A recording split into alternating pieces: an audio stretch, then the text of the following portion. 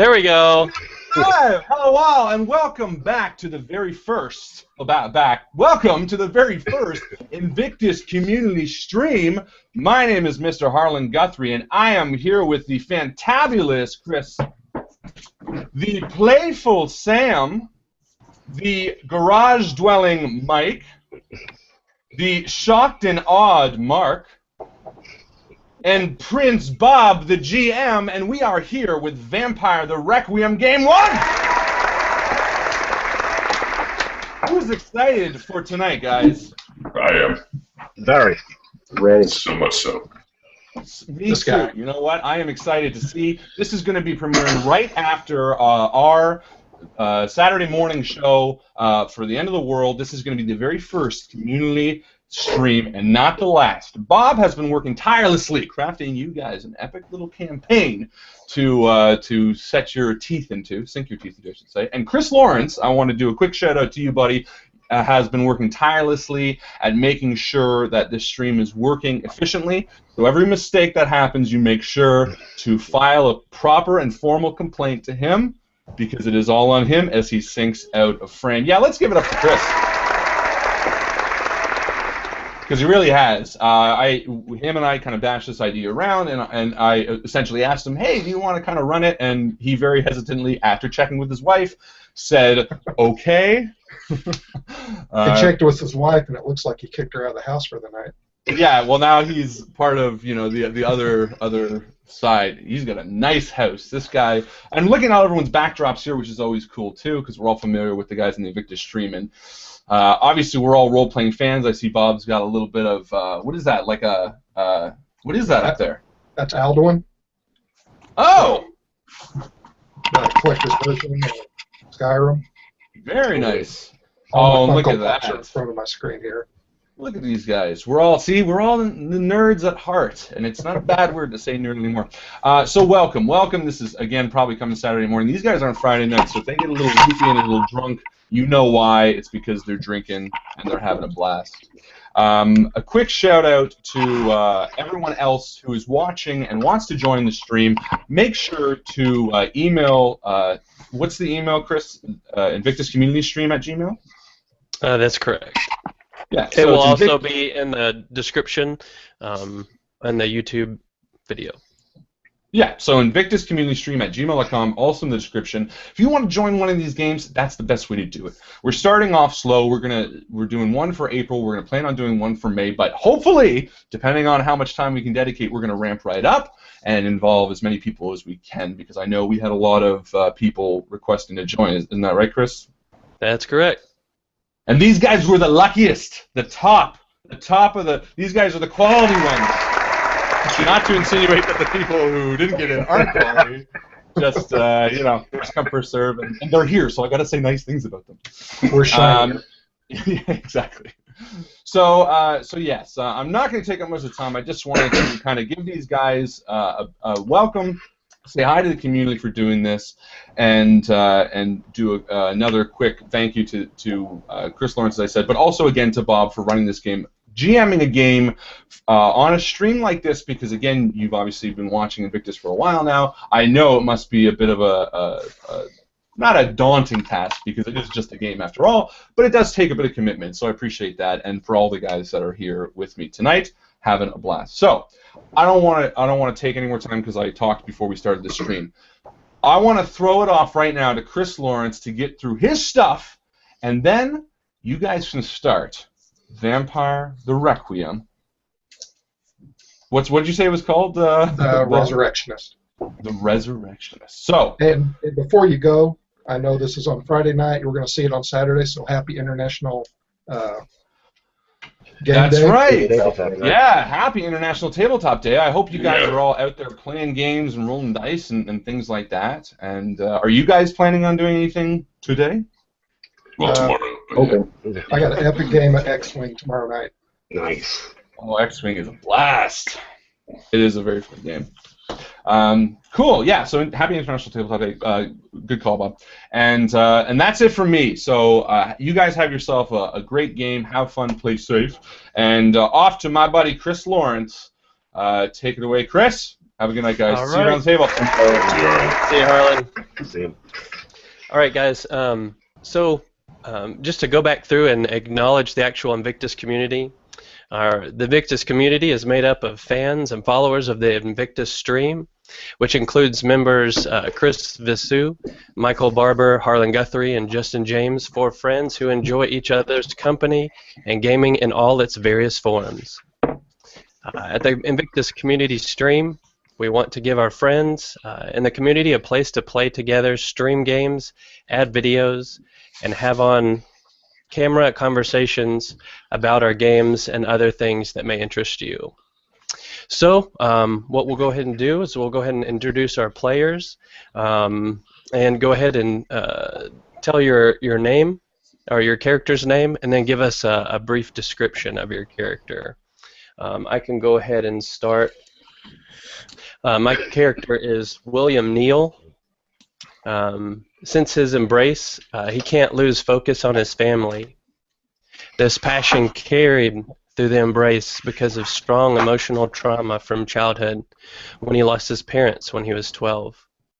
Before the embrace, having a wife, Elizabeth, and a newborn girl, Eleanor, he was obsessed with financial and physical providing a safe and secure family. And that's it for my character, other than waking up. And Sam, we'll go ahead and go with you. Connal Riley was orphaned at a young age. I feel like that's going to be a theme tonight. Used to being alone, he spent most of his time running away from various foster homes and making his own way in the backwoods of North Carolina along the Great Smoky Mountains. Joining the Army at age 18, became a scout, then a sniper, and then a later on survival instructor. He would take hikes into the Alabama woods to train for his various unit assignments. Then one evening, sheltering in a cave due to a freak storm, slipped into unconsciousness and was attacked. Since Connell's only been turned for 5 years, so he's still very relatively young in the kindred. But he has made a name for himself in New Orleans as an enforcer, someone working for a local chapter and a local lord, carrying out their punishments. And that's really it. More of a loner than anything. Terse. All right, who'd like to go next? Mike? Sure. I'll be playing Mikhail Silco, and Mikhail was a freelance musician born in New York City. The only surviving family he had was his mother, who was sick and in a badly run home. He played the double bass at many high-class establishments in order to pay for the cost of his mother, and he can barely scrape by, so the bills were piling up. In Mikhail, he installed a false back on the bass in order to hide a few precious objects during each gig. So quickly, Mikhail was swiping jewelry from all these gigs and pawning them off for quick cash. He was always surrounded by the upper class, but was never really considered a part of it. He was discarded as simply a help. And one night, following one of the galas, they went to the after party, the musicians' after party, where various substances were all passed around that night. And the last thing he remembers is taking a shot of absinthe and blacking out. He woke up, and things changed very drastically from there. He's been recently embraced and still trying to come to terms with what's going on. And that's it for me. All right, Mark? All right. I'll read from my notes. And Sam, I think your character and mine, we get along very well.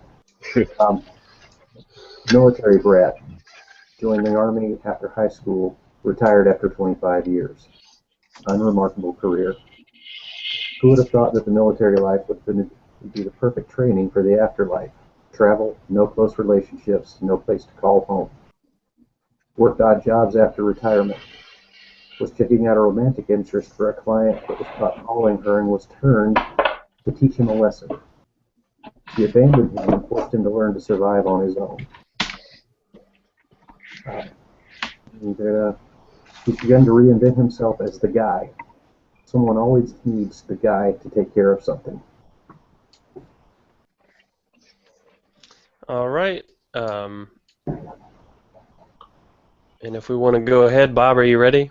I'm ready. I just got a quick question. Sure. I'm just gonna write this, make a little note here. I know, Sam, you're a gangrel Invictus. Is that right? Correct. Okay. And Mark, what were you again? Maquette and Ordo Rafu. Okay. And Mike? Mikhail, Circle of Crone. And Chris? I'm Maquette, and I'm unaligned. Oh, wow. It'd be interesting. So everyone went McKenna except me. And did everybody get their email with the map and their secret squirrel stuff that I sent out last night? I did not get the map, but I got I the didn't get email the with the secret squirrel stuff. I'm checking the email stuff right now. Right. And I may have put the map just to everybody under like that mic check. Oh, right. Let's see.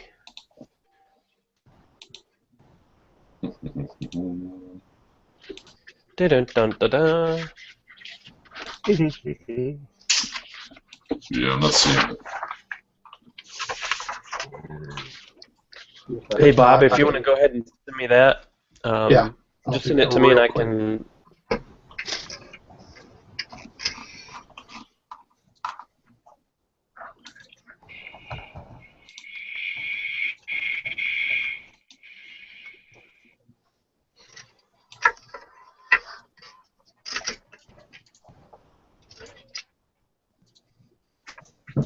What is everybody's character concept on their character sheet? I am a loner ex-military.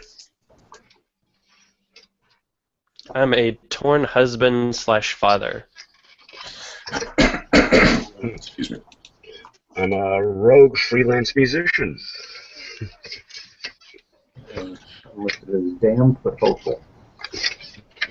All right, I sent that to you, Chris. Okay, cool.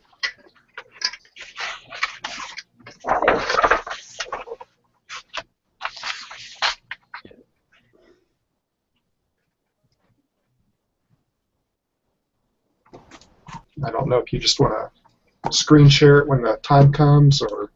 That'd probably be the easiest. Okay, yeah, that's fine too. All right. The date is 1996. Each of you are in your respective cities doing what you do at night. And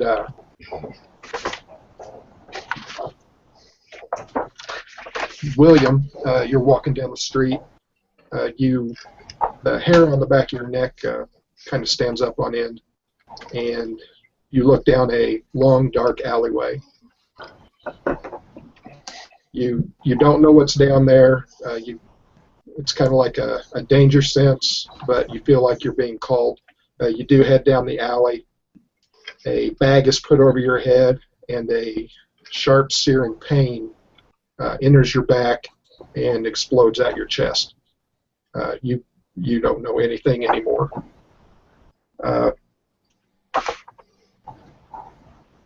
Mikhail, is that right?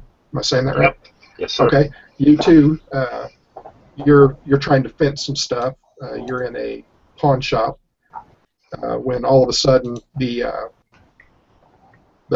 shopkeeper pushes a button, shutters go down, the door locks. You too, bag is placed over your head, and you, just like William, feel a sharp pain enter your back. Again, explodes at your chest. And Mike Silco, is that right? Oh no, we just did you, Mikhail, right? Okay. There's Michael Jones. Michael Jones, yeah. Again, same for you. You're kind of prowling around since you are a loner on the outskirts of what was it, Georgia, Atlanta. Yep. Okay. again, a van drives up. Several people jump out. They beat you down. You're staked. And Connal, am I saying that right? Yeah. Connal. Again, same thing with you. You're out trying to feed. You're jumped and staked.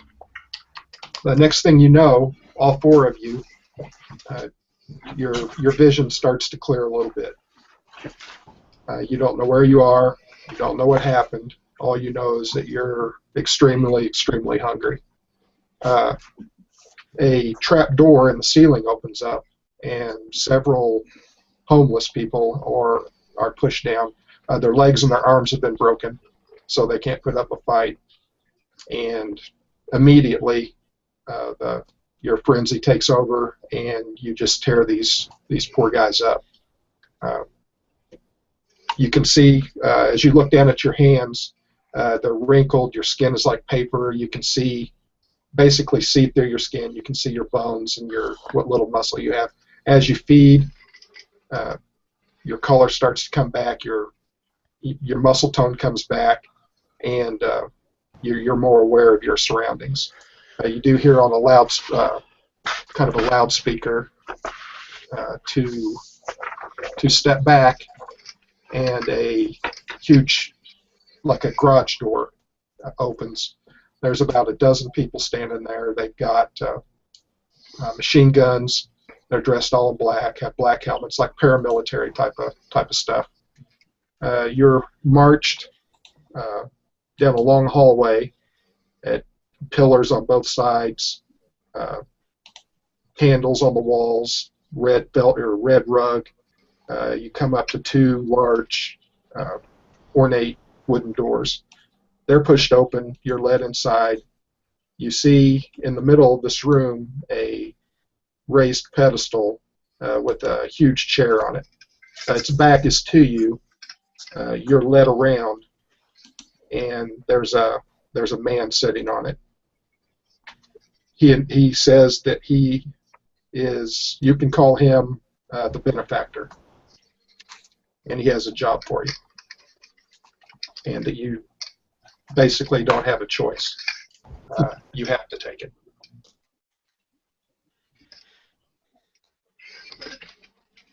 Why have you invited us here? Or why are we here? He leans over and whispers to his major dormo standing next to him, an old man with long stringy hair, and he says, mind your tongue. You're speaking with one of the most important kindred in this city. My apologies. Connal stares him in the eyes and uses his animalism, I believe it is, aspect of the predator. Aspect of the predator? Yeah. It's where an unknown kindred for the first time, if my blood potency is lower than the unknown kindred, I treat it as an equal. If his is lower? No, if mine is lower. Oh, yours is very, very much lower. Yeah. So pretty much I stare him in the eyes and I say, I am no one's tool. He looks at you and he kind of smiles and nods his head. He stands up and motions for you to follow him. Again, not the way you came, but the way forward in front of the big chair. Okay. The doors open up and you're led into a large sitting room. It's kind of like a library. The room is round, probably 3 stories tall. The walls are just lined with books. And you notice on a desk, you know it's a computer, but you've never seen anything like it before. It's small, it's thin, and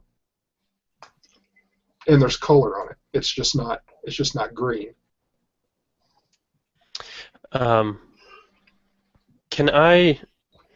got a bloodline discipline. It's called Web. And it's for scan, and it allows me the user to look at a single person or node of network and see where they're connected to. I'm not really sure if you. You mean like if you were to look at the computer, you would know where it was connected to? Is that what you're saying? Yeah, and it does also have some sense of actual bloodline networking. So my bloodline allows me to sort of see, I guess, a little bit more information about the actual character or the person that I'm looking at. And I was wondering about this benefactor. Okay. So you're scanning him. Do you have to roll for that, or? It's a discipline of 1, and it's up to you. I can roll. Well, for right now, go ahead and roll it. Just get 1 success. You'll need 1 success. Okay. Ooh, first roll of the game. Right. I have 1 dot in the discipline. Do I need to tack that on to another attribute? Your do The wits. discipline usually says what A the wit? discipline Okay. is. Yeah. I'll have 5. 4 for wit plus the 1 in the web, I think Okay. is kind of how that works. Okay, you got 2. Reroll that 10. All right. So I would call that we'll call that a success. And you notice on the man's left hand, he has a ring. And the symbol of that ring looks like, sort of like a cross with wings. And you remember seeing it somewhere before, but you can't quite place it. Fair enough. My character would like to walk up to the computer and inspect it. Well, actually, do we need to address that person, or is that person just let us into the room and then nobody else is in the room? He's in the room, and the old man that he was whispering to at the beginning is in the room with you. When you enter, the people outside close the doors behind them. Do we have the feeling that we're kind of waiting for them to tell us something, or? Yeah, they're just kind of sizing y'all up right now. And I'm doing the same. I'm checking out the room, the guys, everything. I'm reading a book. I'm just going to read a book. You're just going to read a book? Yeah. Okay, we'll start with you. You go over and you notice it's odd, but there's a series of books right in front of you. There's probably 13 of them, bound in what look like flesh. And they say the Testament of Longinus. On the books is stamped a cross with a skull in the center of it. The rest is in Latin. All right. I'm going to attempt to read it, just turning it up every which way possible. Okay. You take one of them off the shelf, and it is the Testament of Longinus, which, according to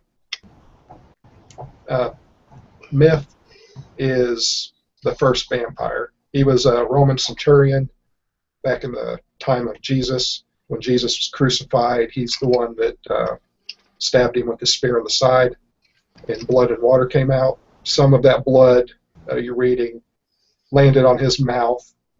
That night when he went to bed, he basically died.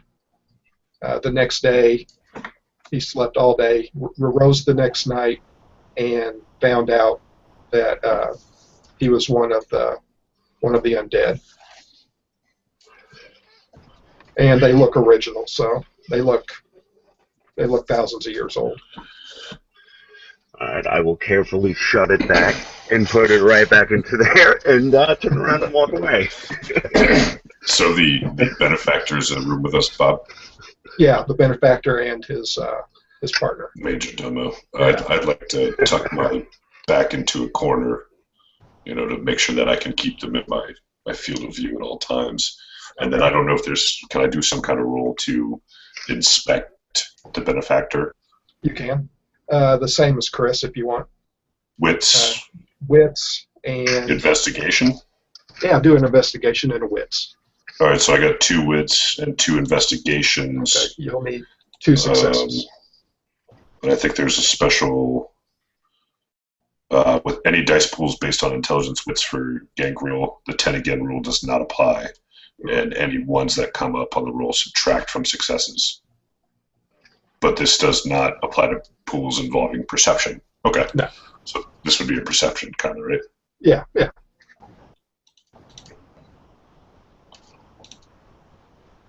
Boom.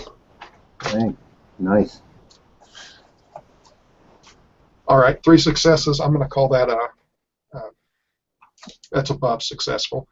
You do notice that the one that calls himself the benefactor keeps looking over at the old man, and right. The old man he starts looking at you. He raises his hand, and the one that calls himself the benefactor leaves. Oh, he was a plant, more of like a double. The real benefactor is the old man. He was using this guy in case anybody tried to get froggy and tried to take him out. But so I charge at him. Yeah, but he knows that you know, so he looks at the old man looks at the one who called himself the benefactor, and he bows and backs out of the room. Now, Bob, if I remember correctly, you can tell if we run into kindred that are from a different area than we are. They stand out, we sense it.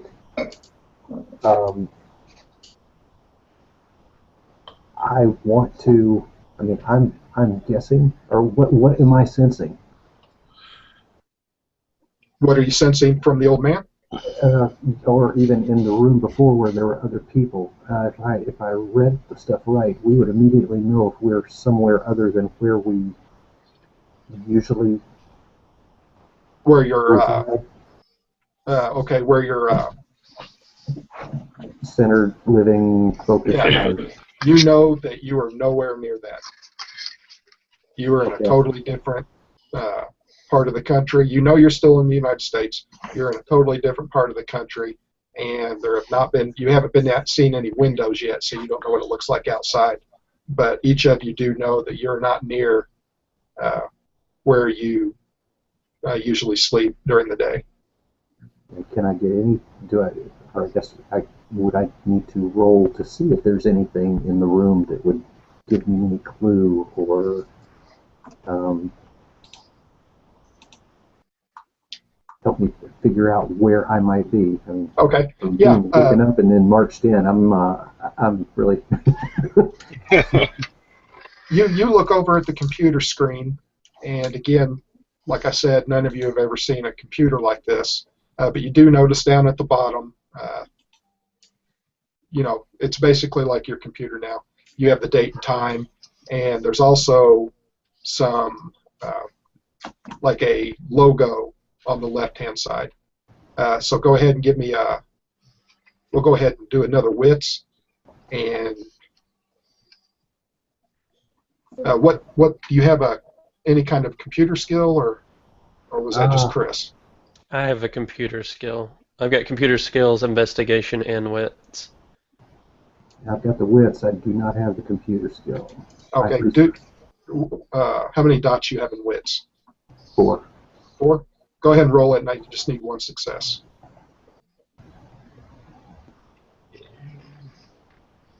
Yeah.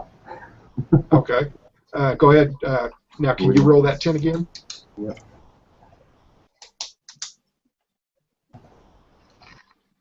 Two. Okay, so 2 successes. You do have a success. You do see down in the lower right-hand corner of the screen, it says 10 p.m., 4/29/2016. You notice in the left-hand corner, yes. I'm saying that. My characters. The last you knew, it was 2006. I thought it was 96. Yeah, 96. Yeah, sorry, 1996. In the lower left-hand corner, you see it's called NewOrleansNet.com.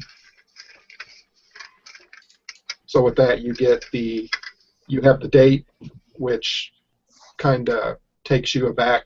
Plus, you have a company which you can put two and two together, and you know that you are in or near New Orleans, Louisiana. My character's going to chew on that for a couple of minutes. Bob, my character has, through my bloodline, a specific craving for network, and my craving for network is a computer. So naturally, I was scanning the room and looking around, making sure that the benefactor would be okay with me sitting down at the computer. I walk up to the computer, probably noticing the same thing that Michael has, and to basically satiate my blood's need for network, for attachment, that I've got to sit down and I've got to. It's an overwhelming desire for me to be at that computer. So you're a teenager? Is that what you're trying to say?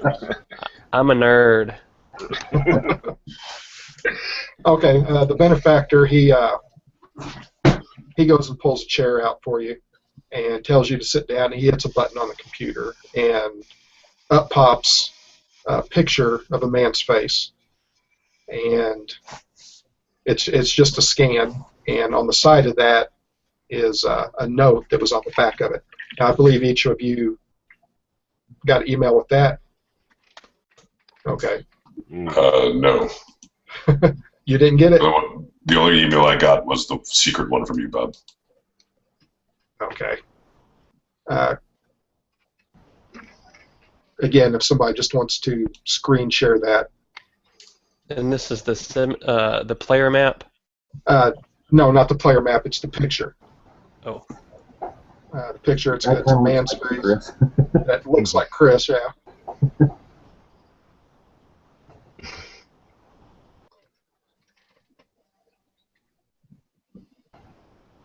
Bob, if you want to send it to me, I can share it.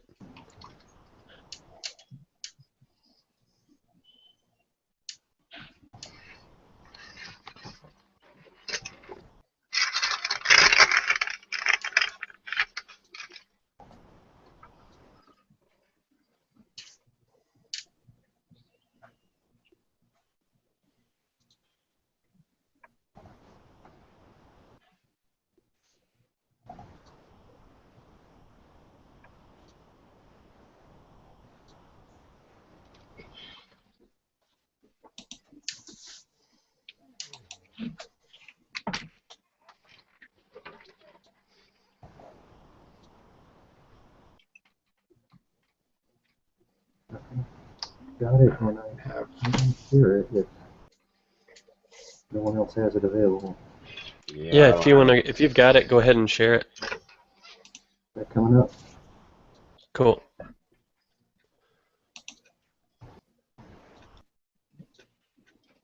Yeah, that's it. Thank you.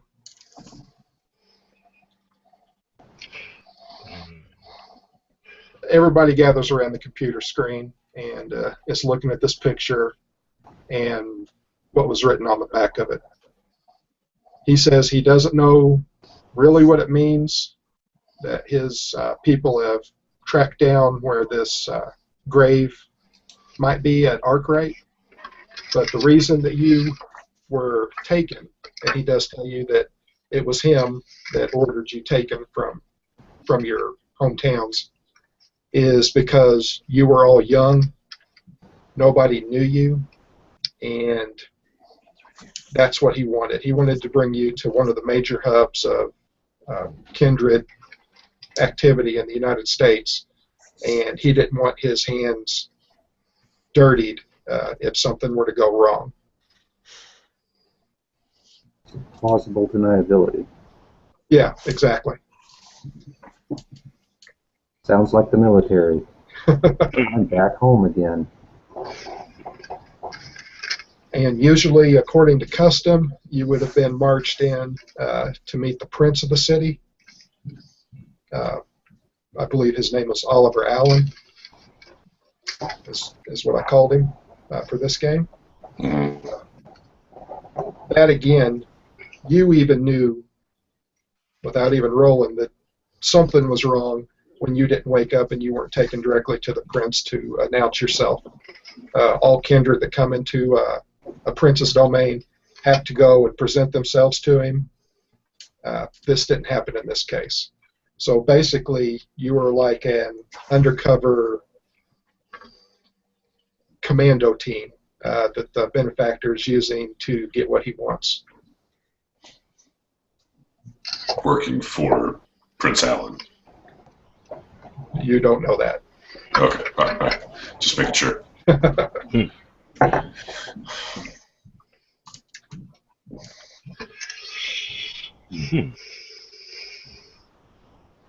And Connal, you know that this guy, he even looks old, but you know this guy is way old. Your benefactor. Right. So you should know better than not to take you to present you to the prince. Right.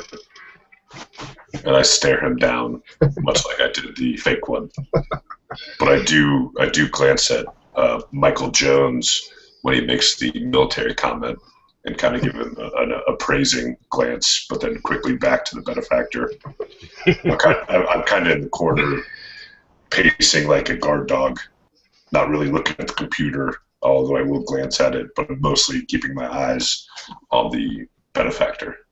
Okay. So you're keeping one eye on him and one eye on everything else. Kind of looking like a caged beast for some strange reason. Yeah. It's probably because you're a gangrel. Maybe. It seems like the way he's interacting with us that he's not. I mean, okay, he's already done intimidation with the crowd in the room and all of that, but it seems like he's actually trying to be somewhat friendly, if I get this right. He's being cordial. Well, I guess, yeah, that's a better word for it. With that in mind, my character would just straight up ask, "Why are we here?" And he tells you, you're here because nobody knows you. And if you're killed, you won't be missed. And nothing's going to come back on him, but he has a job for you. So my backstory, Bob, we agreed to that one thing. Is that still true? About who I worked for? Yeah, that's still true. Okay, so then I look at the benefactor and I say, I'm not easily missed. I have a purpose, not what you need me for. And he looks at you, walks over to you. He's about a foot from your face. And he said that if anybody was going to come looking for you, they would have done it years ago. Valid point. And if anybody didn't know, everybody heard him say years ago.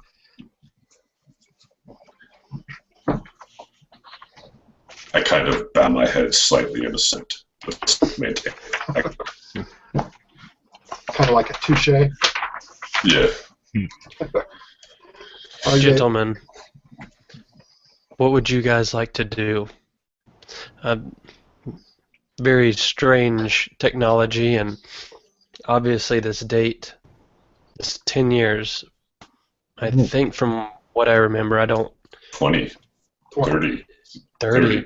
20. Math. It's late. 20 years. Don't let me add. My head is still fuzzy. I could really go for a Crystal Pepsi, actually. I'm sure you can get one on eBay for about $75. And then get some sort of What's crazy eBay? Poisoning.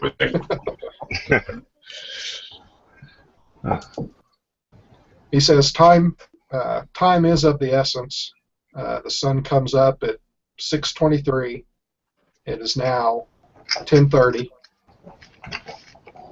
He needs you to. He said he's got gear for you and a vehicle outside waiting that's going to take you to Arkwright Cemetery. It's located on the outskirts of New Orleans. So we would have read that picture that Mark shared, and that we take that as the mission. You're gonna.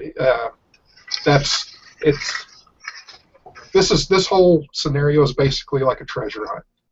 Right. On the back of that is part of your map. What it was saying.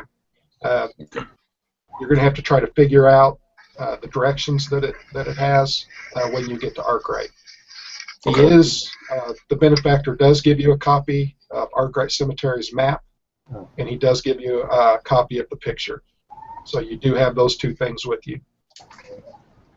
So and he's already handed that to us? Yes. Well, one of you guys email that to me, please. Because all right, it's talking about Rabbi Miles and Arkwright, and there's a spot on the map that's talking about the Sharia Israel Old Jewish Cemetery, which I'm thinking would be a good starting point for this. Your benefactor does tell you as you're walking down the hallway to your vehicle that the driver has instructions to take you to a predetermined location outside the cemetery because there are groundskeepers, there are guards in the cemetery. So what he's going to do, he's going to take you just east of the south entrance. You'll be right outside of the old Jewish cemetery. On the map, the dark line around the cemetery is a huge stone fence, probably 3 feet thick, enough for people to walk on top of it comfortably and not fear falling off. It is 15 feet tall. There are two entrances. There's a south entrance and there's a main gate. Neither one of those, you're not going to be able to take those. The cemetery is closed. It closes at sundown, opens at sunrise. Is the wall topped with anything, or is it just a flat? It's just a flat. It's got like pillars with a wall. You know, some of it's raised, and then there's flat and it's raised. So it's a 200-year-old stone wall, something like you would see in a fort at some kind of Civil War battle scene.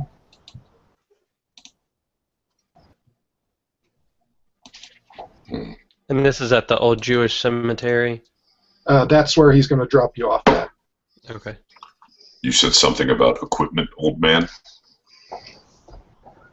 Yes, he does give you equipment. He as you go out to the van, you see a couple of hooded figures loading a box, a large box, into the van.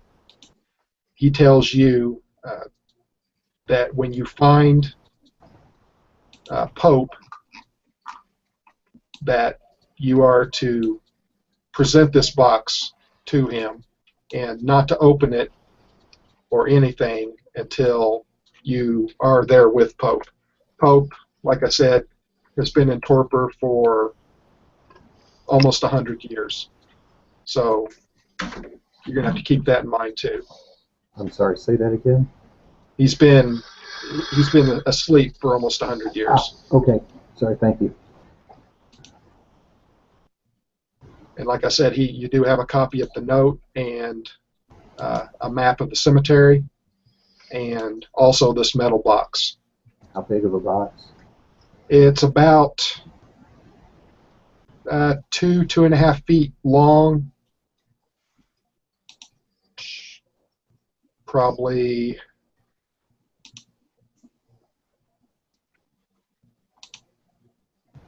Let's see. Okay. The box is a red metal case with a rubber padded corners, making it look like some enormous toolbox. It's about the size of a large duffel bag or army footlocker. It isn't locked, but it's sealed with a specialized metal fastener that must be broken open. Once the box is open, it can't be latched again. And he told us not to open it until we give it to... until you're there with Pope. Pope. I wanted to say Cooper for some reason. I don't know why. You will have to carry this box. One of you can carry it with a -3 penalty on most physical actions. If somebody does have a strong back merit, I don't know if anybody has that. No. If somebody does, you can reduce that to -2. Two I people. have iron stamina. You have iron stamina. Yeah. Yeah, that won't do anything here. Two people can carry it together, and they'll both just have a -1 penalty for each person. It can be dropped and picked up again as an instant action. If two people are carrying it and they pick it up, then it'll be a reflexive action for each one of them. And the penalties against what? Strength. Most physical actions, yeah. Okay. So if you were to get in a fight, if you keep carrying it, which I don't know why you would, you would have a -3 penalty for that. Does the box look pretty fragile? You said it looked like a toolbox, though. Yeah, it's a sturdy red metal case with like rubber padded corners, kind of like a toolbox. That's what it kind of looks like, but a lot more sturdy than a toolbox.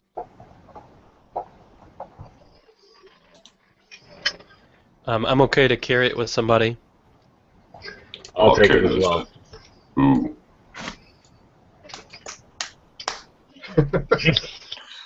That's fine. You guys can carry it. Cool. I'm working on sending an email, so. My hands. I would say the two that don't have any kind of fighting experience might want to carry it. And the other two, which were the bassist and the dad. Yeah. military guys, actually, you might want to be on point. Yeah. So Michael Jones is military as well? Yes. Okay. All right, so we grab the box. Okay. Oh, So it's are been we- loaded. It's been loaded in the van. Are we assuming that that box has the equipment in it, or is there other equipment? No, your equipment isn't in there. You do Okay. get some. Let's see.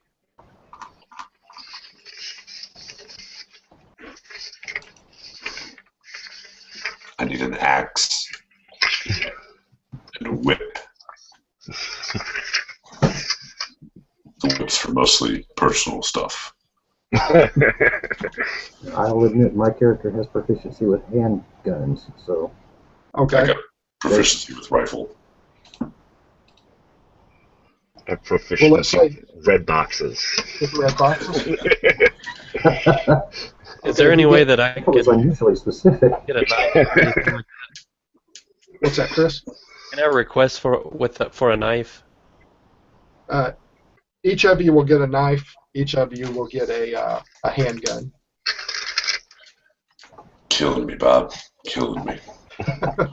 Can I trade No. my knife? Can I trade No my axe. knife for a hand axe? No axes or whips.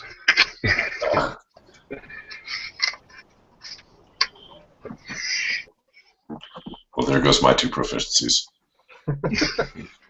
Not to say that you won't get any before Sure. the end of the game, but Yeah. like he said, as the driver's getting ready to drop off, he says, remember, don't open that till you get there and until you find Pope.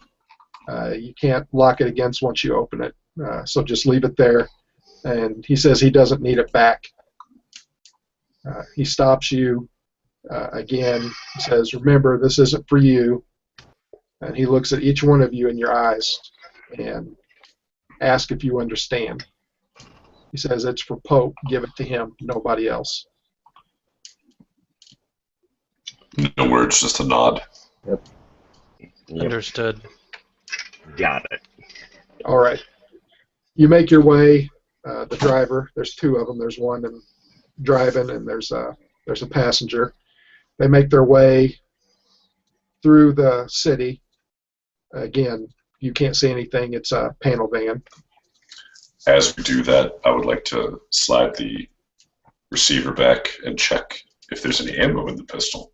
It's fully loaded with silver bullets. How many rounds?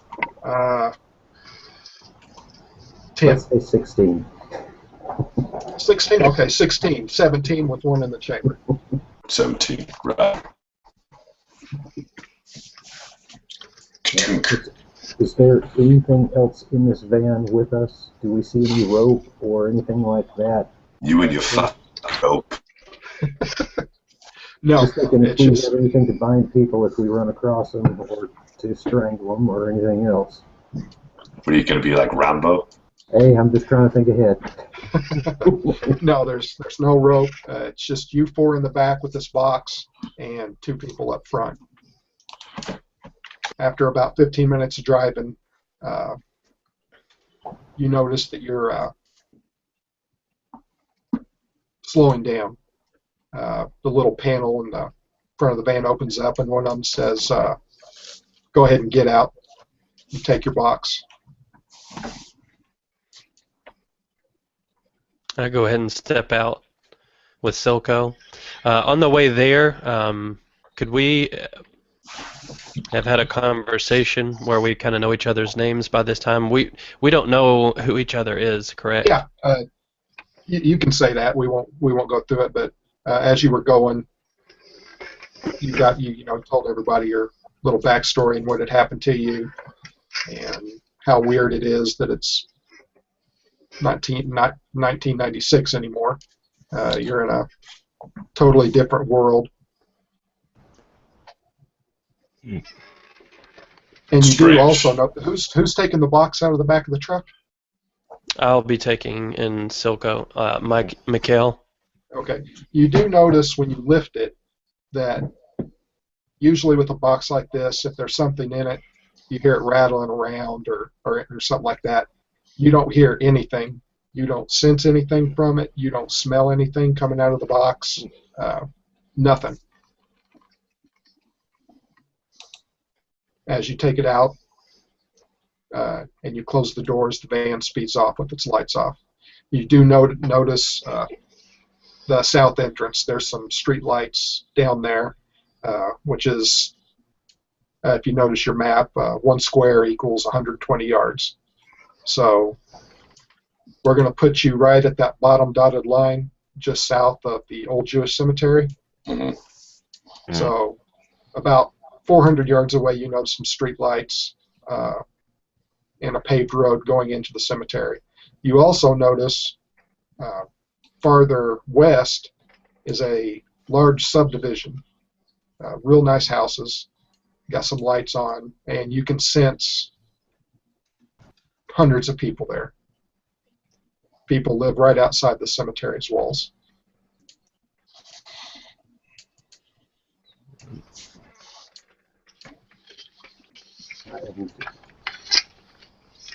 Do we see any activity in or around the gate?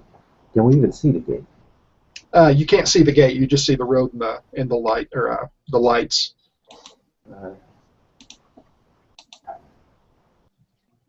If it's well lit, then it's unlikely we could sneak through. You could try, but you got to remember you're carrying this box, and you're right. I mean, the street is right there, like I said, on that little subdivision. Do I see any animals around? You sense some animals across the river, Mm. but nothing that's any danger to you. Great. No, I'm looking for any animal. Not danger, not feeding, just looking around. Okay, you know, you hear some raccoons, Do I s- squirrels, I deer. I try to find one of the raccoons. Okay, they're up in the trees. Can I make eye contact with one of them? I don't think so. The river or Rock Creek it's pretty big. All right, I got Feral Whispers, Bob, where I can make eye contact with an animal and make an empathetic bond, allowing communication. Is what I'm trying to do. Okay. Yeah, we'll say that you are in a little grove of trees, and you do notice a family of raccoons in a tree near you. I just need one of them. All right. And I guess Biggest let's see. I got to roll manipulation plus animal ken, but plus animalism. Okay. We'll say since you've been asleep for 20 years and you just now woke up, you give me 3 successes. Okay. So I get to roll 5.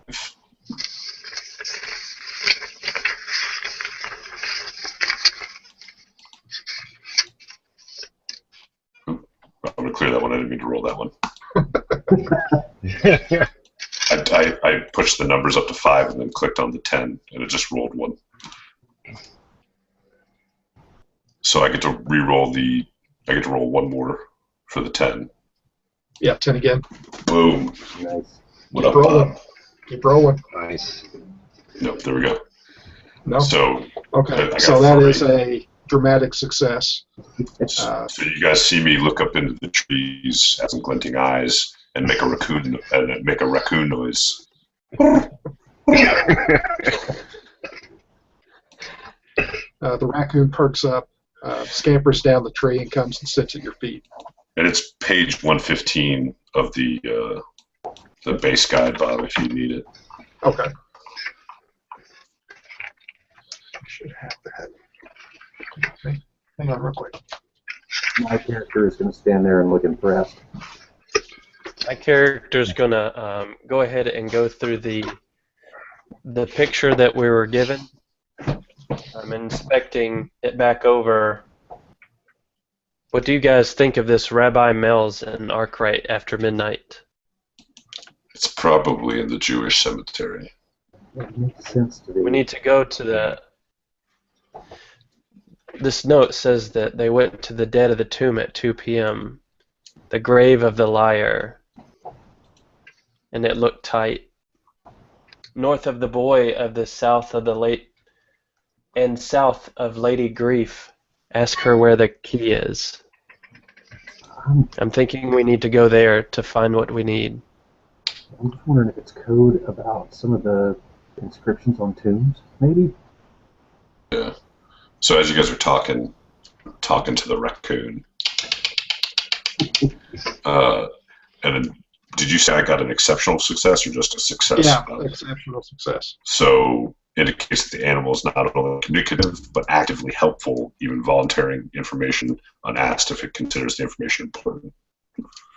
So I'm asking the raccoon if they know of a way we can get into the cemetery bypassing the guards, if there's some sort of tunnel or branches we can climb over the wall or something. Okay. He goes up. He has a happy look on his face since he's made a new friend. He runs up to the wall and scales it just like a ladder. You do notice that these stones are not flat. They do protrude out. You can find easy handholds and scale this wall. Okay. He sits Then at the I top of ask the him. wall looking down at you. I ask him to come You ask him what? back. Okay. He scampers right back down the way he came. And is Then I sitting at grab your him and I bite into him, and because I figure I'm thirsty, right? feet. You're good. Yeah, you're good. So, You did. so I eat Everybody. the raccoon. Okay, so you've murdered your friend. Connal, next time you see a raccoon, do you mind to have him come along with us? I think it may be of some use to revive our friend Pope. Okay. is there still blood left in my? You said the biggest one. So is there still blood left in the big old raccoon? Yeah, this is a 40-pound raccoon. So. Friend William, there's plenty left in this one. Do you have room to carry it with you? Do I have a what? Do you have room to carry it with you? Sure. And I've tied the tail to my belt loop. You just stick it on your head. Yeah. David Crockett vampire. Okay, in the background, you hear the clock strike 11 o'clock. Still, you're... Gentlemen, I think we need to make haste. We got to move. Are there trees? Bob, can I... Sorry, go ahead. I was just curious if we see any trees growing near the wall, anything we can use to help get over, if we're just going to have to scale it ourselves without any assistance. Yeah, there's some trees. They don't reach all the way to the top, but you can use them to get more than halfway up the wall, and it'll help you get this box up too. I'd like to do that with Mikhail. Yeah. Okay. Do I get any vitae for eating the raccoon's face? Yeah.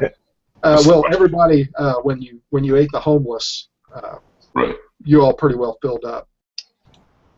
Okay, how much will we have? Because I only have 2 marked off right now. Okay, however many you had to begin with, because it was all gone, and when you woke up, that's you went back to your maximum. So if you've got 2, that's how much you got. How much does everybody else have while we're talking about it? I have 5. Chris has 5? You have Right. 4? Yep. I got lucky I had any. Good thing most of my powers don't cost any blood. All right, so we're going to... Climb the wall. Yeah, you're going to climb the wall. I'm not going to ask for any rolls for that, since all you have to do is pop claws out, and you can pretty well just scamper right up it like your buddy the raccoon did. Before it dies. Okay, as each of you get to the top of the wall, like I said, it's about a 3-foot, basically, walkway. You're hunkered down with your box, and you look out over Arkwright Cemetery, and you notice that the place is huge. It's made up of a dozen different lots and old graveyards, all closed in with a tall, snaking wall of smooth stones, which you're on. Smooth stones on the inside, not the out. And we're at the south entrance?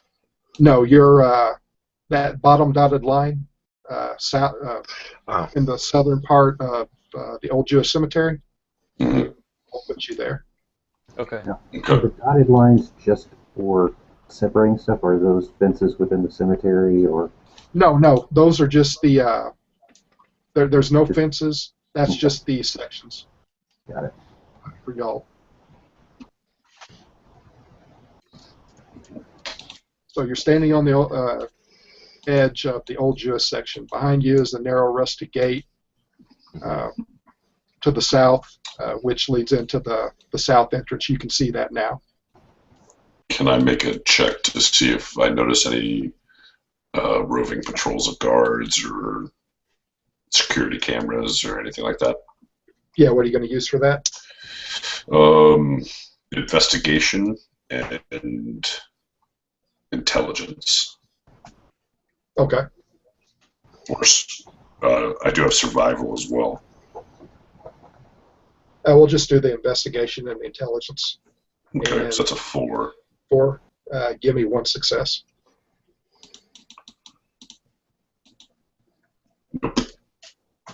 No? Nope. Okay. You don't see anything. It's dark. You do see some lights scattered throughout the cemetery. You don't see any movement or detect any. How about perception? Perception? I wanted to perceptify the area. Okay. Perceptify away. That's looking like, what is that? Composure plus wit, so I'll give me a 6. Same thing. Perception's plus wits. I'm showing perception to be composure plus wits. Okay. Now we know. Ooh, I'll take those. Wow. Okay, roll those two again.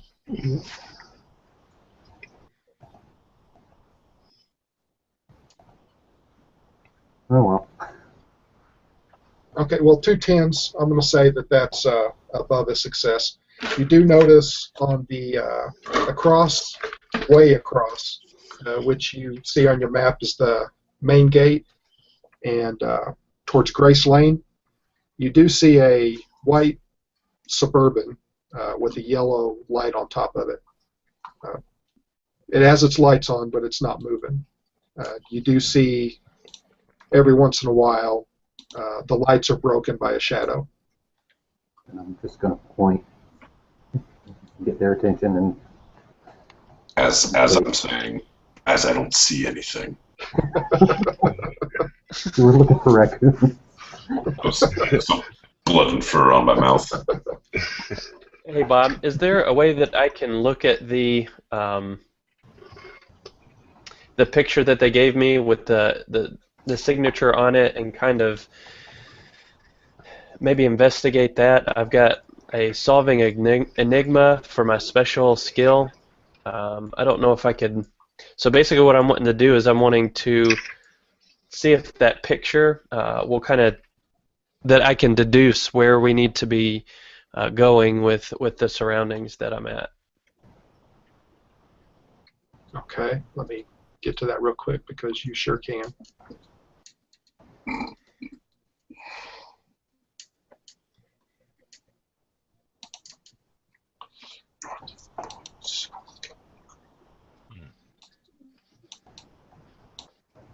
Well, he was picking that up. I just happened to notice something, and I don't know if this is going to have any bearing. The message says, "Put in glass like you asked." Mm-hmm. And the cemetery has a section called Glass Cemetery over there near the main gate. I'm not sure if that would be related or not, but Does anybody have the encyclopedia? Chris, do you have encyclopedic knowledge, Merritt? I do, but I put it into like computer stuff, so. That's fine. And you're unaligned, right? Correct. Okay, Chris, so roll that and plus 2 more dice. Do you have a cult? I do not. I've got 4 in investigation with a special skill of solving enigma. I do have 3 in academics as well, but I don't have anything in occult. Okay, give me an intelligence and that knowledge merit plus 2. Okay.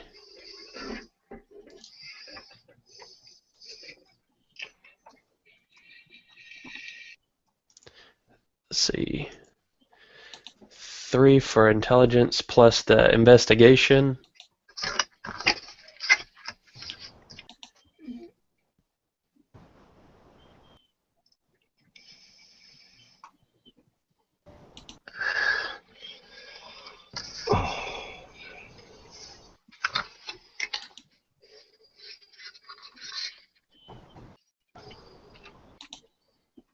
So you have 2 successes? Correct.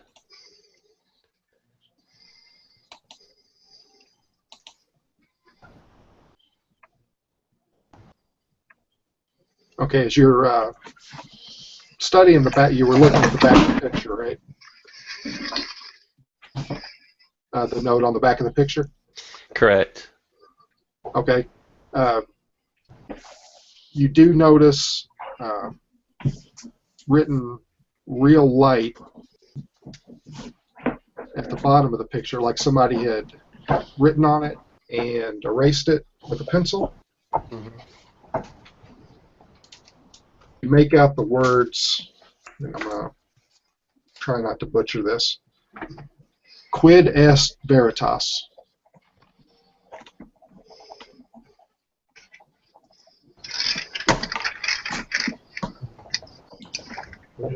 Where is the truth? What is the truth? Okay. Uh-oh.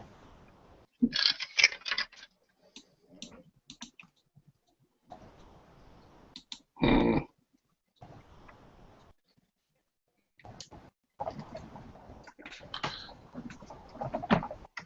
Okay. I think we need to find out north of the boy and south of the Great Lady Grief to see if we can get a key, possibly. Because I'm thinking that we need to find the grave of the liar, because it said that it's locked tight, and we probably need to get into that. Well, Laurel Hill could be the lady. Laurel is a woman's name. Yeah. Or Grace.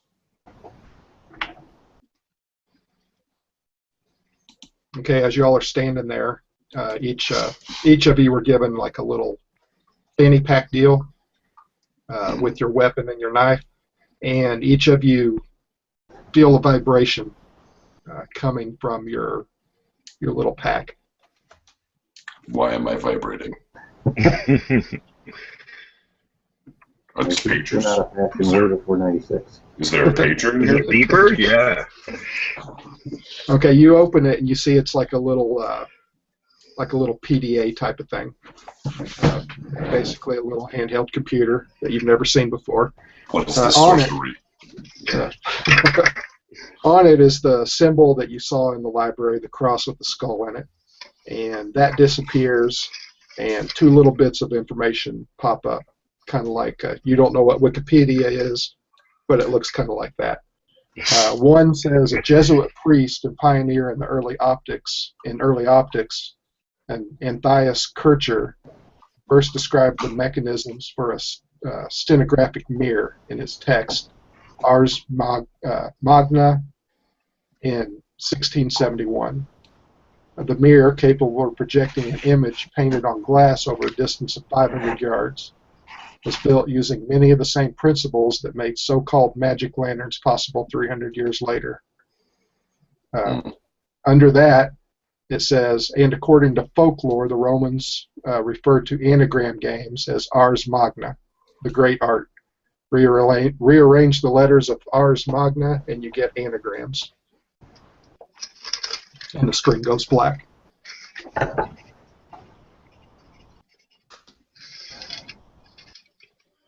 feel like this guy's playing with us. Yeah, it's a word puzzle. Yeah.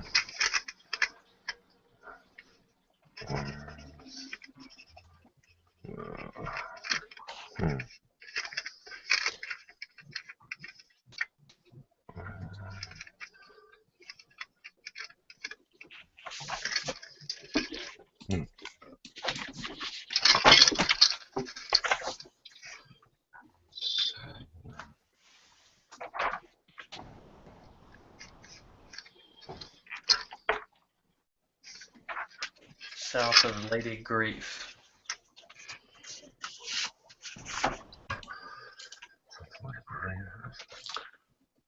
Got to rabbi meals and our gratitude. Dead boys.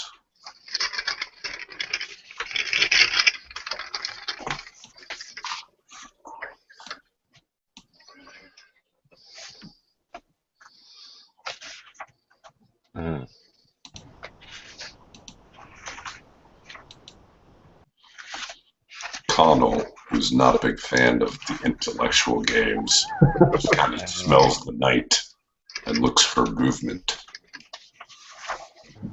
My guy likes research, but he is not a wordsmith.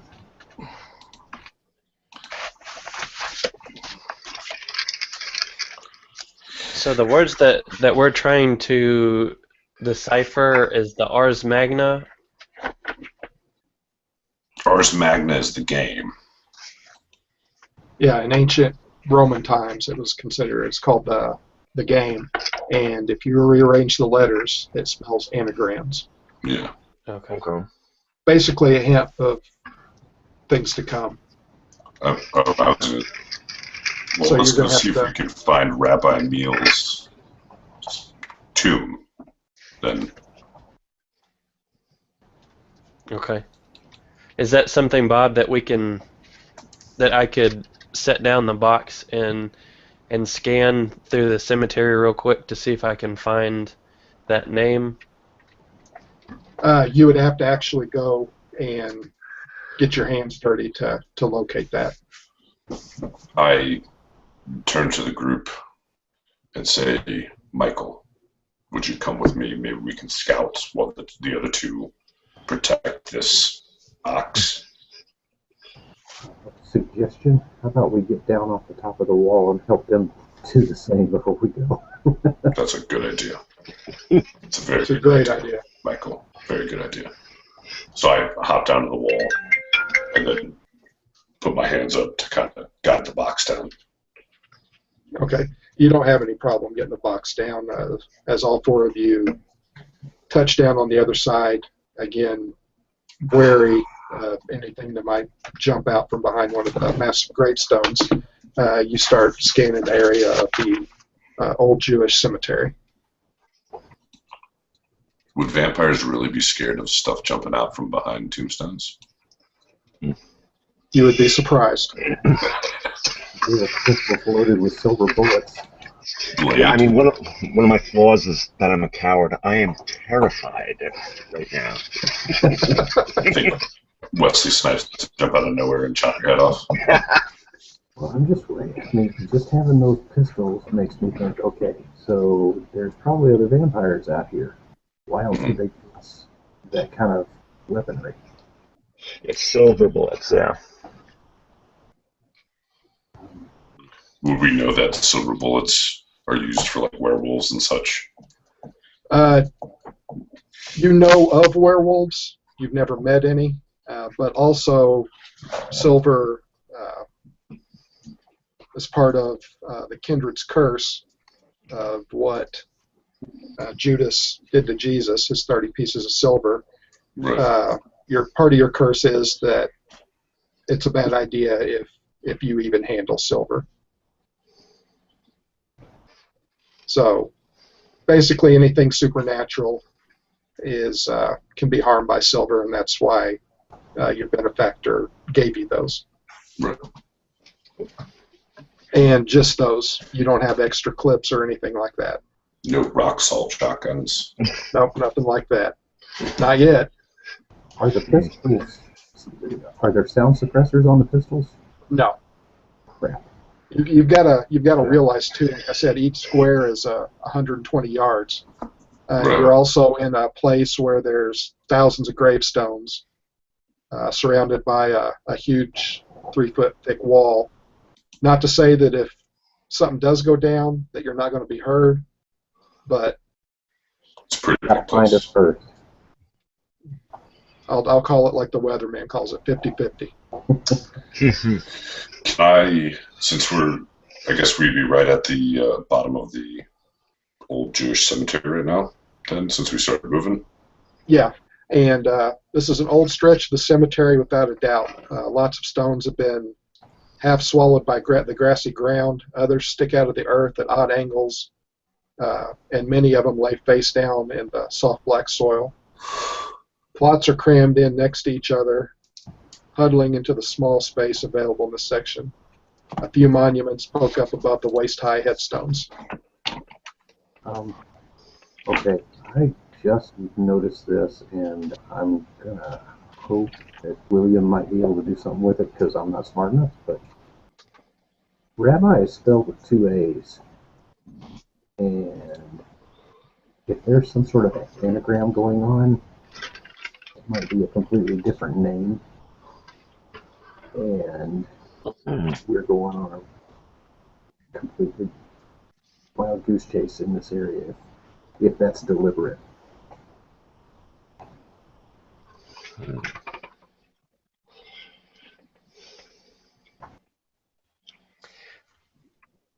Bob, is there a way that I can I'll tell you right now, excuse me, Chris, if anybody is going to search, it's going to be wits plus composure or investigation plus your equipment.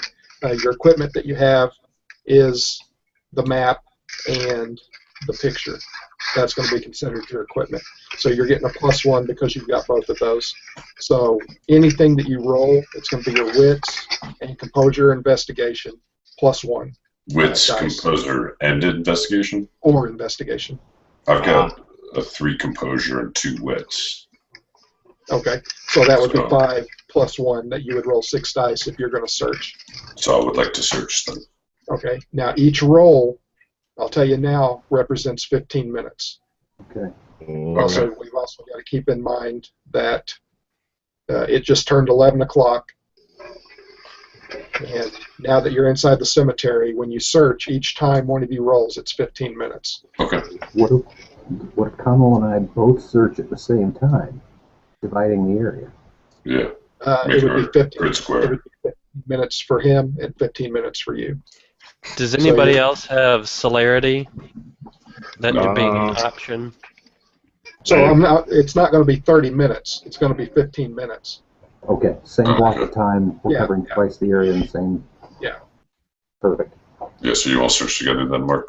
Yeah, I'm thinking we pick an area and start dividing it so that we can knock Slice this it area out faster. Yeah. Alright, well, I got my dice ready to roll if you are. Yeah, you go ahead and roll. I've got Well, can all 4 of us search at the same time?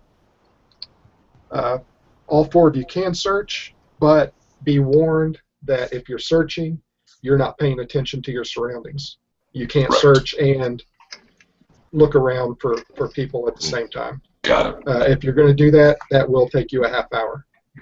Okay, so I think we'd do just the 2 of us then. So maybe 2 of you search and 2 of you And then Chris and kind of sit Mikhail there and scan around. stay on You watch. gotta watch this box. The red box. Yeah. Alright, Hey Bob, Uh-huh. can I inspect that PDA device that I have to see if it's something that I could use it for besides what? and Sure. It's basically, like I said, a glorified cell phone. You have data on it, so you can, if you want to try to learn how to use it, go for it. Okay. there were PDAs around in '96, so it shouldn't be completely foreign technology to you if you're a techie. Well, I was thinking more of like GPS and things like that, or even the internet part of that. So. probably amazed by how fast it is.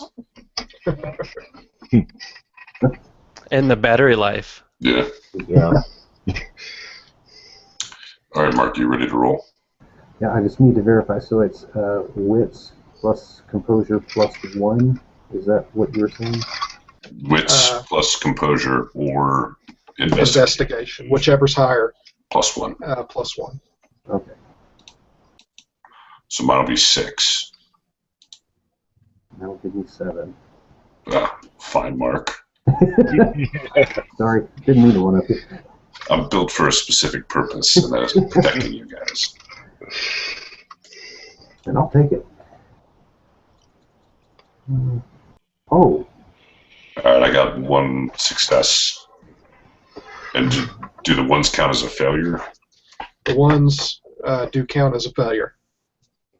Do I get to re-roll the 10? You just got 1 success. I got a 10 and a 1.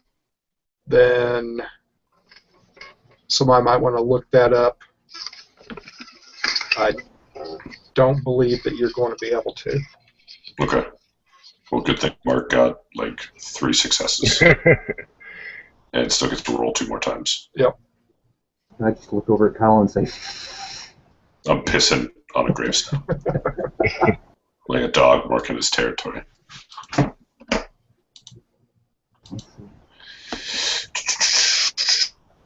I'm assuming this is kind of like a perception roll, Bob. What's that? Perception roll. Yeah.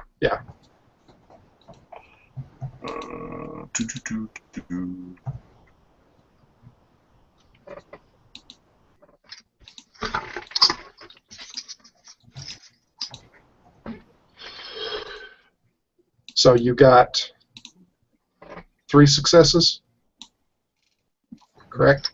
I got 3. Yeah. Okay.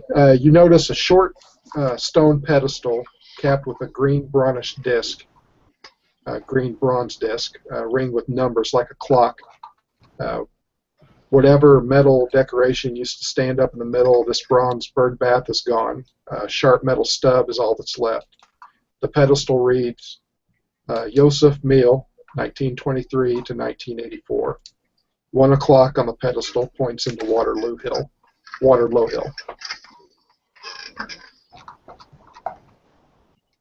Okay.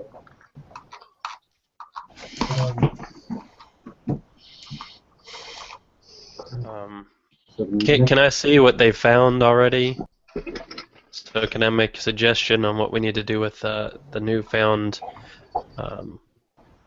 article? Yeah. All right. Who is it that found it? Michael. Michael. I think you should.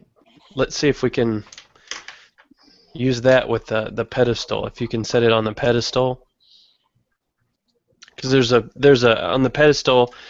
There was a piece missing out of it. Is that correct? I'm waiting for Bob to clarify. Yeah, there was a piece missing out of it. It's Okay. basically like a bird bath, kind of like sundial type of deal. Can we try to put that back on it and to fix that? Does it look like it will go in the place of what's missing? No. Okay.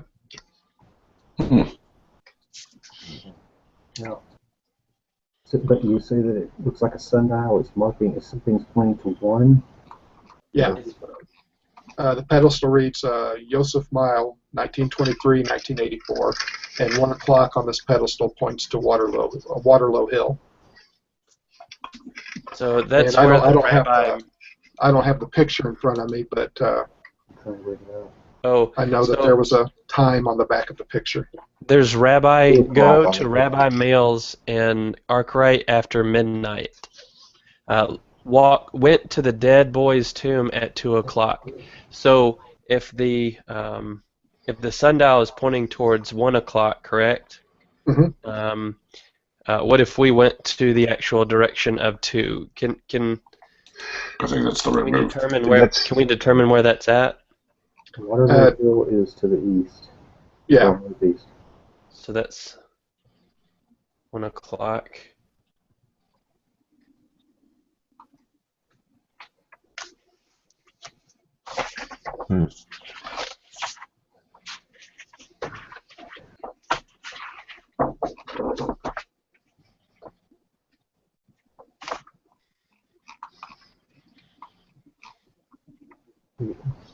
There's 2 o'clock. Well, okay. I'm guessing 1 o'clock points towards Waterloo Hill. Here, and 2 o'clock points to the wall, basically. Yeah. Okay. Right. Basically where that divot, that kind of... The bend. Okay. Yeah. do we want to go ahead and make our way out that way? Unless you guys have any other thoughts? No, it sounds good. It sounds like we're being led, or we're being given landmarks to follow. I think it's a good idea. Okay. Yeah, me too. Interesting that a guy kidnapped us 20 years ago to follow this trail. Or longer. How old is this letter? It's the picture with the letter on the back of it. Correct. Almost 100 years. Okay, 100 years. So he just waited for 20. Okay.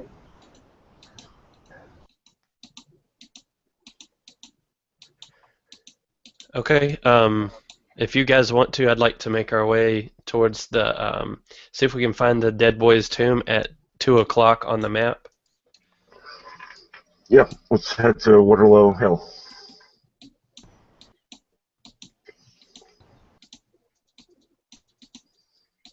Okay, as you make your way to Waterloo Hill, again, going from one section to another is another 15 minutes. So we're looking at 11:30 right now. Mm-hmm. Oh, you want to split this up again? As you're walking, Uh-oh. what's wrong? I'm waiting. Oh. Yeah, the GM started saying something. Okay, as you're making your way along the wall, trying to stay, out of anybody's sight, you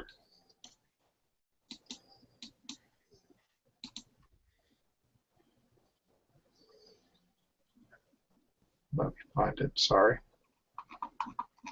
Okay, the wind shifts. Somebody roll a wits and composure. Doesn't matter who. Got a 6 on that. Yeah. So Whoever's in front. Let's get how we're going. Let's say you're going in single file. Whoever's in It'd front. probably either be Michael or me. Okay. So one of you roll a wits plus composure. I'll say it's Michael Jones. I'll do it. Because you have a 7. And I have a 6. Yeah, I didn't get the extra, or did I get the extra 1?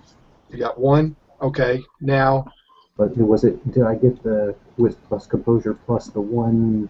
No, not Okay. for this. Not for this. All right. You do, as a matter of fact, roll 3 more dice. Okay. Ooh. 1 more? Yeah. Awesome. Ah. No. So we've got 2 successes. Okay. You notice as the wind shifts, you smell what smells like a cross between cat piss and BO. Marijuana. If you can imagine that. And it's getting stronger.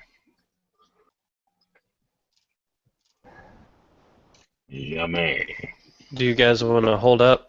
Or I noticed Michael Jones kind of alerted a little bit. Michael, what are you smelling? And I'll relay exactly that. The old cat piss. I'm sure that somebody around here has got the munchies. Okay. All right. I would like to request that everybody, stay real alert. If there's any way that we can try to drop into the shadows and really take extra effort towards stealth. I'm extra can camouflage along with stealth. Okay. The wind blowing across the ground spoils the stillness of the graveyard, rustling the long grass like hair and rattling leaves from the trees. It winds past your ears, beating against your clothes and cutting through the fractures and tombstones. Dust gets in your eyes, and when you go to wipe it away, you notice something like a moving shadow.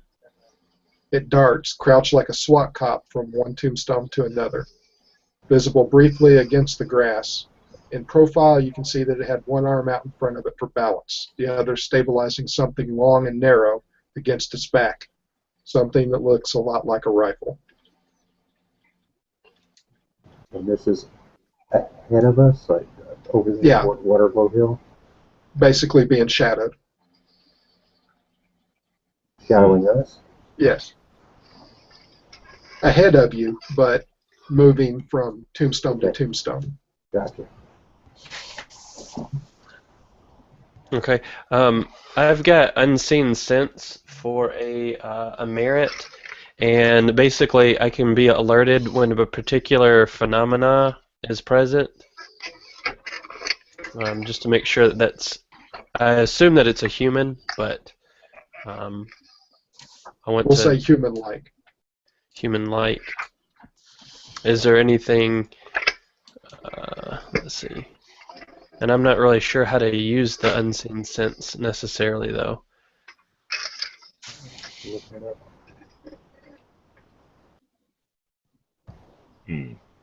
up. World of Darkness, page 109.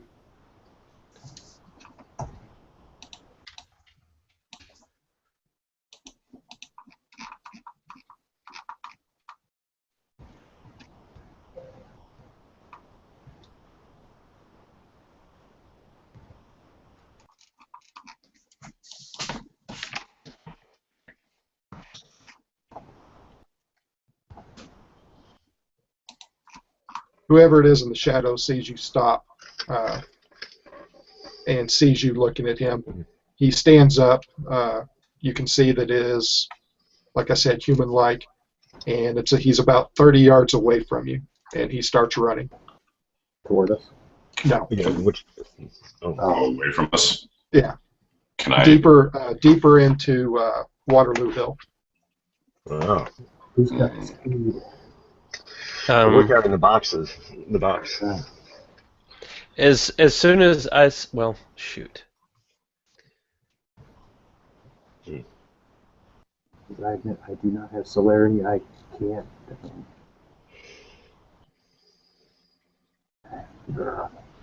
See, I have celerity, and I've got a 9 speed right now. And if I do celerity, it'll double my speed. But I have to use a vitae to use it. Okay, so you're going to get chase. I look over, I guess, to Connal or Michael and say, basically, is this a threat that needs to be disposed? I do not know. Yeah, I mean, we see a guy with a rifle. We don't. I'm going to look confused to say, I mean, You also hear as he's running away the crackle of a radio. Okay. I'm going to go ahead and I will use celerity, and I'll try to overtake and basically catch up to him and try to neutralize him.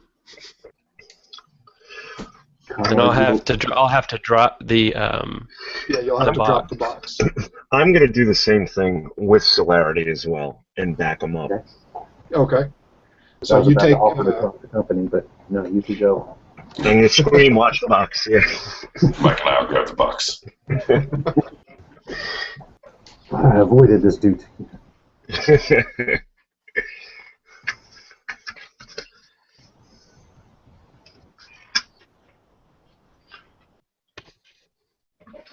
So while they're giving chase, Connal, should you and I try to get to an area with more cover? I agree. I think so. Before I leave, I'll just tell them to watch the box or to do with what they need to do, what they think they need to do with it. I open the box. No, he does not do that.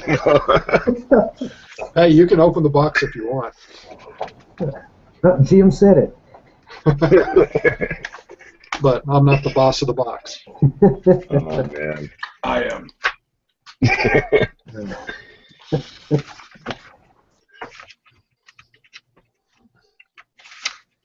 All right, so Michael and Connal will grab the box and start moving towards maybe one of the bigger, like, mausoleum statues to try and get cover. Okay. Because So obviously that guy was some sort of risk. you know that this guy is running faster than what a human would be too. So I'm gonna be rolling. I'm gonna be rolling some dice too. So Okay. My speed is doubled, and my initiative, I've got some modifiers there as well for the celerity.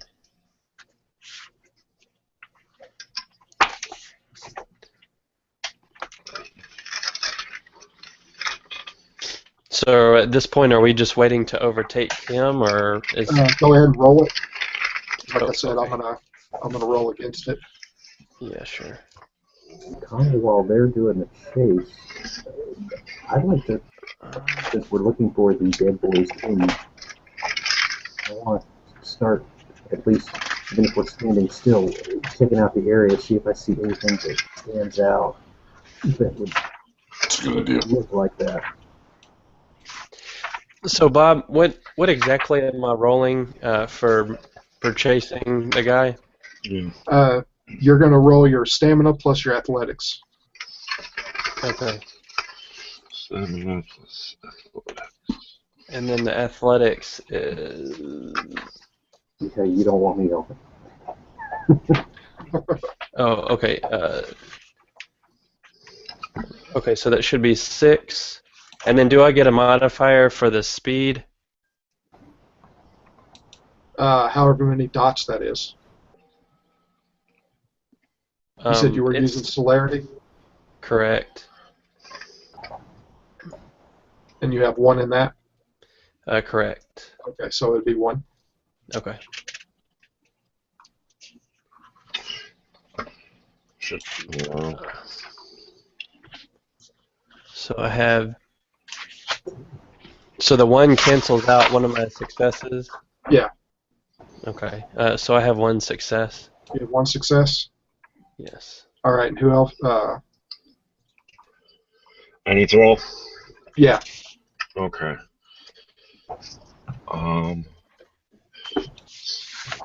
So stamina plus athletics, and then you said 1 for speed as well? Yeah, 1 for your celerity. That gives me 3. You have 3? Yeah. All right. And You're not fast. all fail. All right, so I've got 2 right now. I'm going to roll another. I'm going to roll another. Gosh, that guy's fast. Oh, And I'm going to man. take 1 of those away. Wow. Oh my gosh! So how many successes did you have? I had 1, You so had you'll 1? have 2, I think. And you have 0? Yes. Okay. This guy totally dusts you. He jumps over a gravestone that was fallen, and as you jump over it, this guy has disappeared. You don't see any footprints or anything. Mm. Okay. Yeah, I you look keep over to going the Mikhail. way.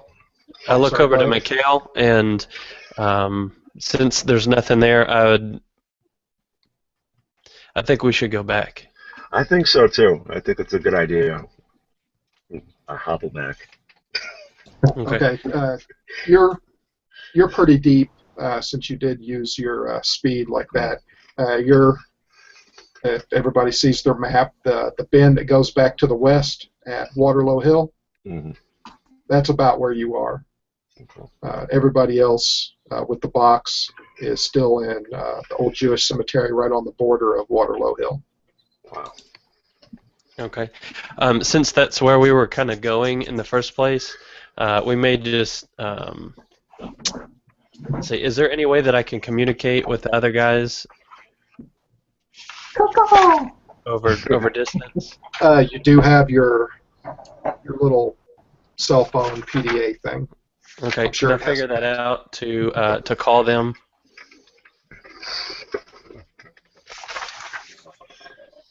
Yeah, if you start messing around with your, we're just going to call it a phone for the sake of argument. Connal doesn't trust the devil magic and throws Okay, everybody but Connal gets a call. Okay. Hello. Or I can send a text or whatever. And basically, I think we lost somebody. He was too fast for us. We were going pretty fast. There's no trace of him. Since we're already here close to the Waterloo Hill, this is kind of where 2 o'clock is, where we wanted to go. I think we should meet up over here. So, Bob, is it possible that that Mikhail and myself can look around that area while they're on their way towards us? Yeah, that's fine. But like I said, as they make their way, It's going to be 15 minutes before you meet up. Okay, so we can so search. if we search at the same time, two of us can search, and then by the time they get there, we'll have already have searched, and they will have met up with us. Correct? Yes. Okay, let's do that. No. So can Connal and I search? Well, no, we're taking advantage if we do that. Yeah, you got to walk. We're looking for them, so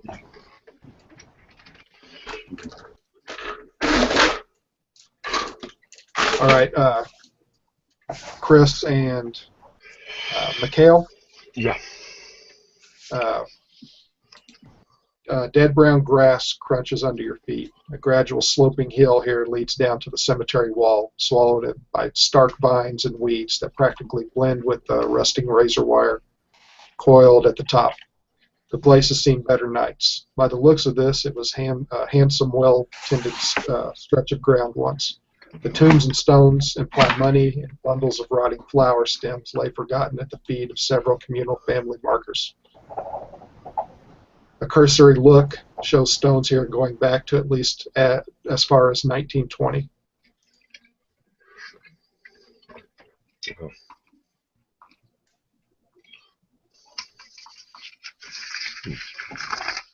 So again, just like when you searched in the old Jewish cemetery, that's what you're going to do here. Okay. And I can't remember off the top of my head what you have to. Was it investigation and wits plus wits? composure, investigation plus 1. Plus 1. 8. So you said wits plus composure and investigation plus Or 1? investigation. Or yeah. Yeah. Okay. So 4. Okay. Let's see. And we're going to need 5 successes, and both of you can combine that if you want. All right. Wow. I got 3. Okay. Did you roll those 2 10s? No. Let me roll them again. Whoops.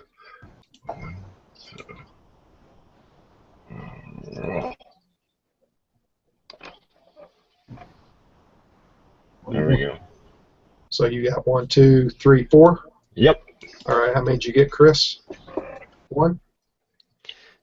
Correct. Okay. There's your 5 successes.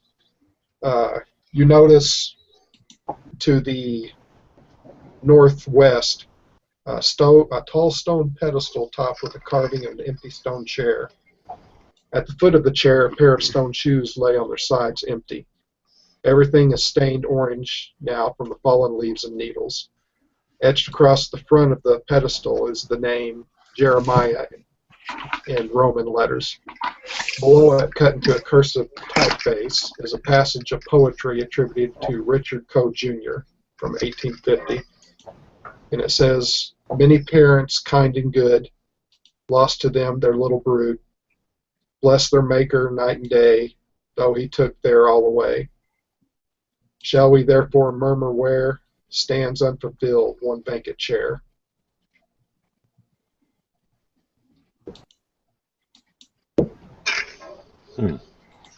All right. So, are we pretty confident that we found a dead boy's tomb?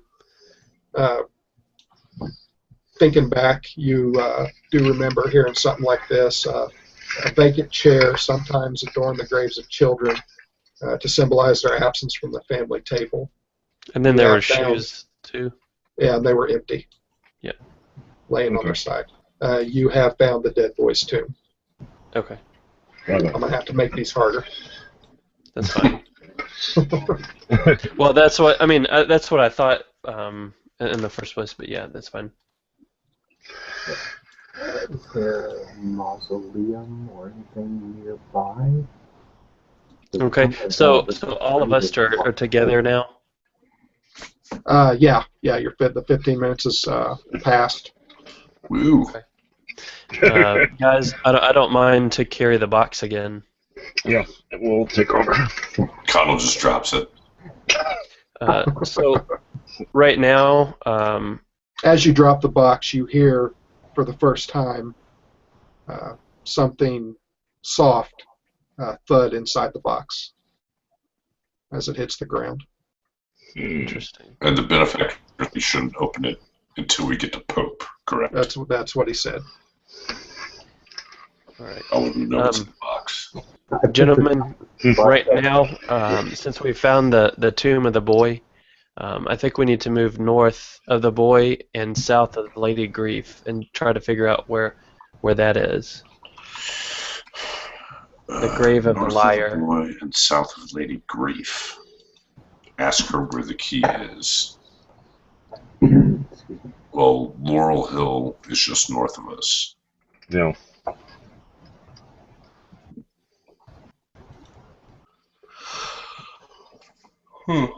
Excuse me. So Well, north of the boy, that's at least I said we move up to Laurel Hill and start looking for a statue of like a crying woman.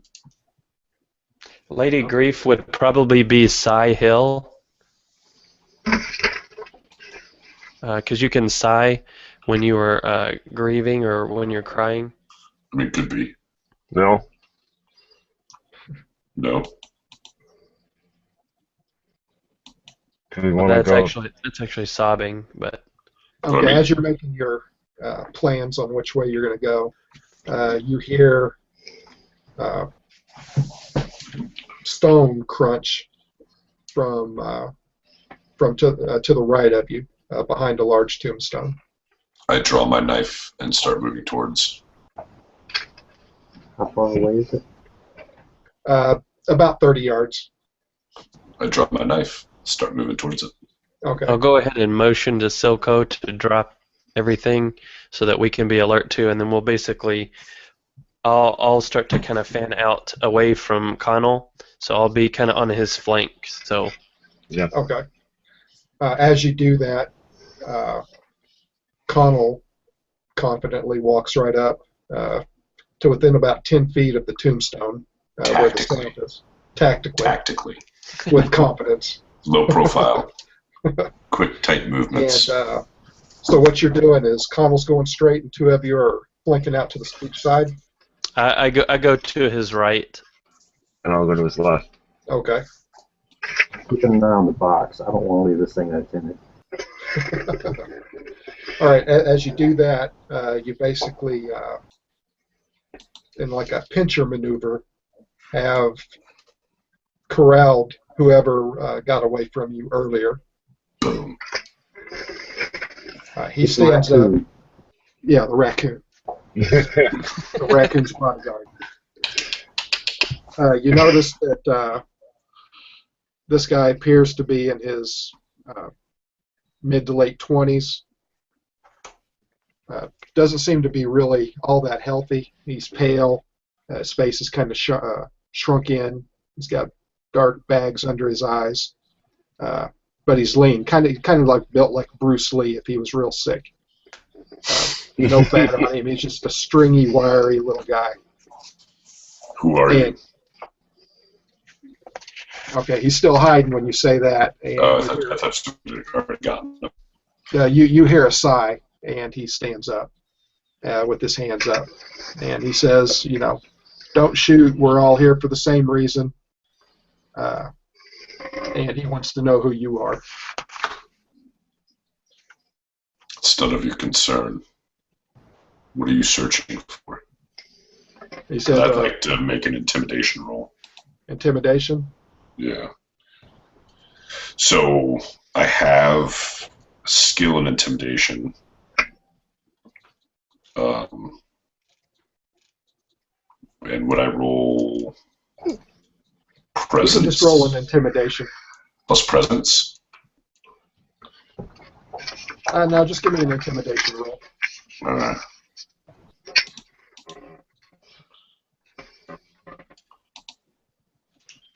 Boom. What'd you get? A 10 and an 8. All Go ahead and reroll your 10. And a 2. A 2? Okay. You're successful in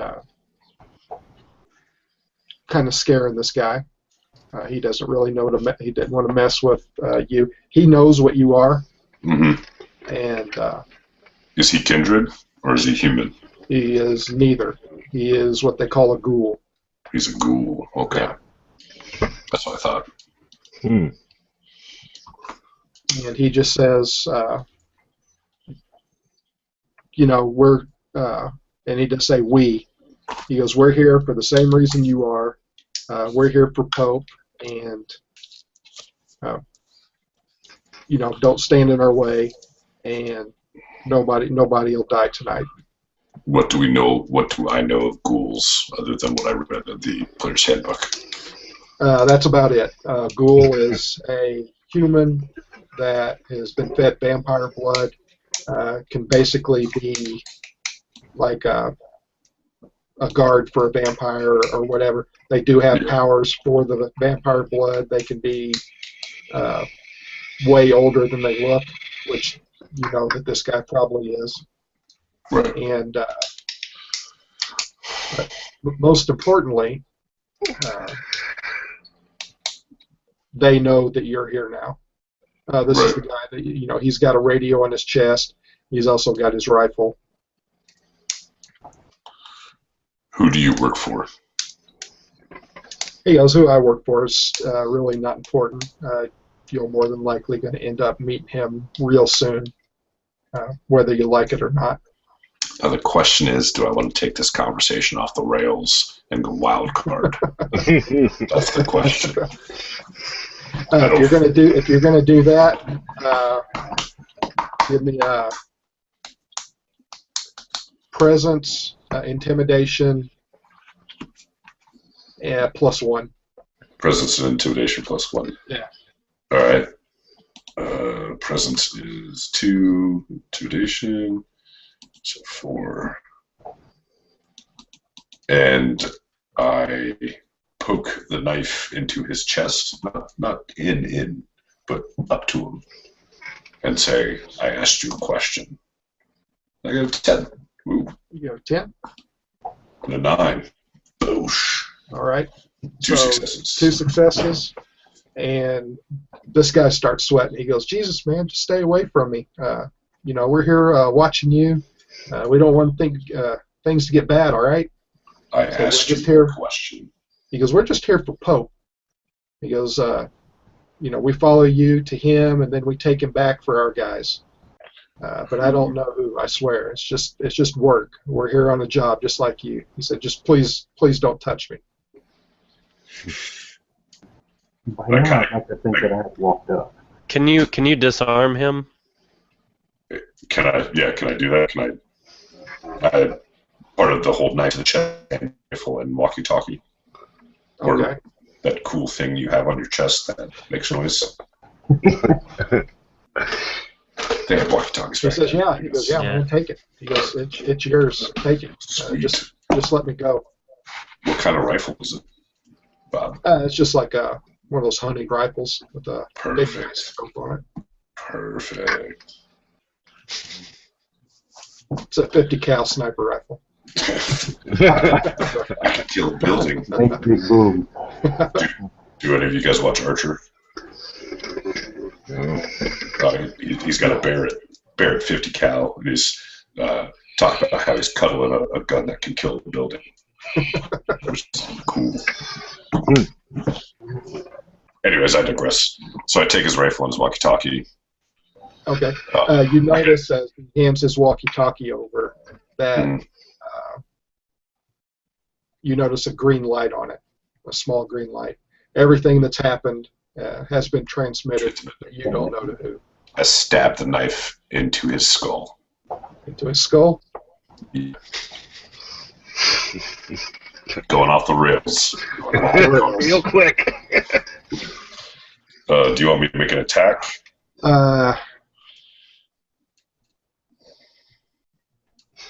Yeah, go ahead. So would that be strength plus weaponry? Yeah, strength plus weaponry. And can I get a bonus for him being kind of like flat-footed and docile? Yeah, I'll give you a +1 because he's pissing himself. All right, that's a 7. Oh, I didn't clear. Damn it.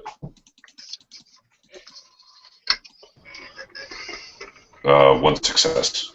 One success. And there were like 3 10s in that other one that I cleared. Okay, you stick the knife He screams really, really loud and falls to the ground and scampers off. He runs away. Yeah, he runs away. While that's happening, well, so he's gone now. Yeah, he's gone now. Can I see him through my scope? No, this guy's leaping over gravestones. He wouldn't be able to get a shot off. Trained. All right. I kid. I kid. Guys, I don't think we need to worry about him right now. We need to figure out, we're losing time. We've got to get through this. We need to keep our eyes open, and we need to find this grave of the liar. What was it? So I'd like to go back and go get the box and go ahead and start working our way towards, let's see, what was it? We haven't found the grief lady, right? Was it north? We were in Waterloo Hill, and that's where we just made this encounter, correct, Bob? Yeah, you're up. It's in the upper to mid, where the bend in the road is. You're 240 yards just north of that. Okay. Okay, so kind of near the herb garden. You are as far from the Urn Garden as you are from Laurel Hill. Okay, so right in between the two of them. Yeah. So I say we head into Laurel Hill. I'm good with that. Yep. We're looking for the grief lady. It says Lady Grief. north of the boy and south of Lady Grief. So we're at Boy right now. You have to start heading north. And we head north, yeah. Yeah. Right, and I think since we're at the Boy, that's Waterloo Hill area, and then directly north would be the Lady of this, or let's see, what was it? Lady Grief, and then south would either put either she would probably either be in Cy Hill or a hillside mausoleum, and Laurel Hill would be in between, so that would be the Liars. equidistance. Yeah. So why don't we just head north, straight north, and see if we can find Lady Grief to find where That's the key fine. is. To Laurel Hill. Mm-hmm. So you're going to Laurel Hill? Yes, with the box. Heading So that you way. pick up your box and you start trudging from the dead boy's tomb north. You pass into Laurel Hill. And again, the wind changes. And you smell them first. A mix of body odor, mud, and alcohol. Then you see the glow of their fires, turning the faces of the tombstones orange and throwing long, trembling shadows throughout the cemetery. There's maybe a dozen people here, between those standing around the garbage can fires and those sitting in the mausoleum stoops.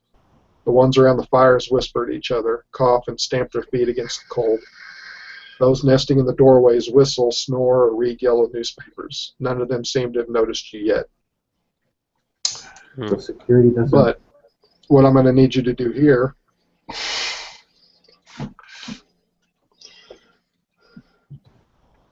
maquettes have a weakness, and that weakness is fire. All the vampires have a weakness to fire. Maquette have a more severe weakness to fire. So each of you that enter close to these fires are going to have to roll, and I'm going to need 3 successes to resist a frenzy. If we're rolling. if the fires are there, and since we're naturally adverse to fire, can I go ahead and stay around and so these are just homeless people, correct? Yes. Hobos. So Hobos. I think we may need to try to to scare them off? If you go into the camp, I'm going to need 3 successes. If you stay outside the camp and roll there against frenzy, you'll gain a +2 bonus. Okay. But I'm going to try to stay out, and I'm going to try. I'd like to try to suggest to the guys that we try to spook these homeless people and get them to leave. Okay. So, as a gangrel, I don't have that same fear of the fire, I guess. I mean, I know it damages me, but... Yeah, and that's what I was talking about, the damage. But each of you have to roll this against frenzy since the fires are there, since you're all adverse to fire. Okay. Just like if another vampire to come in, you would all roll to feel that because you can sense other kindred. You can't sense other kindred? I treat him as the same blood potency, so I don't have to do the... Well, yeah, blood potency. The roll. Yeah. So I think it's Jungle Beast.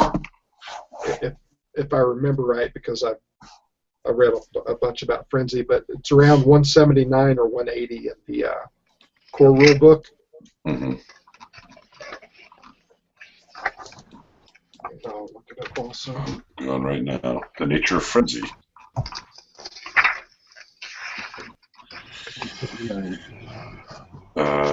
To okay. Resisting frenzy. So that would be a resolve plus composure. Sweet. And you can resist the frenzy for up to 1 turn per success. Like I said, if you do it outside, you're going to get to roll 5 dice.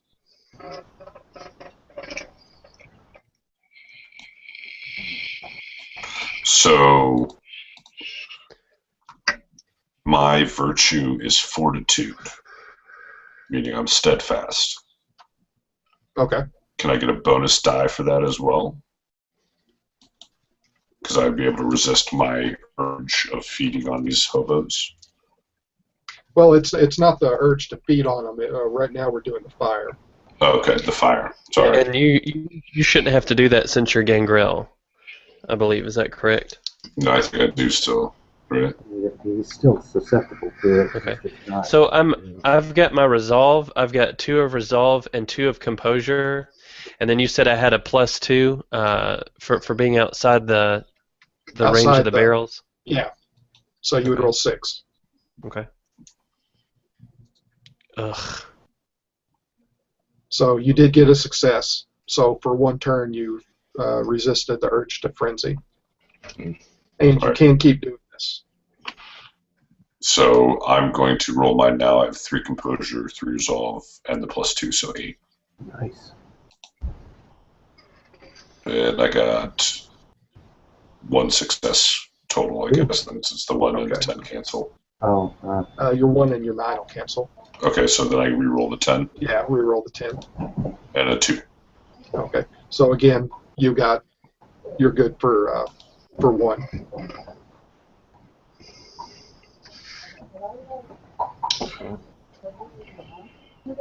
Alright.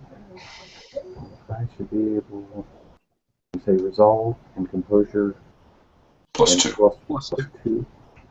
So that would give me 6.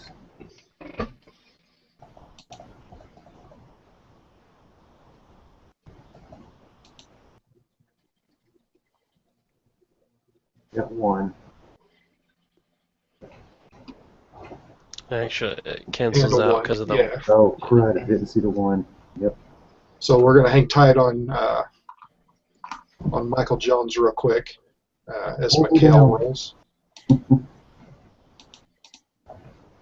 Okay. Do I need to roll? Yeah, go ahead. Okay. Let's see. It is 6 as well.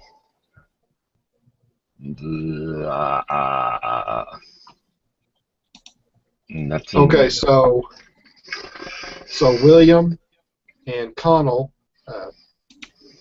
you kind of control yourself, but Michael, the 2 M's, Michael and Mikhail, they lose it.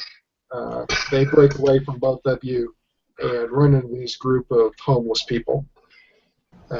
What ensues is it's not pretty.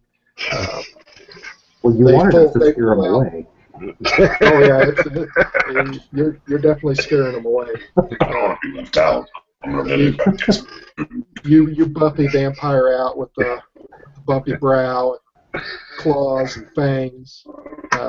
You're not even feeding. You're just going in and ripping and tearing. Each of you get about 3 or 4 of these guys just ripped to shreds. The other ones start screaming and running in all different directions.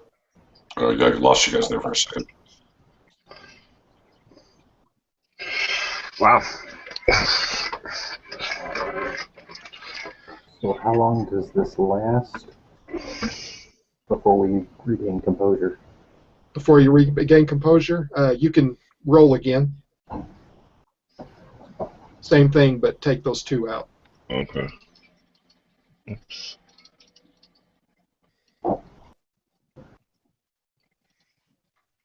And let's see. Let me clear. I'd actually like to, if I can catch one running out, I'd like to drain some blood off of one of them to get my vitae back that I use for the celerity. Yeah. That's fine. You definitely have you don't even have to roll for that. You've got people running by you. Like I said, they just scatter like roaches. Can I attempt to get in on that as well? Oof. All right, roll those 2 again. I gotta take it. You go ahead, Mark. So I got to roll to resist again, Bob? Yeah. So you're good for 3. So I'm going into the fire now. That was good, Mike. Yeah. Real good. Okay. It's so good that you won't have to re-roll. Nice. And you can try to do something with these fires, throw dirt on them. I mean, like I said, the ground is wet. Leaves and mud are all over the place. So if you want to get up and try to douse these fires, Yeah, I want to put them all out. more problems. Let's do that. So if I go into the fire, I take it -3? No, you just don't get to roll those 2. Okay. Those bonus 2. 2 successes. 2 successes? Okay. So you're good. Oh, I know that. You can run it.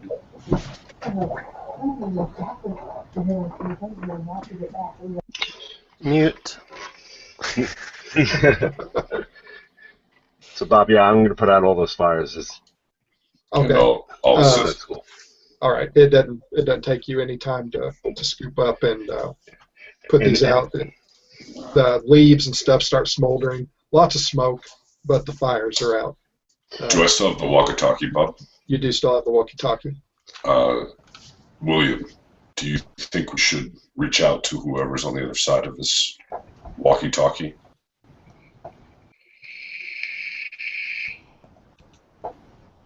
William? Is he still muted? Yes, sorry. Do you think we should reach out to whoever's on the other side of this walkie-talkie? I would give that maybe to somebody else while we search around this area for a little bit. And you can unmute Mark now. I thought I had that unmuted. Yeah, he did. So we're in this area and then maybe see if we can raise somebody on the walkie-talkie. Yeah. I think so. Maybe after we search, since we've got everything cleared for right now. What do you think? I agree. Okay. So who's got the highest search score of composure plus wits? I've got 6. We've got 5. Be sure to add your +1. 6. Oh, 6. 7. So yeah, the 2 of us will have 7. All right, then the 2 of you should search, and Mikhail and I will watch. Okay. Am I able to feed to get that 1 vitae back? as well from celerity? Yeah, I mean, there's dead bodies laying all over the ground, so. So I'm And you going to mauled dig them. right in. Sorry. Dive right on.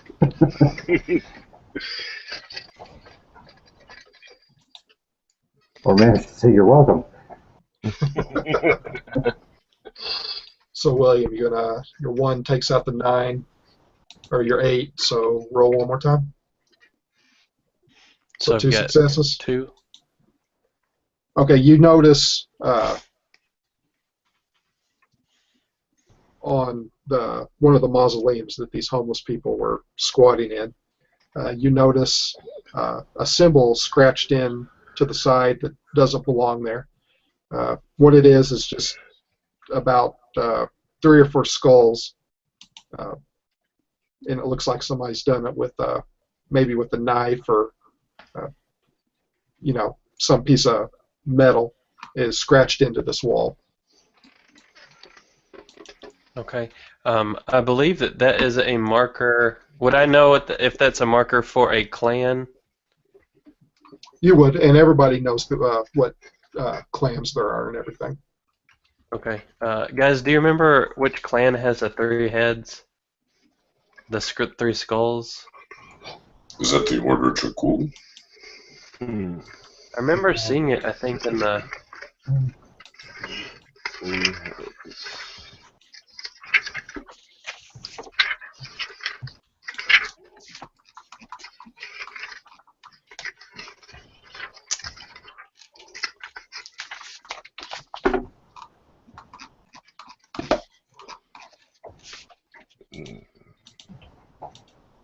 The Nosferatu has 4 skulls.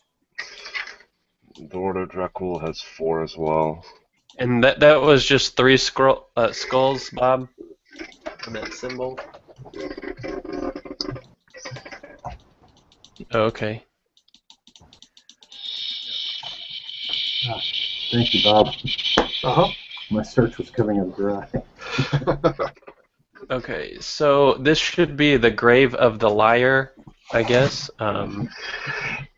And that one is the one that's locked tight. So now we've got to Find the lady, grief lady.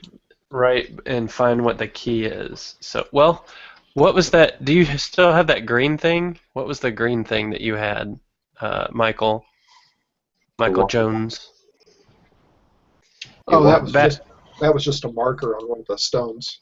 Oh, okay. I thought it was an actual pendant or yeah. something. No, it was big. Okay. Okay. Never mind.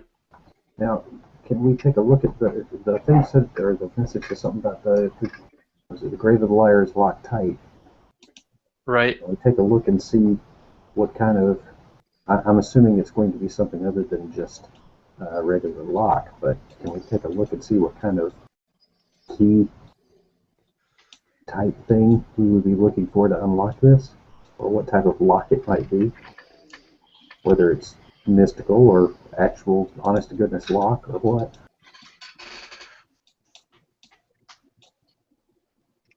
You can search around. You Search guys, around I this think building. the grave of the liar is probably this pope. Is where this pope is resting, and we need to figure out where the key is to open the grave for him. That's true. We don't need to waste time, do we? Because we got to come back here to open it anyway. Well, and the lady, it says to ask the lady grief for the key, or what the key is. So let's keep moving north. Right. So is it going to be Hillside Mausoleum or Side Hill? Where exactly are we right now, Bob? You are, we'll call it the homeless camp in Laurel Hill. It's going to be on the southeast portion of Laurel Hill. Right next to the urn garden? Yeah. So Hillside Mausoleum it is. Okay, let's...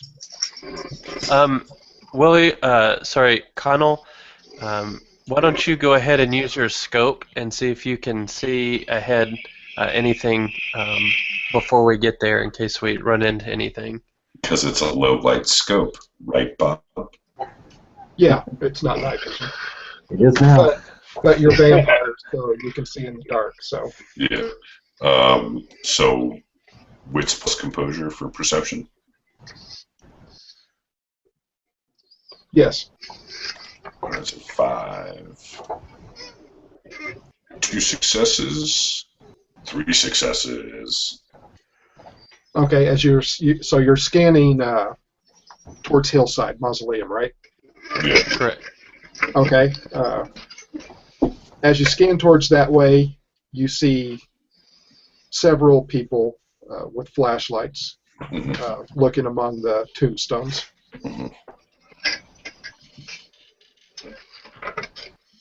You count about It's night. 8 different individuals. There are 8 lights over that way. Hmm. And as I say that, I check the ammo on the hunting rifle to see if there's anything in there as well. There is ammo. You have 5 shots. I'm pretty practical. Connell's a practical guy. This is Practical vampire. That sounds like a Yeah, TV these are just regular bullets. These aren't standard. silvered. Okay.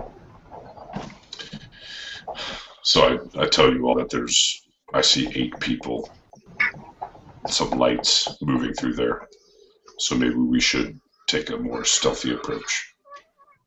Is there any way that we could possibly lure them away from that area? You're still pretty far away from it, but they're coming from the north, heading towards the south in Hillside Mausoleum. Okay, so they are moving south Yeah. from what Connal can see. And Yes, we need to go to the northern tip of the hillside mausoleums. So we could probably stealth and avoid them entirely. Because we're creatures of the night. What music they make. And as you were looking, Connal, you did notice this is where the cemetery drops off into Rock Creek. Okay. There is water down there at the bottom of the rocky slope is a cemetery stone wall, stands in a foot of brown water. Narrow path of cement, squares, and wobbly flagstone winds around the bend, zigzagging to make room for the once prestigious hillside mausoleums that stand there. Right. Some are stout and serious, like bunkers. Others are elaborate and crafty, like little cottages. Most have had their sagging gates reinforced with shiny new chains. And you do see a large metal sign that says established 1915. 1915.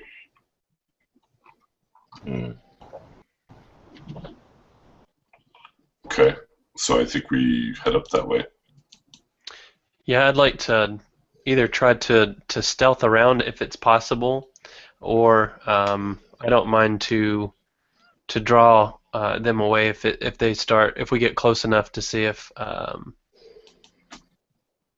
they're a threat of any kind. Okay. You're still, maybe 800 yards away. It's Okay. a big scope, Connal. Hmm? It's a big scope. Yeah. I mean, it's a 50 cal, so yeah. Yeah.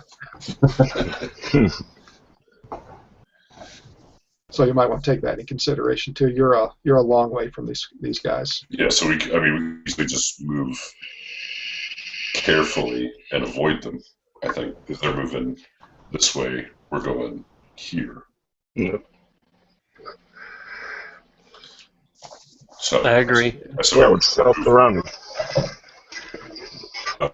So are you going to stay in Laurel Hill? Or are you going to Hillside? Or are you going through the Urn Garden? We're going to go to Hillside. Hillside Mausoleums? Yeah, right to the top, the northern part. Okay, right where it meets Cy Hill? Yeah, Okay. because that's directly north from where we are, based on my recollection. Okay. Yeah, you're right. You make your way there. Again, real stealthy, like you're carrying your box. You do still have the radio, remember? Yeah. And about 15 minutes later, you find yourself again hugging the 200-year-old wall that stands in this part of the cemetery. And now we You're search. also standing in about a foot of water. Ooh. Hmm. And now we search for Lady Grief and find the key, hopefully. Okay, who's rolling for that? Michael and William. Yeah, I can roll. I'm happy to do that.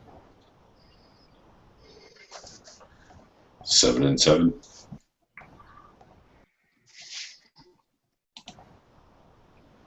So one success. Yeah, one success for me. 2 for me. Did you reroll that 10? Oh, I haven't yet. Thank you. Oh, Boom. Nice. So what is that, 4 successes? between the two of us, yes. Correct. Okay. You're all standing in weeds growing up around rain-worn Victorian tombstones, scanning the hillside for landmarks and moving shapes, when a voice snaps into the air next to you. You hear a high-pitched voice saying, "This is our damn ground. Turn your asses around and get out of here right now." Crouched in front of a headstone not 10 yards from you is a 20-something vampire with yellow fangs and dead black eyes. His soil-stained flannel shirt rustles in the wind. His bony fingers clutch his black denim knees, and you swear that he wasn't there a moment ago.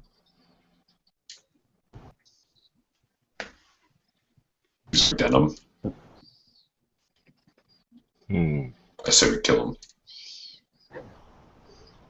Right. You say 20-something. I'm guessing that's apparent age and not. Apparent age, yeah. Yeah.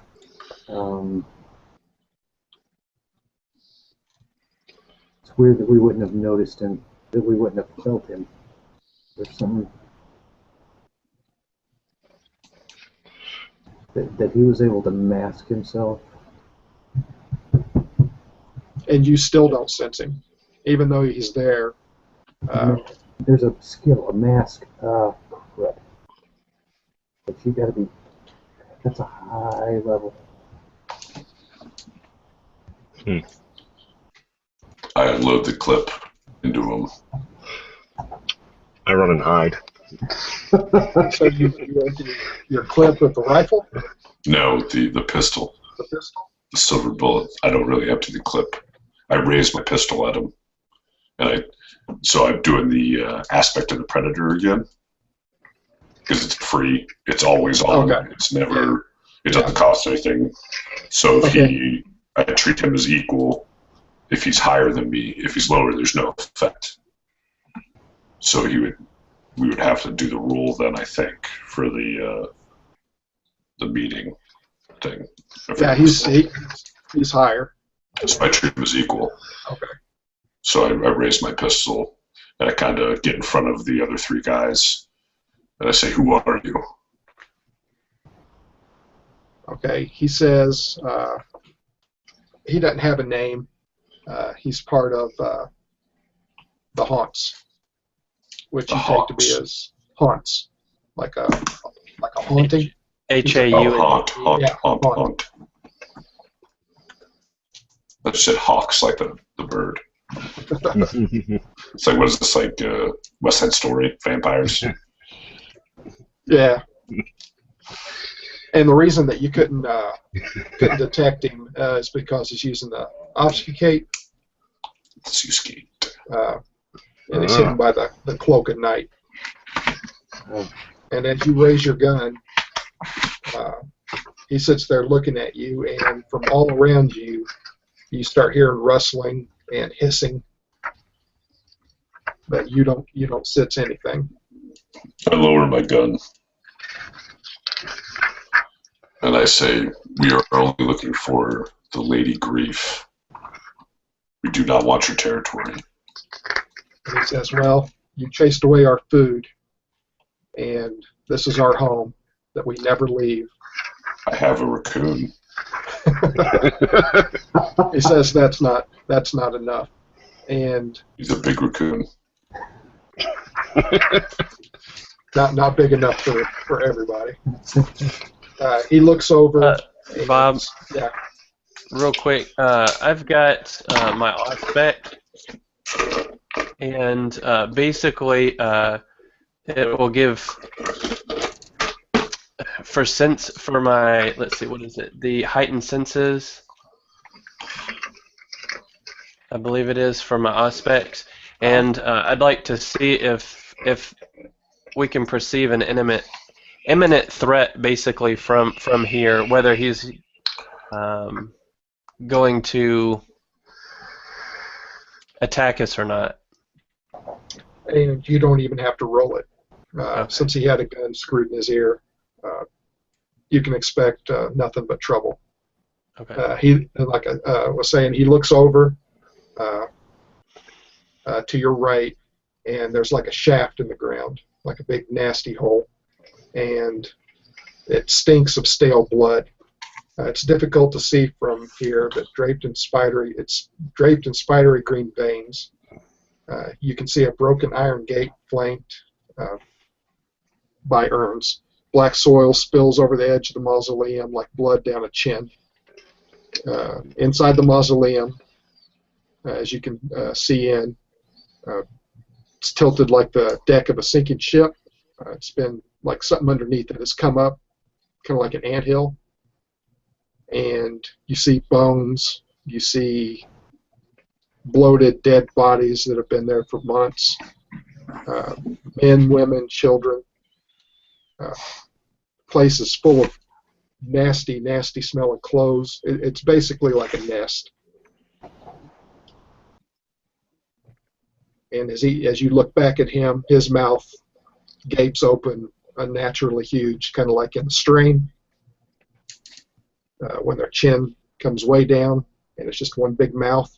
You see dozens of needle-sharp teeth, and all of a sudden you're set upon by at least, you can't count them because they're moving so fast, at least 10 creatures that you've never seen anything like before. Okay. All right. Okay. So is this like D&D now where we would roll like initiative? Yeah. Who's got the highest initiative?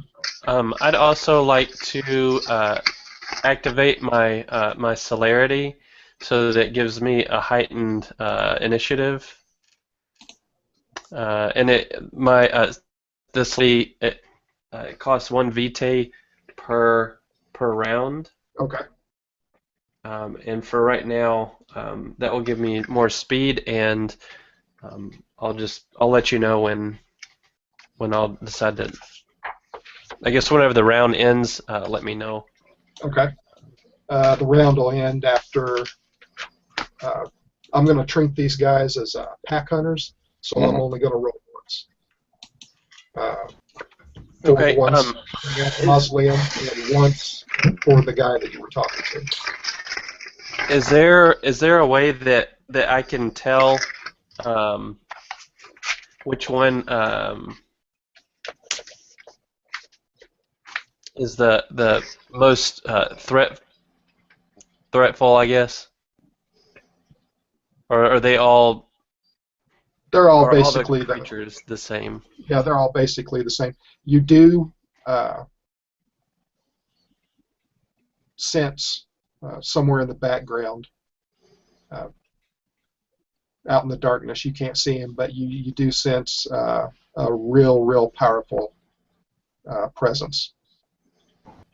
But you really can't do anything other than have that information right now, since you're getting ready to have to go toe-to-toe with these guys. Okay. If I can tell Connolly to look out, to scan around with the rifle, and then basically I'm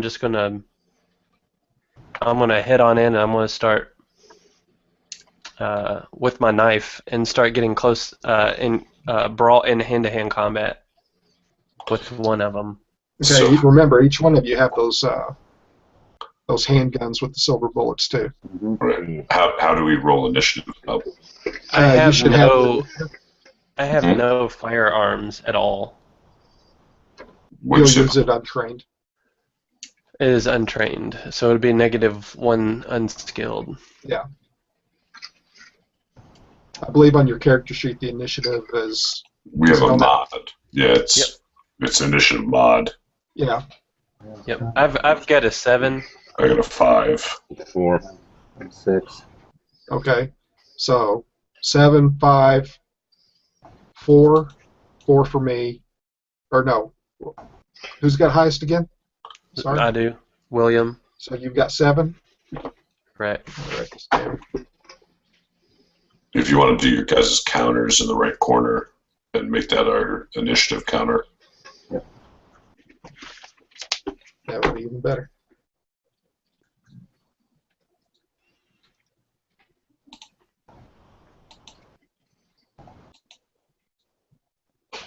All right, so it's going to go William, Michael, Connal, and we'll go Mikhail, and then me.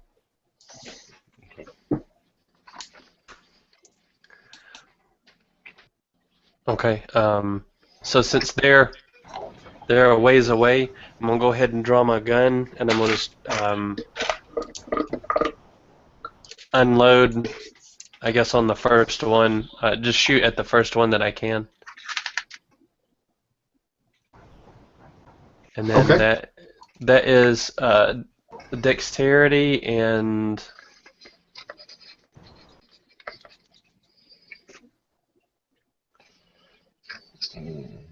let's see.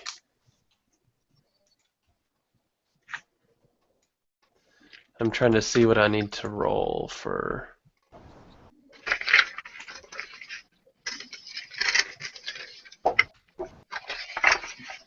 And I don't know if you want to look at if you're using your handgun, do your weapons, but if you're going to go hand to hand, use your brawl.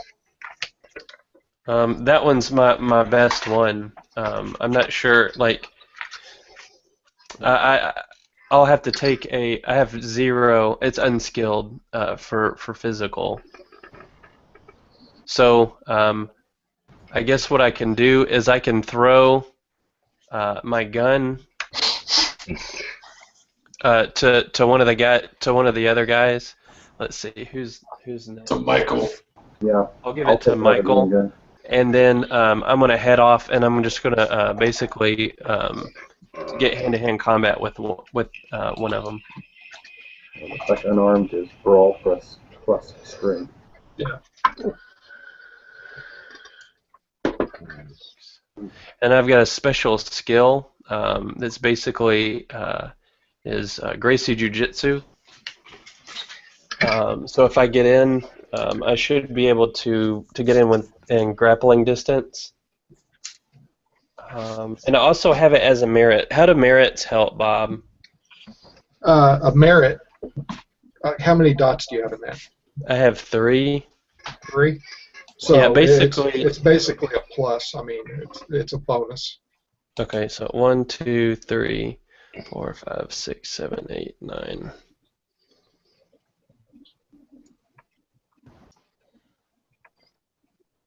Oh, Lord. Wow.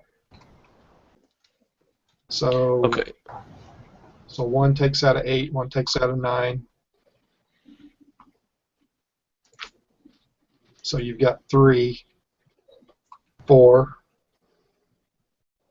And then I get another one for the other Yeah. 10. Yeah.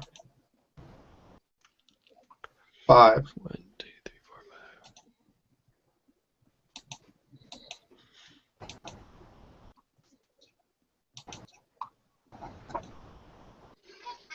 Okay, you grab this guy by the throat, and his mouth is snapping open and shut. He's spraying blood into your eyes, and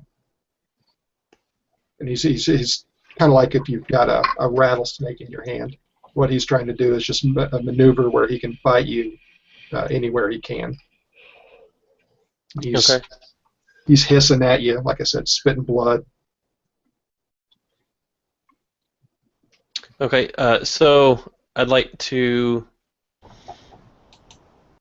So have I affected him right now, or All these guys are in frenzy. okay? So I've used my. So I have 5 successes on my attack. Is that correct? Yes. And did that attack do anything, or are you wanting me to describe what I'm wanting to do? Yeah, describe what you want to do. Okay, so I'm going to jump. I basically I kind of duck under him trying to bite me, and then I get a swing around to his back real quick, and basically take him down, and I start stabbing the back of his skull. Okay. So you basically have him like in a Basically, it's choke. yeah. Well, choke. I do a takedown, and basically, and then so he's prone, face down on the ground, and then I get onto his back and kind of secure myself, and then start stabbing at his skull, at his brain. Okay, so we're going to take, and anybody can correct me if if I'm wrong, but those 5 successes, are we going to, that's going to be the damage, 5 damage, 5 stabbing damage, is that what we're looking at? Let's see.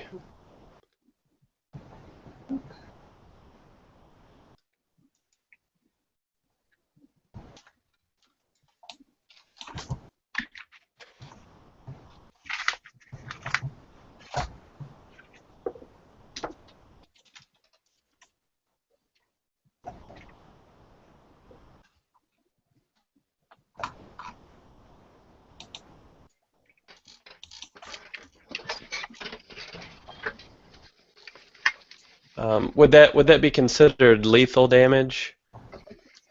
It's just a regular knife, and so it's a vampire, so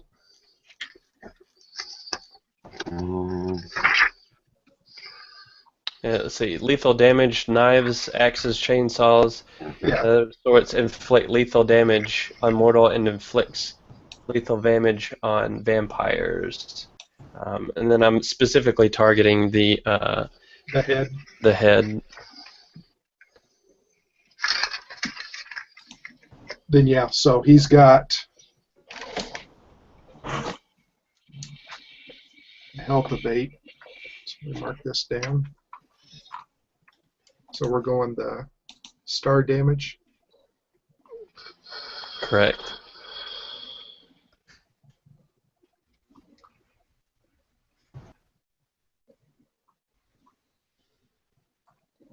And there's 10 of these things, right? At least. So you stick this guy in the head. He's in bad shape. He basically stops moving enough for you to let him go, and he's trying to crawl away back to his nest. Okay. And with that, do I have any momentum to kind of gain composure? Yeah, you can take a second to survey the scene and see if anybody else needs help. Okay. And did you bring the box into the homeless camp, or is it on the outskirts? I don't think we ever let it go. Well, wait a minute. We had the frenzy, didn't we? Yeah, probably been right on the outskirts. Well, no, because I resisted, and I think I was one of the ones carrying it at that point in time. I think so far, since we've been moving from place to place, we've kind of kept it with us. And I think Michael Jones said that, kind of specifically that we'd kind of keep it with us. So I think wherever it is, maybe we've dropped it. What do you think? Yeah, I agree. So. Okay, you notice that a couple of these that you know now are Nosferatu are headed over to the box, and they've got rocks, and they're bashing on the side of the box, clawing at it, just scraping off huge slivers of metal off this box. Whatever they want inside, whatever's inside the box, they would love to have it.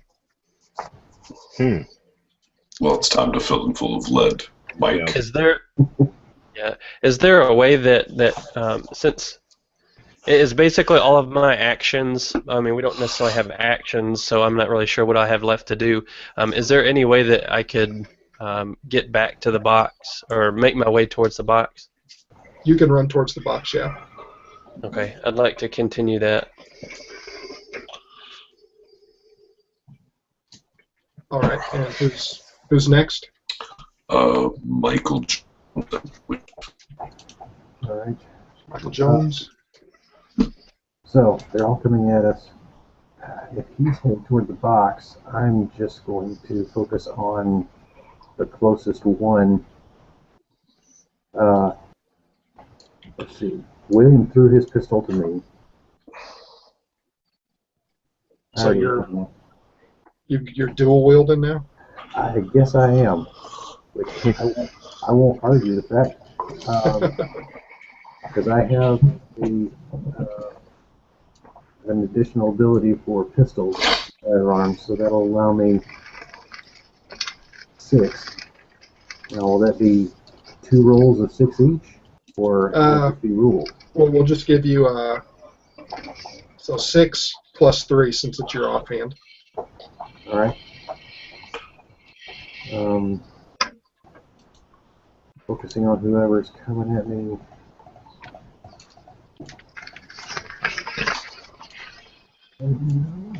Get the left, right. Okay, 1 does away with a 9. I've got a 10. That's a reroll.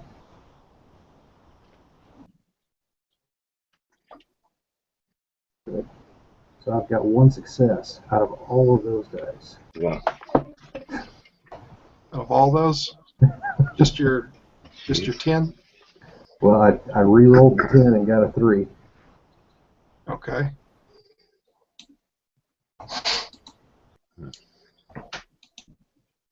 And you hit, because my 9 is taken out by my 1. You hit one of them square in the chest. Gore and smoke come from the wound. It falls to the ground, and it's just like shooting a turkey. It's just flopping around, going all crazy. It actually flops around so violently that its buddy that was with it is kicked, and he's thrown off balance. Can I take a shot at him? You can take a shot at him. Awesome. Is this going to be just the regular 6, or am I doing another 9? If you're shooting both guns, I'll let you do another 9.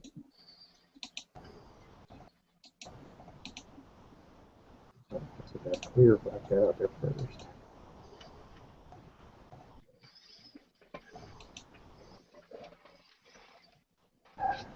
Get 2 successes. No results. And you did it again. This guy, the one that's thrown off balance, you shoot him in the leg. He goes down and scrambles up over the top of a mausoleum as best as he can.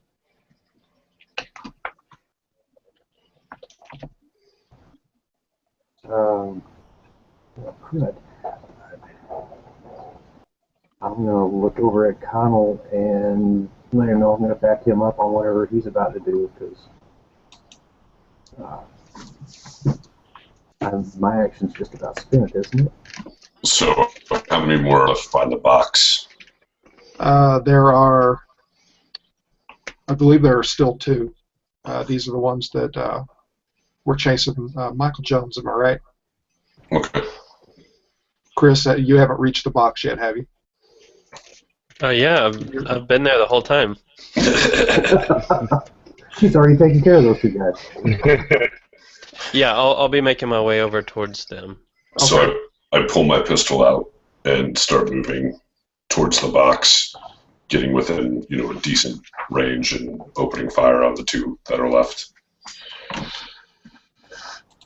So that would be firearms plus...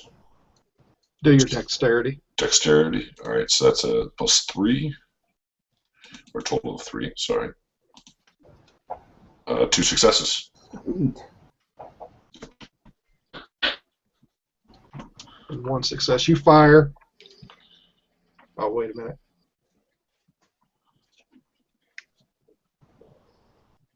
Wow. Good bojangling me, All right.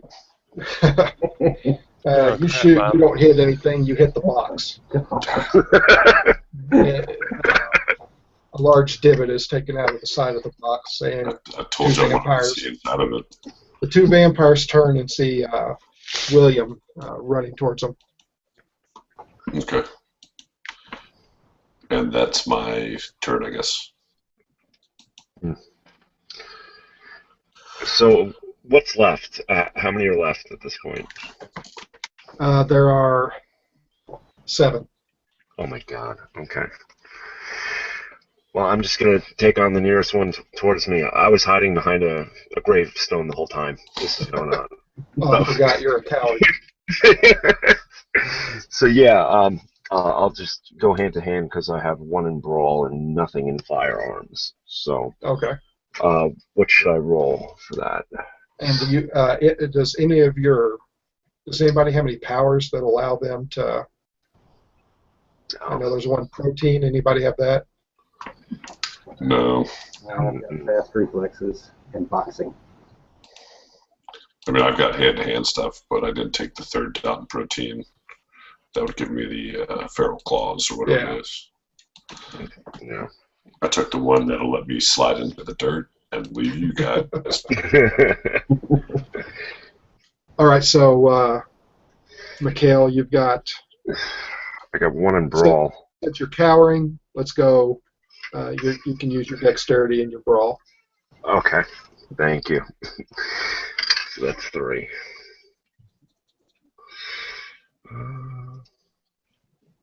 What the heck did I just do? Try that again. Great. 1 success.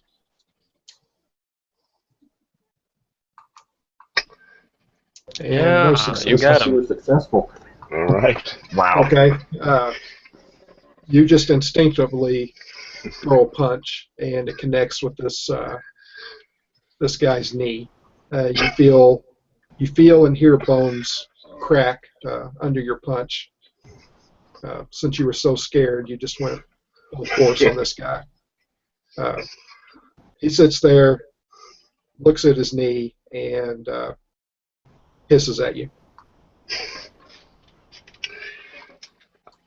I go back behind the gravestone and cower away. All right. So now it's my turn, and we'll go Mikhail. Great. The vampire limps after you and finds you cowering behind the gravestone. And how is he going to screw you? Probably in multiple ways.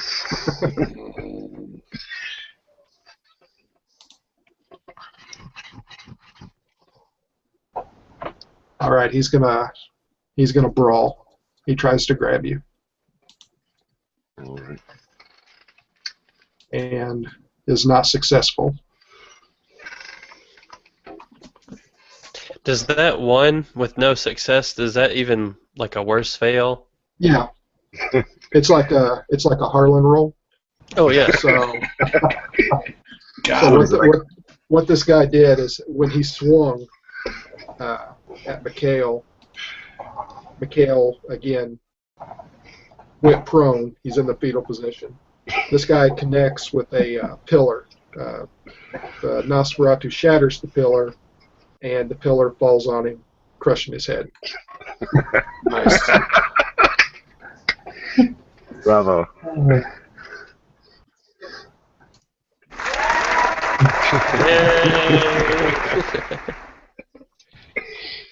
All right, the two vampires that are standing at the box, like I said, they turn around after Connal shot at them, so they know William's coming. They stand there with their arms outstretched, kind of in a low center of gravity, when all of a sudden,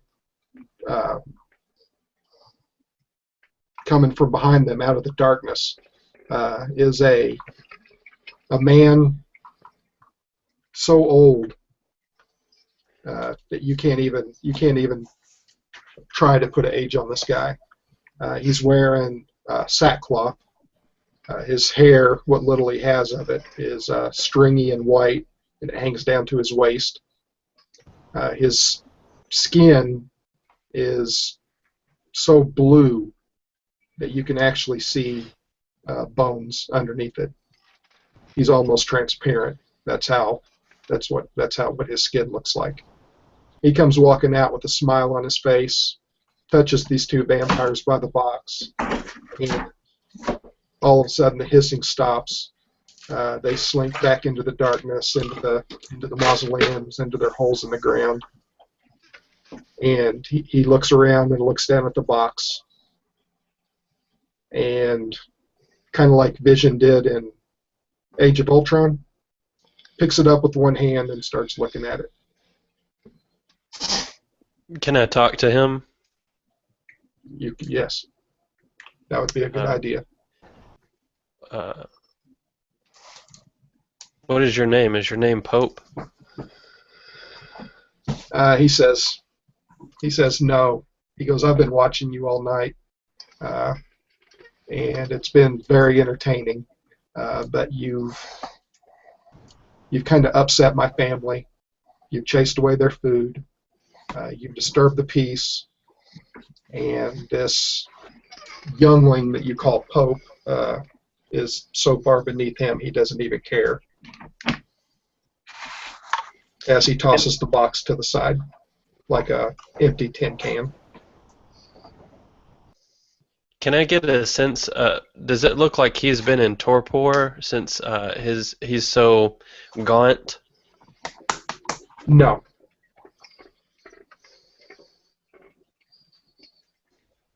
He's just old. He's just very old. You get the sense that this guy is thousands of years old. I still give him the old Hey, Judas. Connal stare.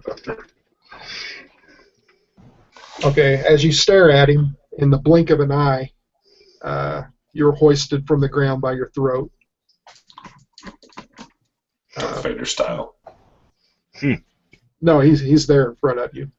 And you've got a good 1.5 foot on this guy, but he's got you up by the throat. He's just looking at you, smiling, telling you to never try anything with him again. You're nothing but an insect. And then he just drops you to your knees.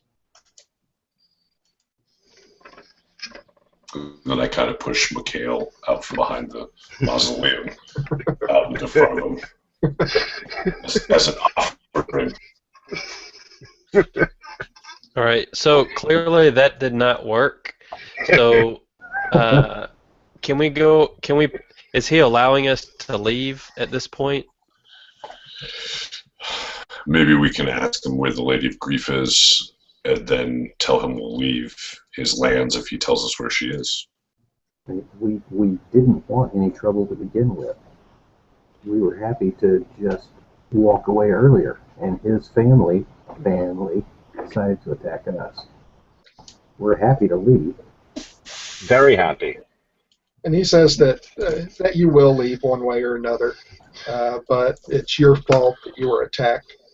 He said his children wouldn't have even shown themselves if you wouldn't have scared away the Nosferatu's herd, which was homeless people. And you also killed half a dozen of them. We were hungry. They were snacks. And you had a raccoon. Do you want the raccoon? Trades. He says he's going. He says he enjoys watching. So he's going to let you. He's going to allow you to leave with your limbs intact. Thank you, old one. And he goes, I will answer any 2 questions that you put before me. Where is Lady Grief? Lady Grief? He goes, I will tell you exactly where Lady Grief is. Sweet. Lady Grief is in Hill. Inside hell? Hill. Hill. Oh, you kind of broke up for a second. I thought over my mic or my headphones. You had it figured out, Chris. Good job. No. Dang it, Chris. And the question is, where can we get a burger this hour of the night? Can we show him? What do you guys think about possibly showing him the picture that we have?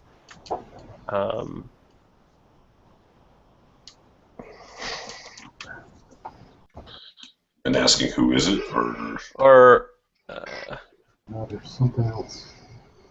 put it in the glass like Where you the- asked. where the key is, the liar's grave. In the class. We can ask him where the key is. Oh, but the Lady Grief should be able to provide that. Well, but if he can tell us, then we can totally sidestep that piece. Yeah, because we'll have to search for Lady Grief. Ah. That's a good point. I picture the 4 of us huddling together trying to sort out the question.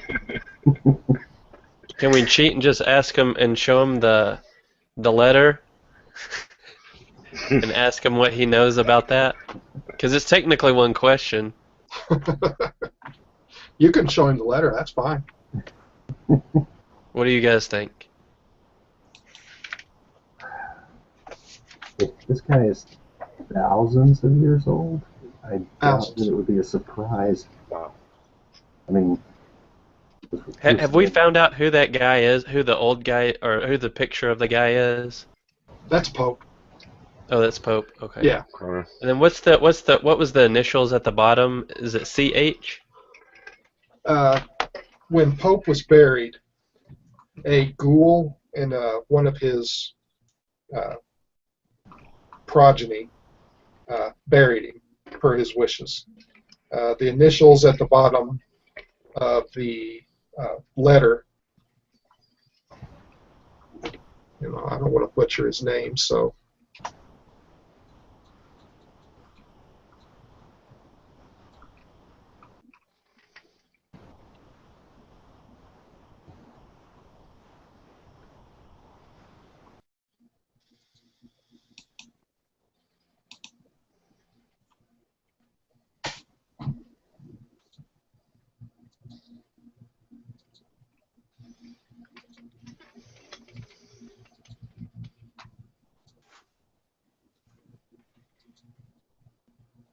That's not important. I can't find his name.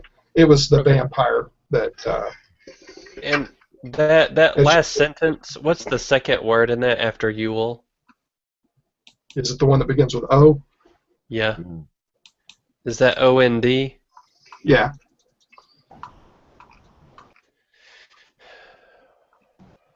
You'll nod. Okay. you'll haunt it all if you still know your Aramagna. See, that could be part of the anagrams. Yolanda.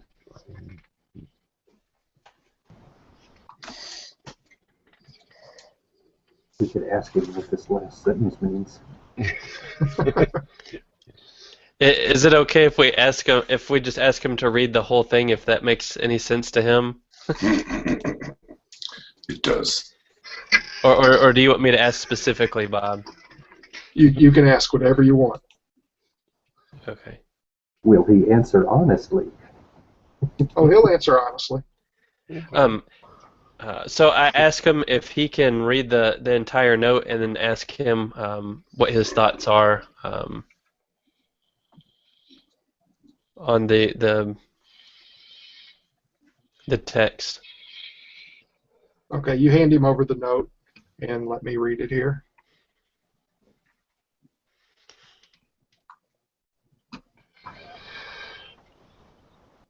Okay, he looks at it and kind of mulls it over, and he goes, "What exactly do you want to know, or what are you looking for here?"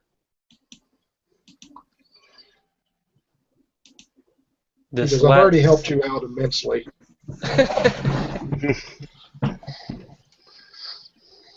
guys, what do y'all think?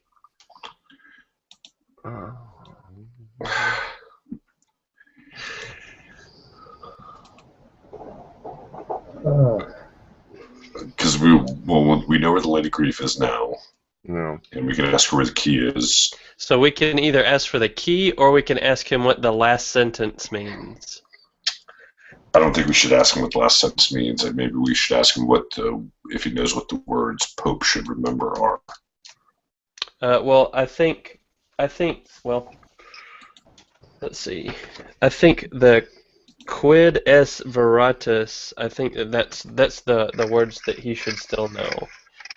That's my idea on that, but we can confirm that if we want to. But right now, I'm assuming that's the words that he should know. What is truth? Where is truth? Yeah. So, Well, I mean, Yeah. I know that as a person. I don't know if I would know that in character. Well, we had learned that information earlier, so I was just, as a character, I would think that that I would kind of deduce that on my own, but He Or goes, not. I'll tell you this. He goes, you can ask the Lady Grief, but she's not going to answer you like you want her to. And yes, she does know where a key is, but you don't need it. more riddles. Why don't we need the key? Or no, I shouldn't answer that because that'd be our question. Let's see. He put something in the glass like somebody asked. I hope Pope remembers the words after all those years. Class. And if you Are we- remember back to your Can when you were up on the wall and you got that text, uh-huh. you remember Can I tell him Veritas? Quid est veritas? Quid es Veritas?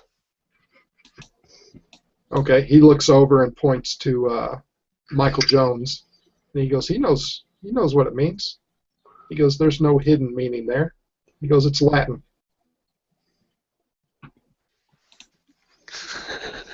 Probably his native tongue. Do tell.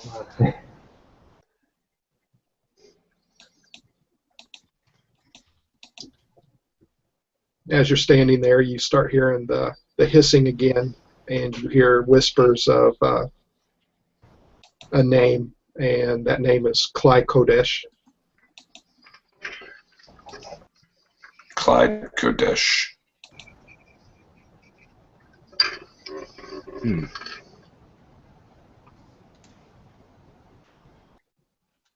And if anybody who's got the highest occult, I have a 1. you have a 1. 1 in occult. I have 0. 100. Okay, do an investigation occult roll.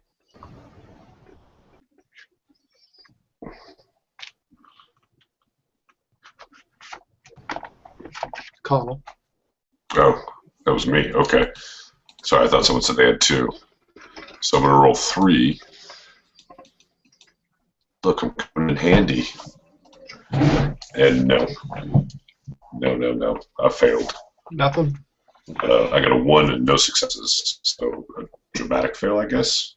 Okay, yeah, you know that the name seems familiar to you. It's a and name.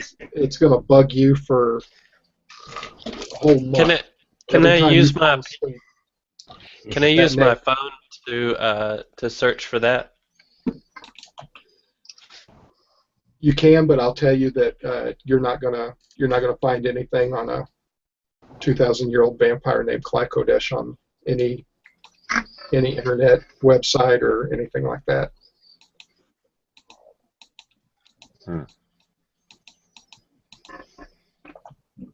Do we technically still have a question with Old Man Pants? He goes, "Go ahead." He goes, "One more, and then I'm leaving." Should we ask him who Clyde Kodesh is?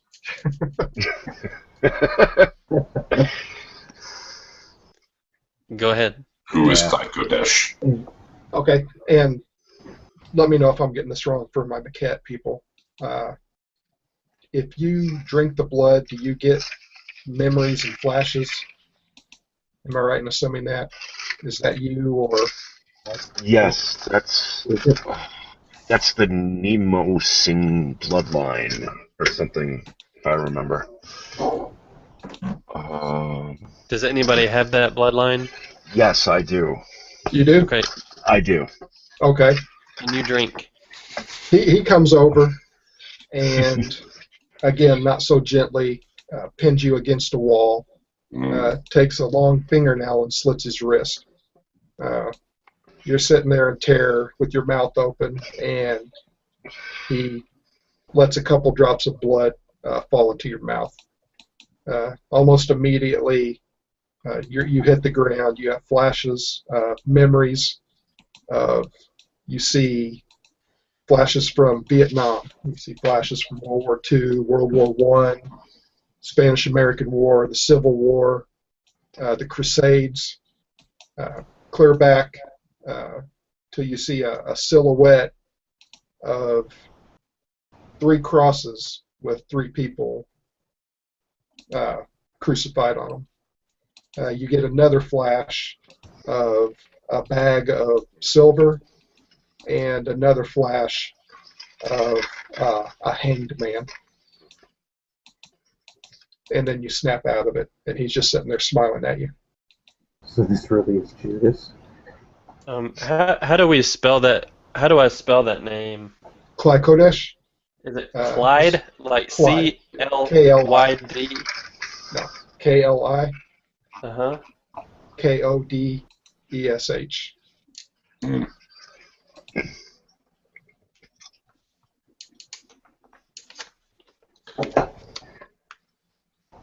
Yeah, I just sit there mortified. Okay. He looks you once again in the face, stands up, and quicker than anybody can even blink, he's gone. A little swirl of mist goes up and dissipates in the air, and all you hear is laughter echoing in the distance.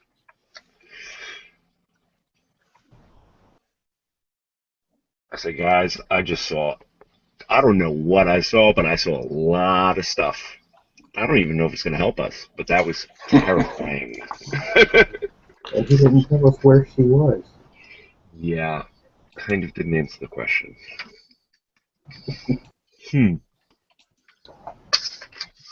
What did you see? I saw war. Lots of wars. Across the span of hundreds of years. I saw 3 crucifixes with people staked to them. It's basically my living nightmare. It was miserable. I don't recommend it ever to anyone. Ever. And yeah, that's it. So now the question you have to ask yourself is, where are you going to head? First over to the box. You go over to the box? He's going to recover the box. Okay. You go over to the box and you notice that all the guys. damage. Go ahead, Chris. So in the letter, he said something put in the glass like you asked. There is a glass hill, or sorry, a glass cemetery. Right. I'm thinking that that's possibly what's our time, Bob? It's getting not late, but early. But I'm just going to read this again. The first thing you had on your cell phone when you hopped the wall. Uh-huh. A Jesuit priest and pioneer in early optics, his last name was Kircher, first described the mechanisms of a stenographic mirror. In his text, Ars Magna, in 1671, the stenographic mirror capable of projecting an image painted on glass over a distance of 500 yards was built using many of the same principles that made so-called magic lanterns possible 300 years later. Okay. So we got to try and like find the lantern. Well, if the glass cemetery, if there's something there that is, let's say, like a monument or something, then we might be able to. That might be a key on maybe showing us where we need to go next. The old dude said that the Lady Grief wouldn't answer us in a way we wanted, but maybe she will point the direction to the key, which probably leads to the glass cemetery. So we can make a swoop around the whole map. Yeah. Hit Sly Hill and then the glass cemetery, maybe. Okay. Can we go to Sci Hill first and then inspect that, and then? Are you done hiding, Mikhail? Can we Yeah. Yeah, I'm ready to go if the coast is clear. Do we get any loot from the dead? No. Oh no, you wouldn't even want it if you found it. Nosferatu, gross. All right, so plan is to go to Sci Hill, find out the Lady Grief, and then hopefully she points the way to the key. Yes. Yes. Yes. Let's go to Sci Hill first. That's the plan, Bob. That's the plan? Okay, you go to retrieve the box. Yeah. Like I said, it's taken a lot of damage. It's pretty messed up. And when Clyde Kodesh had it, he was inspecting it and dropped it. The lid basically popped open. The lock broke. I look inside. You look inside? Yes. Oh, God. Okay. I've been wanting to know what's inside this box. It's gonna melt off. Not gonna end well. You open the box. Melt my and- face, like the Ark of the Covenant. Yeah, melt your head. Your head explodes. It's another raccoon. Really? No, you find out that you've been lugging around a torso and head of a fellow vampire all night long. Is it Pope? No. That would be weird, though, but no. The vampire's arms and legs have been chopped away, and a long spar of bright, clean wood pokes up from the front of his sunken, naked chest. The smell stings your dead eyes. The ends of his shoulders and hips, where his limbs should be, have been burnt and black. His flesh is cracked and like bad paint, revealing wet, fat underneath. His hair has been burned away, and his scalp is withered like a burnt bratwurst. His eyes are twisted shut. His jaw juts out in halted anguish. Long yellow fangs poke past his cracked and split lips. His gut is the color of bruises. The inside of his mouth, deep black, and you see the glistening wet red of blood. Words in a foreign alphabet are painted in blood in a ring around his neck. Guys. Can we tell what the words are? I'm going to need a wits plus academics with a -2 penalty. That's not me. Okay, I've got Plus, I've got 4 wits and 3 academics, so that would be 7. Five. That'd be 4, or I thought it was Five. -3. -2. That's two. Oh, yeah, 5. Anybody else? Can No, anybody you- else beat that? No. Okay.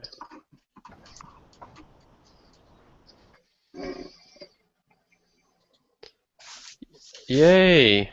nice. Oh, sorry, you can't see. So I had 2 2s. That's what's. Yeah, there you go. Yeah, they popped up. So 3. So you got 3 successes. Correct.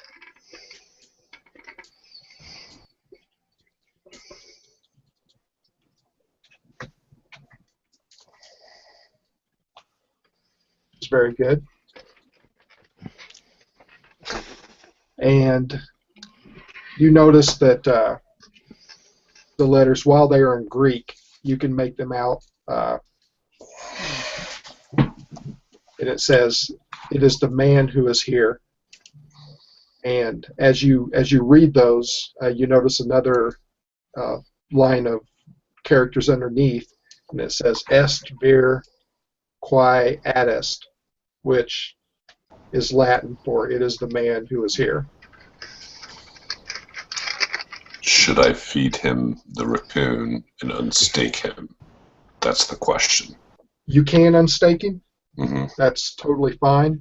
But go ahead, Chris. I would maybe do that with Pope, because I think we're going, well, unless this is Pope. It's not Pope. No. Oh, it's not. Okay. No. I say we wait and follow instructions. Close it back up. Keep moving. Because I think it would probably take more than just that blood. It would probably take our own blood to revive him out of that. So. Okay, so let's close it up and keep moving then. Yeah. Even though he's burnt and has no arms or legs, you can tell that he is full of blood, and more blood than a torso and a head should have. Super vampire. So he's probably really old as well, I assume. All right. So I guess we keep moving. Okay, so you're going to Sci Hill? Yeah, Yes. close them up and keep moving. Okay. So you make your way through Laura Hill, and I guess you're just going up through Laura Hill into Sci Hill. You're not cutting through Urn Garden or anything? Well, we were in the Hillside Mausoleums, so yeah, straight into Side Hill, I guess. Oh, yeah, that's right. So you make it to Sci Hill. From the outside, this wooded section didn't look like it even had graves. Fat tree trunks wrapped in choking vines tower over the ground here, their roots slowly kicking stone tombs out of the ground. Old tombs have been swallowed by the ravenous ivy. Sections of wrought iron fencing litter the ground at random. With every step, you don't know if you should expect to feel dirt or the solid thud of a collapsed headstone.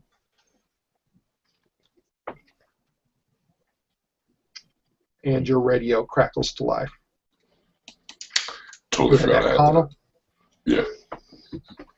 And you hear a voice on the other end asking if you all are still alive. And I look at the group. Do we want to answer or just no answer? I wouldn't answer.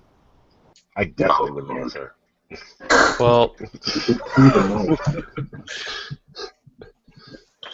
I'll go with a group decision. You could just key the mic, let them know that would give a click, but that's not an affirmative. It just lets them know somebody might be just alive enough to do something with it, but not alive enough to actually answer. I could spell fuck in Morse code.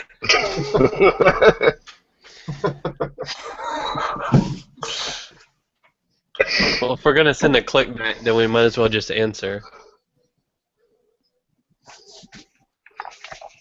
Or, So who's going to answer? that's what I just said. That's what I just did. We are. Oh, We are. We are. The vampires of New Orleans. Yes. he goes, on the other end of the walkie-talkie, the voice comes back on. He goes, we need to meet. He goes, we can get a lot more done.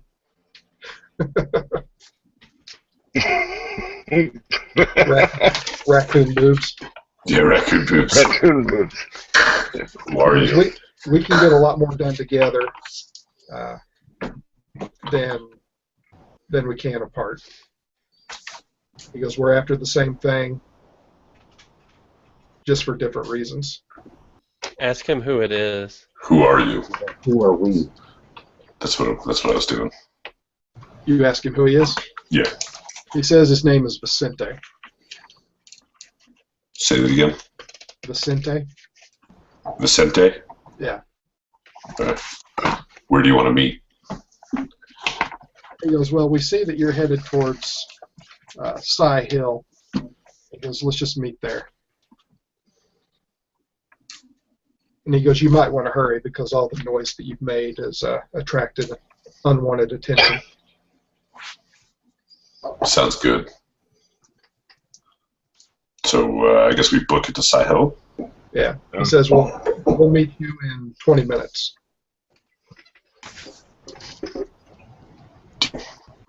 All right, let's roll. Over. All right, since you were closer to Sci Hill than he was, let's go ahead and get that roll out of the way. Mike and William. Your search.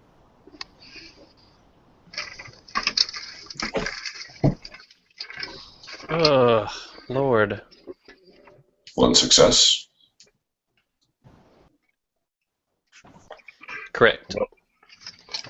And Mark got 2. Two So successes? Three total, Bob. 3? 3 total. Okay. A mossy monument in the shape of a stone bench backed up against a tall chest tomb. On the bench is a green bronze sculpture of a woman hooded by cloth draped over her head, covering most of her body. All of it is lovingly wrought with delicate bronze. Her face is still sad, eyes shut. One hand pokes out underneath the bronze drapery, clutching a handful of it in her strained fingers. The other arm reaches out in front of her, holding up an iron lantern, a genuine iron lantern. The glass panes in an open door. The ground between you and her is covered with a layer of dull pennies dropped in the dirt like leaves. I totally thought you said iron bitch to begin with. And I was like, oh, okay. Bob's getting a little descriptive. Bitch. I walk up to the lantern and say, William, lantern, like the thing from the electronic box. Okay. You just talking to your electronic thing? No, I'm talking to William. Oh. I'm sorry, say again. I point at the lantern and I say, lantern, like what your little electronic thing said. Right. Do you want to... Can we grab that and possibly hide that? Well, as you walk up, you notice that her head is tilted a little bit, as though she's considering the lantern through her closed eyes. The life-size Lady Grief feels small. Leaves are collecting in the carefully cast folds of her robe, and streaking strains of rain have left the tomb striped brown. One yellow leaf is stuck to the glass of the lantern, where the door hangs on frail hinges. Inside is a mantle mounting for a candle. Peeling off the yellow leaf, you can see that the lantern's wavy gold glass is etched and dyed on one face. It's too small to make out, but they look like words. Can I investigate? What's that, Michael Jones? Too fine even for vampire eyes to read? Yes. Do we need a light source? There is a space for a light in there. Okay. Guys, I think we need to put a light in there so that, and maybe that will project onto something. Does anybody have a candle? No, because Spiral put me into a frenzy. Bob, can I find a flashlight on my phone and then use Yes, that you for a can. light source? Yes, you Okay, can. I would like to do that. Out of the box thinking, I like it. And now I burned myself. Okay, as you place your phone in there, and we all know that Apple phones have a really, really bright flashlight. We're going to pretend that it's an Apple phone. iPhone. The lantern casts an amber light across the ground in all directions, hedged in by the long, wavering bars of the lantern's shadow. Lady Grief's face warms in the glow. The etched pane, though, throws a swath of light away from Lady Grief onto the side of the mausoleum, 40 yards away. Bugs fly through the glowing beam. Projected through the lantern lens onto the mausoleum is the shadowy shape of a key and a fuzzy-edged words, Quid est veritas. Where's truth? Where's the light shining through the lantern pointing at? It's on the side of a mausoleum. Can we go over? Well, I guess we're supposed to be waiting for Vicente. Michael Jones. Yes. Why did Cly Kodesh said that you knew what this word meant? I'm guessing because I had said it under my breath. He was saying it's Latin, and What does it mean? it's what is truth? Like where quid is what? So it would be what is truth? But now, Bob, I'm out of character here. I've kind of known about some of these things, and I knew about the anagram on this one. And is it valid to pass that on in character, or If you know it, yeah, go ahead. I'll allow that. That's totally fine. the anagram of that saying, if it's messed with, Esbir ki adest is what's tattooed around the guy's neck that's in the box. Mm-hmm. And that is, what is it? It's a question and an answer all with the same words. What is truth? And the answer is the man here, this man here, something like that. So it's all question and answer, all wrapped in one set of words, all the same letters.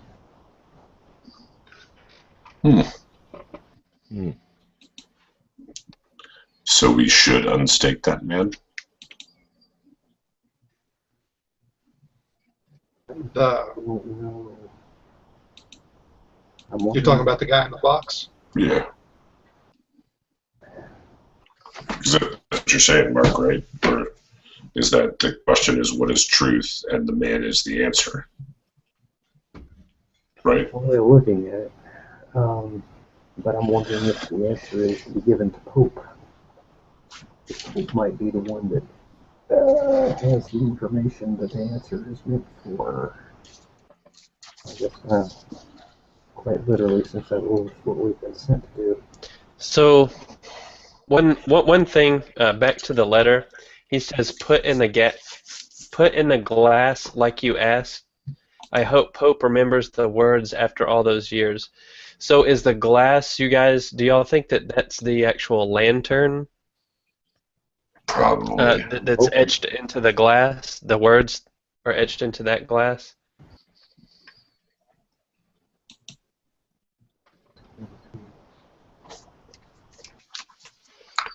Maybe. It says put in the glass like you asked. And if it was engraved on the glass, then it would be in the glass. Ask her where the key is. Put in the glass like you asked. Am I reading too much into that? Well, as y'all are looking, you're looking at the wall still, and Dang it. you still see the shadowy shape of a key and the fuzzy words underneath it, Quid est veritas. So why don't we go projected on the side of the mausoleum. Why don't we go check out the mausoleum? Oh, It's making me think that the key and the truth might be in there. Or the key to truth. Truth key. Key truth. Connal starts walking over to the mausoleum. Okay. As you walk over, let's see what you want to roll.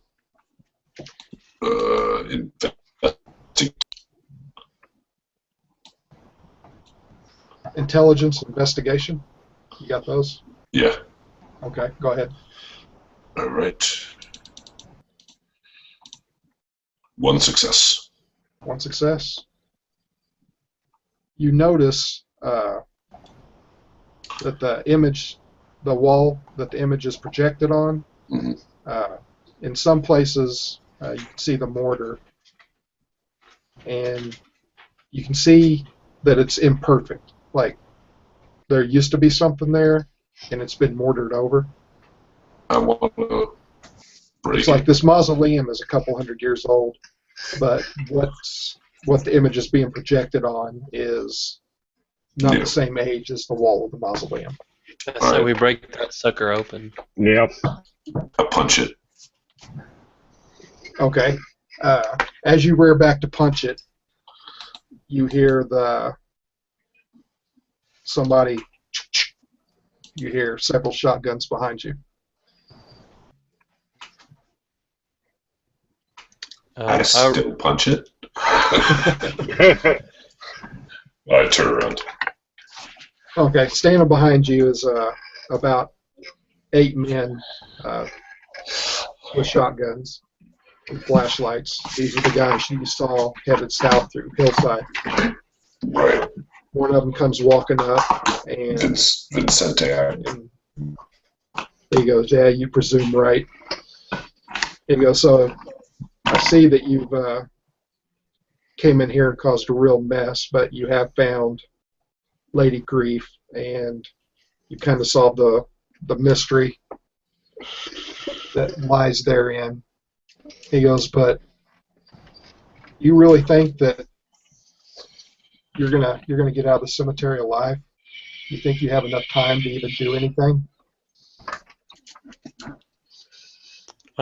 Yes. So one thing that I'm thinking, guys, is possibly we're pretty cornered in what we need to do. We also have this box with somebody in it. Do we threaten, show them the person there, and then threaten to revive that? Now, when you revive somebody out of torpor, it takes a little while, correct? Yeah. For them to. So if I were to revive him, it wouldn't really do much, correct? Well, you also got to remember this guy doesn't have any arms or legs either. Well, he could bite their legs off. It's just a flesh wound. Yeah, just a flesh wound. Do I know if Vincente and his men are humans or vampires or ghouls or? They're ghouls. Okay. So, Vincente, what are you doing here? He kind of looks at it and he goes, "I've already told you that, man." He goes, "I'm here hunting for Pope." Why do you require Pope? He goes, "That's none of your damn business." He goes, "We're going to take Pope. You can help us get him, or you can stand in our way." And he looks over at the box and kind of does that. 2 of his guys go get the box. Again, the lid's busted on it, so they open it up and look in before they pick it up. And you can smell the fear coming off of them. And one of them goes, "Boss, you gotta come look at this. This ain't good, man." Vicente, he struts over and looks, and for somebody whose skin is already pale, he pales considerably. He goes, you don't even know what you've done. You don't know what you've brought on yourself." He goes, "You guys are so screwed." Been that way since we got woken up.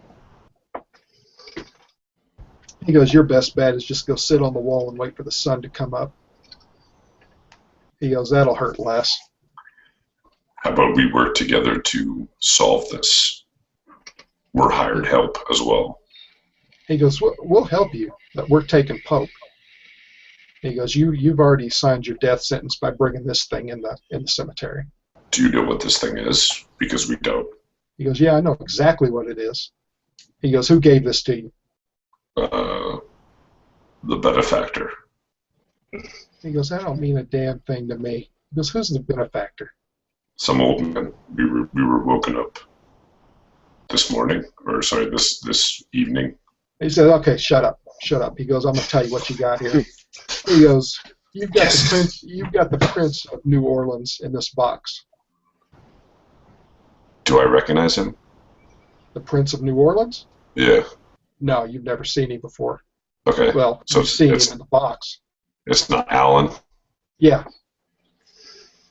It's it's the Prince. He goes, you've killed the Prince, desecrated his body, and you brought it in this cemetery. And now we know about it. And he goes, just us being here, you may have already signed our death sentences. He said, but if we have to bring Pope in now. He goes, we've got assurances if we bring Pope in, anything that we've done here tonight will be forgiven. Well, let's do that then. He said, you don't have that same guarantee. Who do you work for? He goes, it doesn't matter who I work for. Well, what if I want to work for that person too? He said, you've got the Prince's body. He says, nobody's going to talk to you. What they're going to do to you puts the second death in a pale comparison. They're going to torture you nightly. They're going to bring you back. They're going to torture you again. They're going to do this forever. That's no bueno.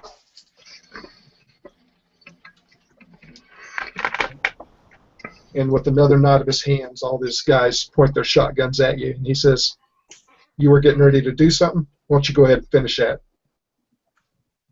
Oh, okay. Then I turn around and punch the wall. Okay. After about... So, strength plus brawl? Strength plus stamina. Strength plus stamina. Uh-huh. Solid. 6, 7. 7.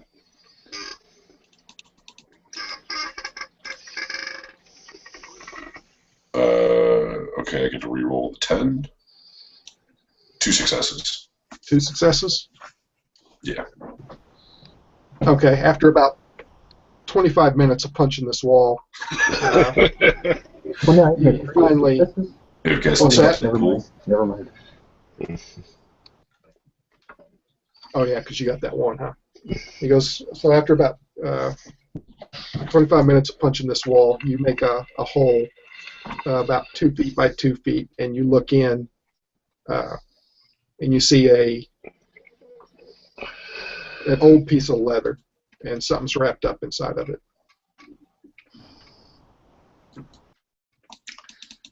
I pull it out and Okay. hand it to William.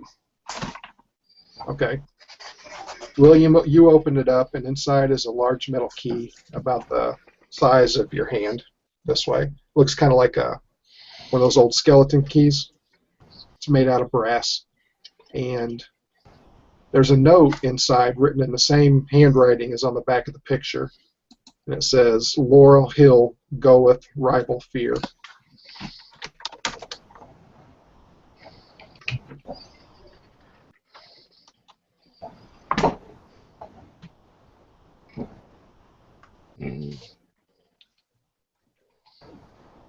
Goeth rival fear? Yes. Goeth rival fear. Looking at the map. Looking at the map.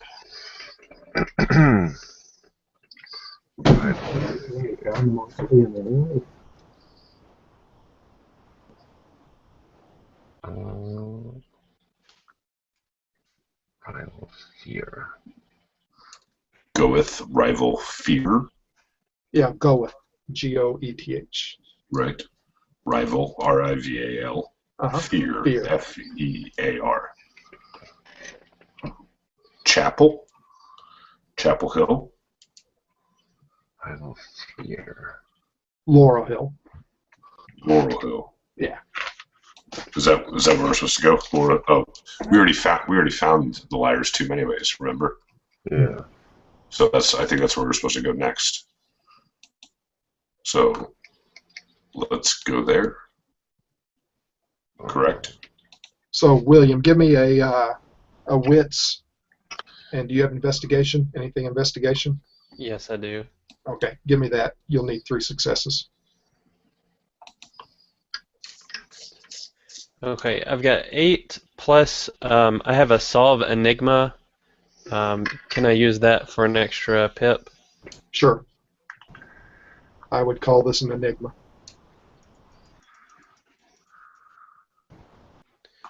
Let's see.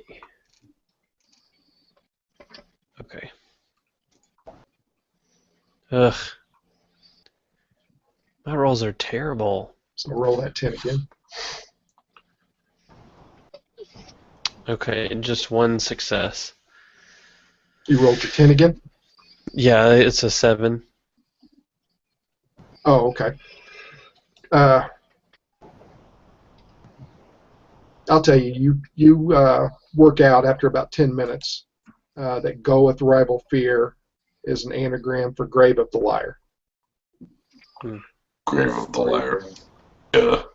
So if you were only 99% sure of where the grave of the liar was, now you're 100% sure. Okay. All right.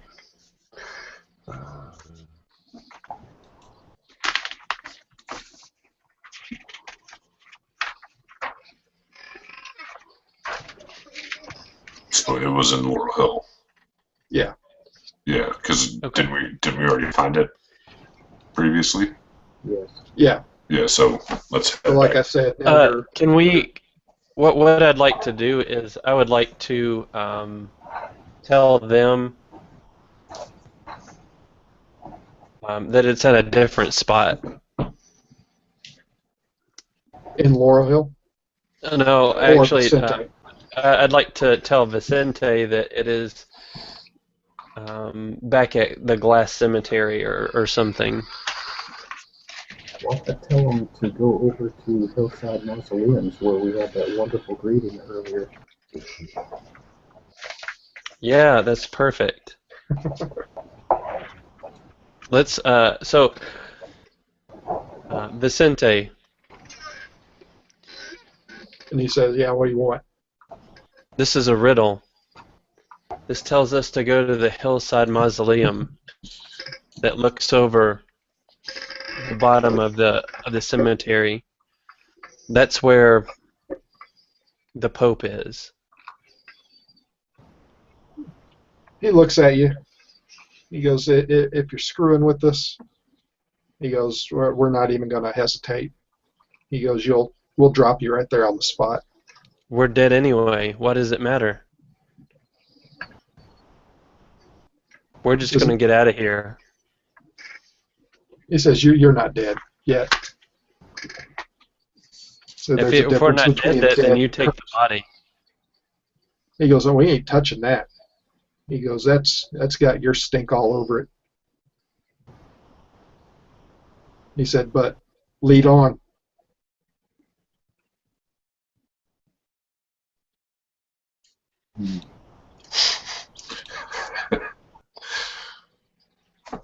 I think we're gonna rest here since we've been tainted by the dead prince. You should be able to find it pretty easily. He goes, yeah, I'm sure we would. Said, but, safety in numbers. Are there any animals around? No. Damn it. All right, guys. So meta, I guess. Is there a way that we can get them? Well, they're ghouls. We can kill them. Right, but he is not a ghoul. He is their. No, I think Bob said they were all ghouls. Yeah, right? they're all ghouls. Oh, they're all ghouls? Yeah. So let's just go. Yeah, but murder so them. so do we get the sense that Vincent is their leader, or is there somebody, or have they said that they've got a master? Because the ghouls are basically, they feed off of a Yeah. master vampire, correct? Yeah. Yeah. Every time I've asked Vampire them gives them who a they little work blood. for, they've said none of your business. Okay. He's the leader of this group of ghouls, kind of like a crime boss. He would be under the crime boss. He's like an enforcer, and these are his guys. All right. So, do you guys want to just set these guys up for an ambush? Since we already have apparently the worst thing in the world with the prince's body, I say we just go with them to Pope and then double cross them. Maybe we might need their help in the future. They all have shotguns too, which kind of beats our knives and pistols. Yeah. But we're vampires, so. We're a lot faster. True. But I say we bring them along, and in case we need extra, muscle.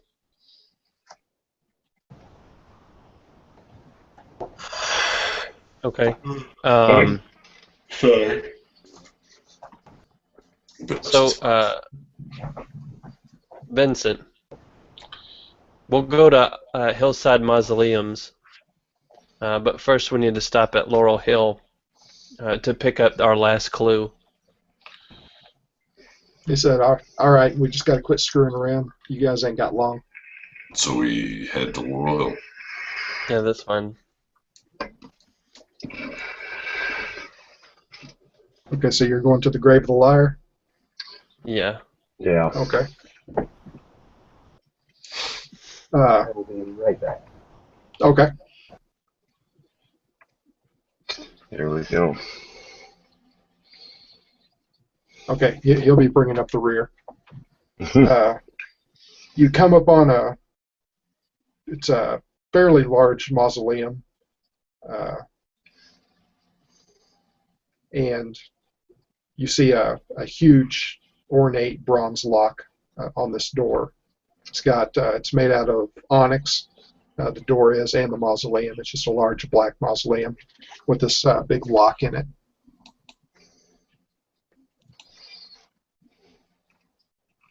Put the key in. Connal No. punch it. I think we need to take the blood. I'm thinking that let's see. No, yeah, so you do have the key. Sorry, go ahead. I put the key in the door. Okay, you put the key in the door, and it's pretty hard going. You hear some sort of inner mechanism turning, kind of like large cog wheels, and the door opens. Inside, the air is clogged with brick dust. The round Gothic windows are just spots of purple moonlight on the walls. They throw a huge X-shaped shadows on the floor, and they offer almost no light. Even still, you can see that there is no body here, no coffin. Instead, the walls are lined with a half-dozen metal urns. The ceiling is painted midnight blue and studded with glass stars. The floor is made up of huge squares of dark slate, and a black metal trapdoor held into the floor with a studded iron padlock the size of your hand. All right. So is there a way that we could, all of us, get inside of the mausoleum and then shut the door and keep the ghouls out? As you open it up, I take it that all four of you walk in. Mm-hmm. Vicente and three of his guys enter with you. The other ones stand guard outside. I still don't think they're that big of an issue right now. What's that? I still don't know to Chris. I still don't think they're that big of an issue right now. I say we keep pressing forward. But if this Pope is what we've been sent for, we can't let them leave with him. We can always kill them. We can kill them now. There's only 3 of them inside if we lock the door. They're good as dead. Party. Let's do it. Okay, as you're standing there, I guess, whispering to each other, you hear a real loud screeching noise from outside. And on the outside of the walls, you hear what sounds like claws, like something with claws is crawling over the mausoleum. You look out, two of the ghouls standing there, just like in the movie Aliens. Something reaches down, grabs them, and yanks them up over the top of the mausoleum. Nice. Awesome. The remaining two ghouls out there, they just start shooting. They look up and start shooting with their shotguns. They're making all sorts of ungodly noise. The door is still open. All right. Close I it. yell for somebody to close the door, the closest person to close the door, and then I sneak up and attack one of the ghouls. Is Okay. Vincent in the room with us? Yeah, Sente's in with you and three of his ghouls. Yeah. He I'm looks going up. over at two of his ghouls, and they go to close the heavy onyx doors. Oh, they're going to help? Yeah, they're scared too, even though they've got. Okay, Wow. guys, I think we just need to clean these guys up while we have the advantage. Yeah, while their backs are to us. Can we? So I go immediately Two of for them are Vincent. still watching you. Vicente and one guy's still watching you, and the other two guys are closing the door. Okay. I go ahead and automatically use my celerity. It's a reflective a reflex. Reflex. And then let's see. I think I may want to use my Auspex.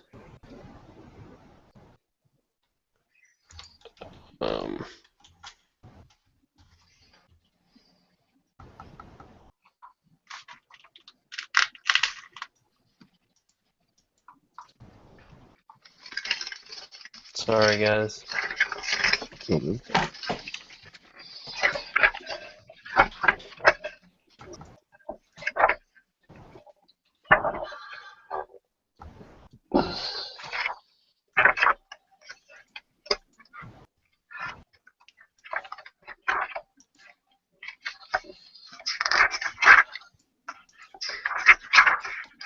Do y'all know what page Auspex is on? Oh, heightened 119.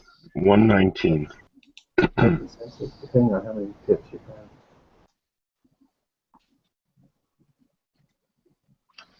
have. Yeah, heightened senses is 0 cost.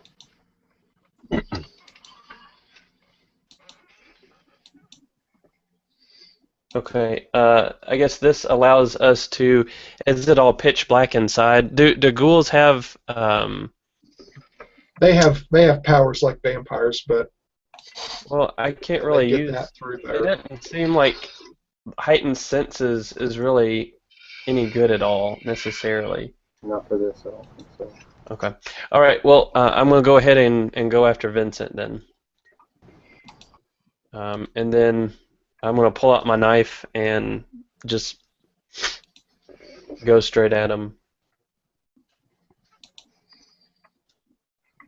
I'm assuming we haven't been disarmed. No, Good. he didn't think it was important enough. But I think Right, Mikhail, he doesn't have anything but a knife. So I do strength and then my brawl. Yeah, strength and brawl. Correct.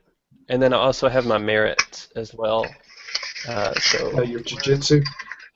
4, 5, 6, 7, 8, 9.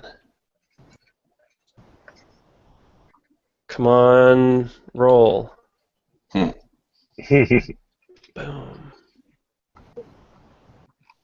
All roll right. that 10.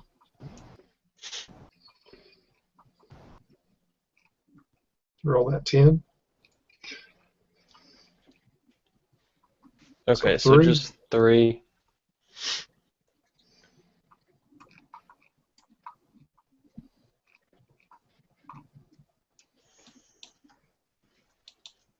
Okay, you reach out, you throw him against a wall, but at the same time, he's stunned. Vicente's stunned. At the same time, the remaining, we'll call him his bodyguard, not the ones closing the door, he levels his gun at you and pulls the trigger. Okay.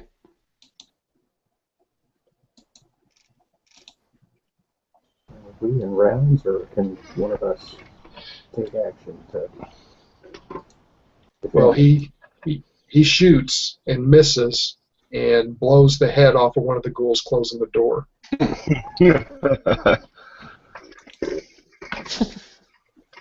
Because I was really fast.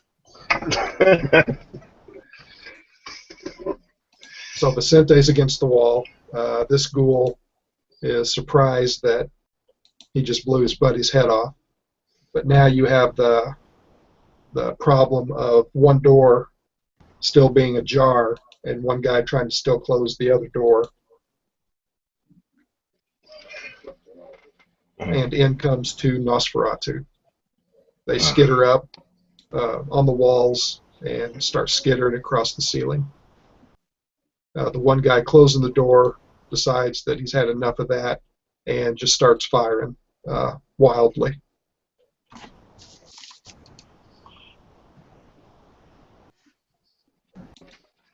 Do you guys think that if we take out the rest of the ghouls, that the Nosferatu will go away, or? Probably not. Sorry, was gone just long enough that I'm kind of out of sorts here. Yeah. Yeah, same here.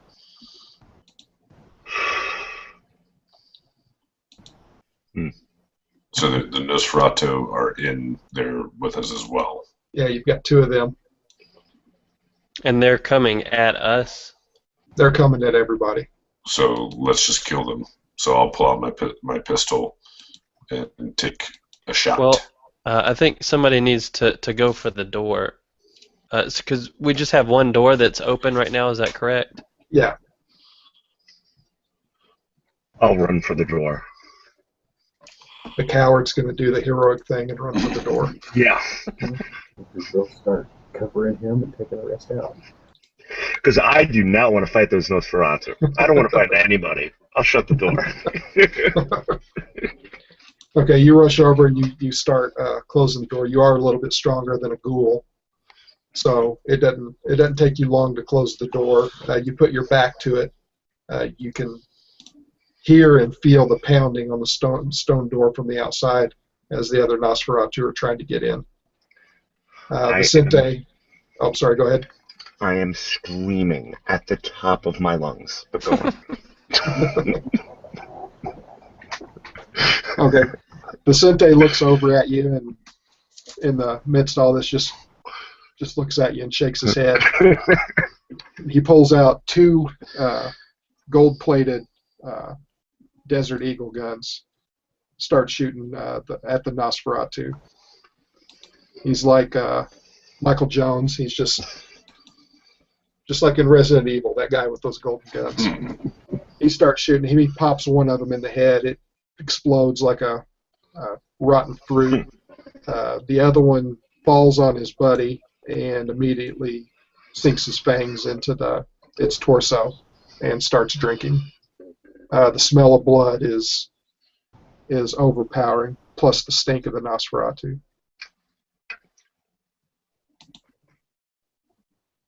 And then he stands up and points his gun at William.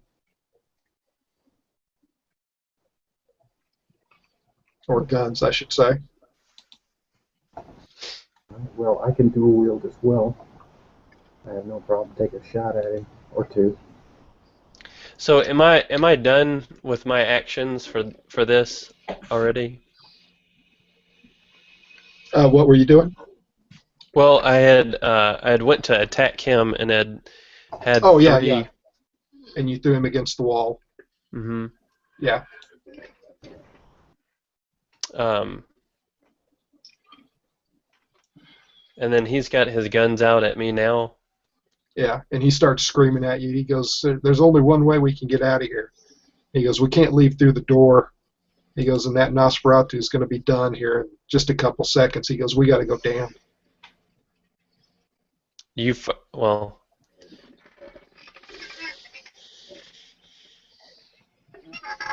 You first.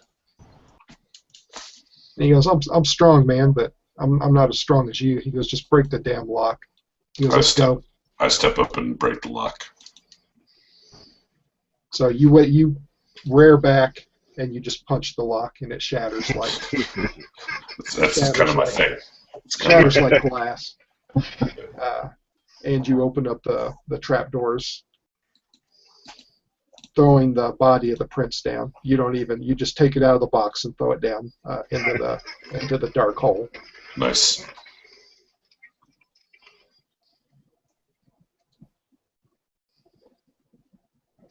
Alright, so now we still have one Nosferatu feeding on another. One Nosferatu is almost done feeding on his friend. You have a ghoul with his head blown off, the Sente, and another ghoul. I'll take shots at the Nosferatu that's still alive and feeding. Why not? Okay. He's going to go ahead and roll your firearms and dexterity. And some dual wielding, am I still doing the... Yeah, it would be, what, 9? Yeah.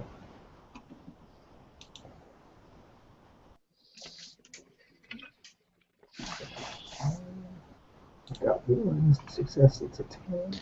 You reroll your 10. Yep. I'll do it.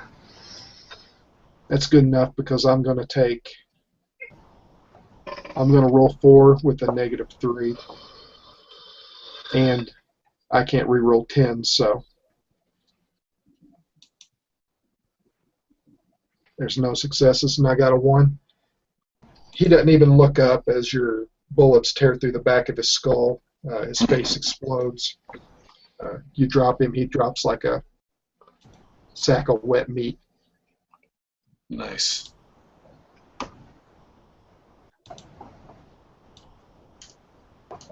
And that's why you pay attention.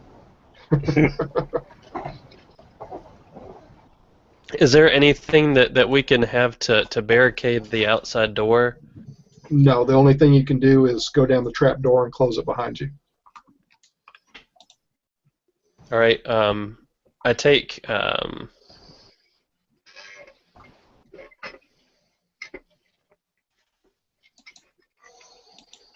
guess we got to go back down through, so let's go. Okay. Each of you go through the trap door. You gather up the prince's body. Vicente and his lieutenant are with you. On the other side of the trap door is what appears to be an unfinished mausoleum.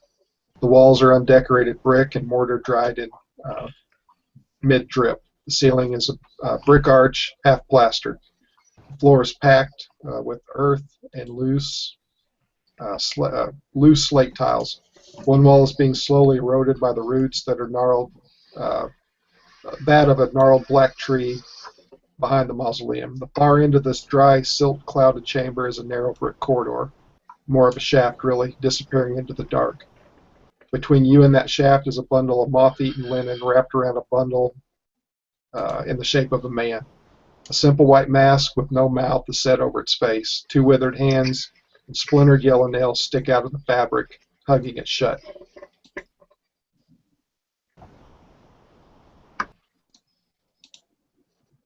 Assuming that's Pope. I assume so. Yeah. I'm assuming he's staked. No, he's not staked. Not staked. No. Is he? Well,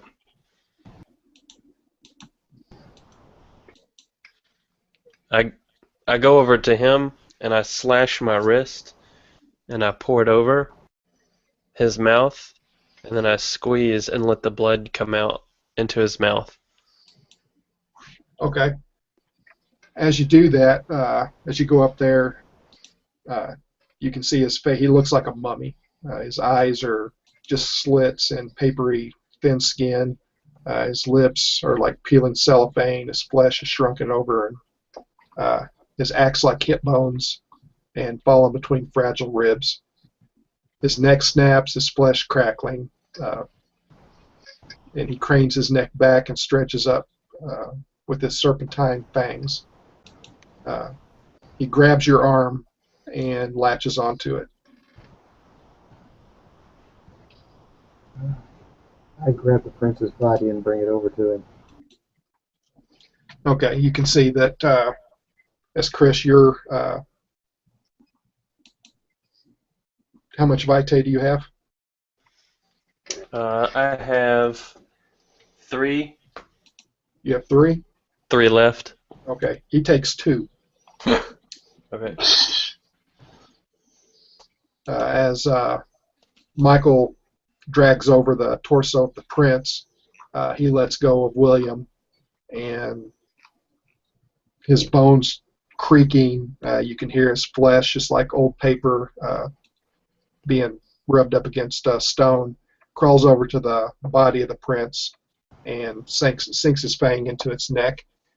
The words around the neck that you read glow red, and you can see the body filling with more blood as he drinks.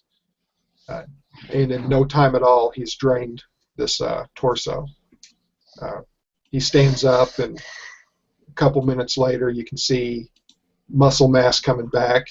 His skin clears up, and in front of you, several minutes later, stands the guy in the picture.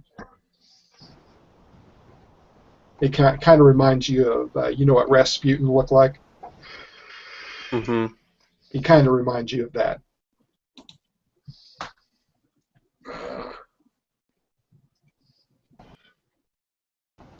The prince's body dissolves into ash.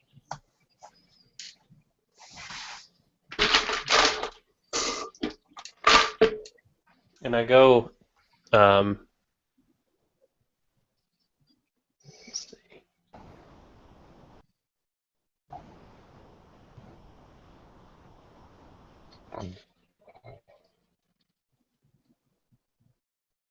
I go and talk to him, and I say, "Quid est veritas?" Good call. Okay, he just sits there looking at you with a confused look on his face.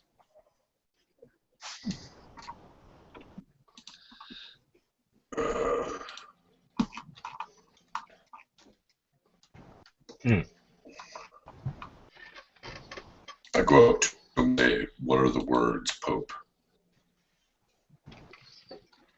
He shakes his head like he's coming out of some sort of trance and says, "What year is it?" 2016. He looks around, again with a confused look on his face. He goes, "They should have woken me 30 years ago." He goes, "I've been asleep for 100 years." He goes, "What do you want?" What are the words? He goes, "You spoke the words." Quid est veritas? "Yes, what is truth?" He said, I am truth." You are truth?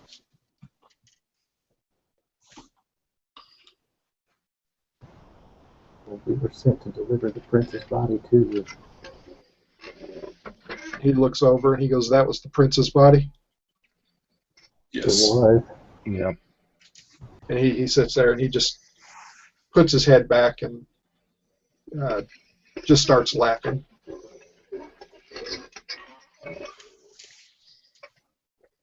He goes, "Who sent you?" He calls himself the benefactor. He starts pacing back and forth. And he goes, "So what are your plans?" To get out of here.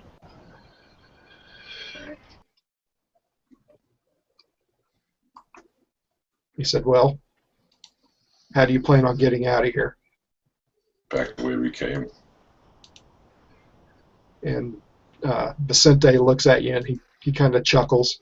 And he goes, "There's no way you're getting out that way." He goes, "I hope you have some sort of plan B because your plan A just got shot to crap.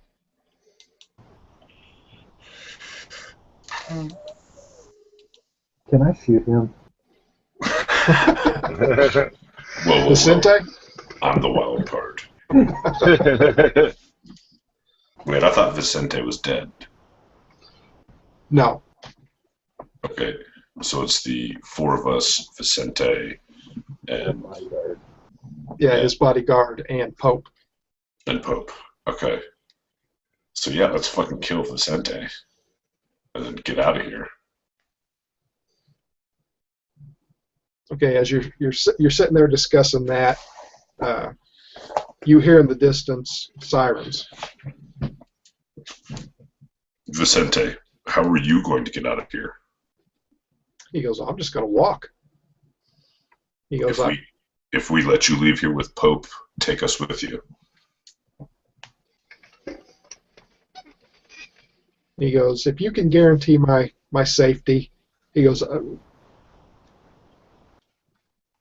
get me to the wall, and if we all live, you go your way, we take Pope and go our way. Can I make some sort of roll to believe him? Oh, he's dead serious. Because he's still shaking. Not as much as Mikhail, but he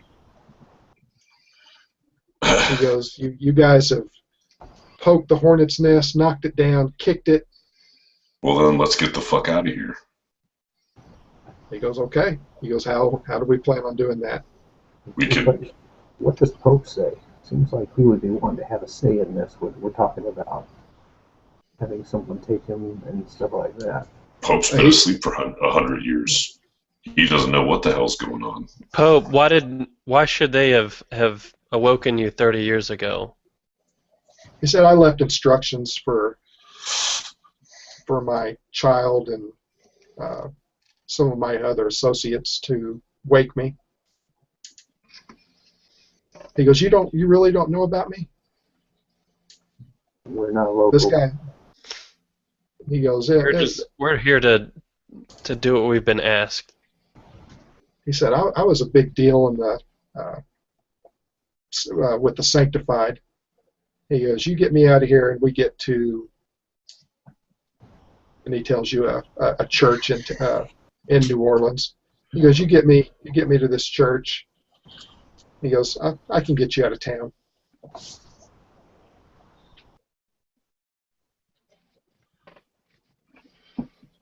All right, guys. So do we go back the way we came, go out blazing? Because we don't really know how many Nosferatu are outside. And he looks at you and he goes, there's Nosferatu outside? There were. He goes, how many?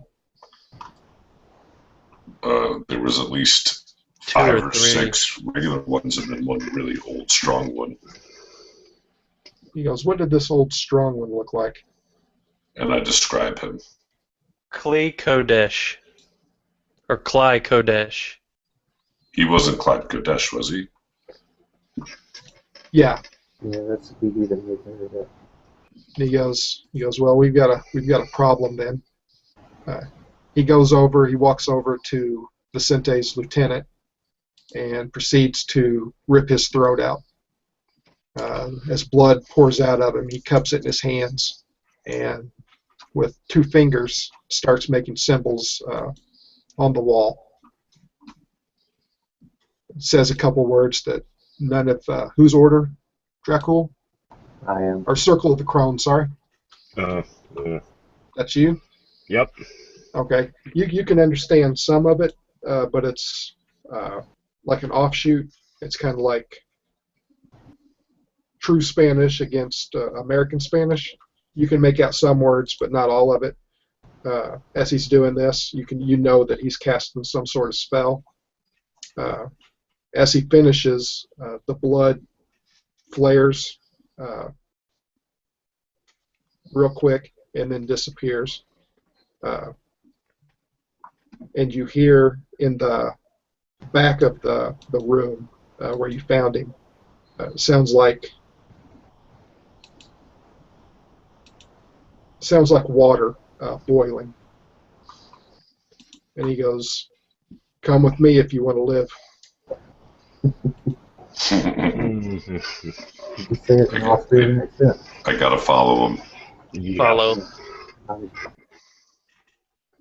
Yep.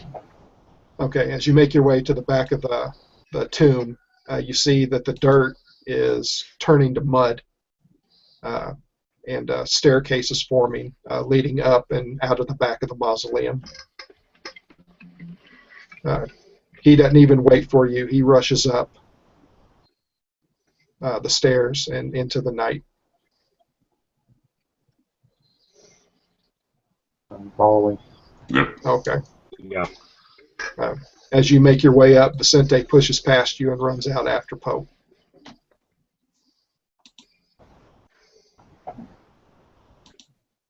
Can I try to take him down before he gets past me? Can I? Well, I've got the unseen sense, so I can see whether something's a threat. Is he going to be a threat? Do I know if he's going to be a threat towards Pope at this point? You don't know what his intentions are with Pope, but you know that ever since the attack in the mausoleum, he's been on edge, and all he wants to do is get out. And he really doesn't care if he's failing at his mission or not, with or without Pope. When you said he was pushing past and going after Pope, it wasn't so much going after him as just getting away. Yeah. Ah, okay. I thought he was targeting Pope. I mean, I'm sure he'll be following Pope, but he doesn't want to be stuck down there if the Nosferatu get into such a confined space. Okay. Well, I'll keep following because now doesn't seem like the best time to get in a fight We don't want to call attention to ourselves. with Yeah. somebody. Okay, as you reach the top of the staircase, the mud staircase, you see Vicente. He's either dead or unconscious, and Pope his arms are outstretched like this, and he's about 1.5 feet off the ground, and all you hear is gurgling.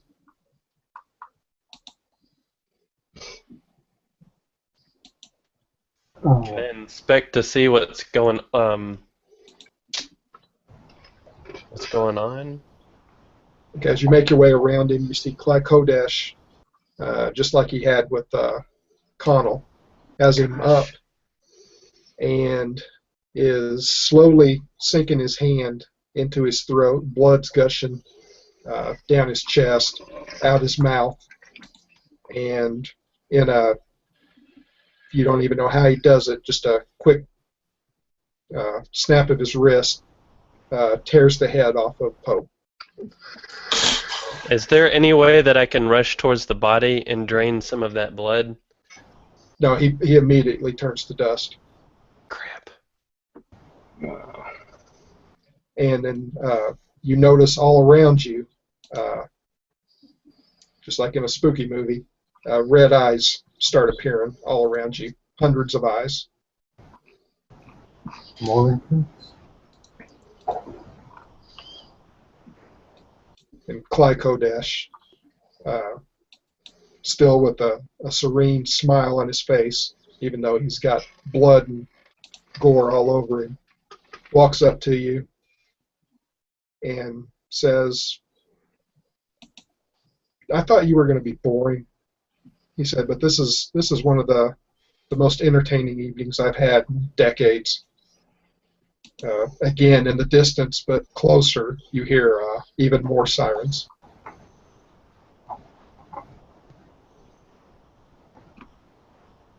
Entertaining enough that we'll be able to leave? And he looks at you and just chuckles. And he looks over your shoulder, and now through the gravestones, he can see the flashing red and blue lights of a dozen or so police cars headed your way. He looks back at you and he goes, "No, I think we're gonna stay here for a couple more minutes." After a couple minutes pass, you hear the screeching of tires, car doors open, and you hear a bunch of voices all at once. You can see silhouettes through the lights of dozens of people, all armed, and some of them are headed into the mausoleum. Some of them are going around to the sides, headed towards you. He Am I looks back. sitting on dirt right now? No, you're on a concrete pad back behind Is there any dirt nearby?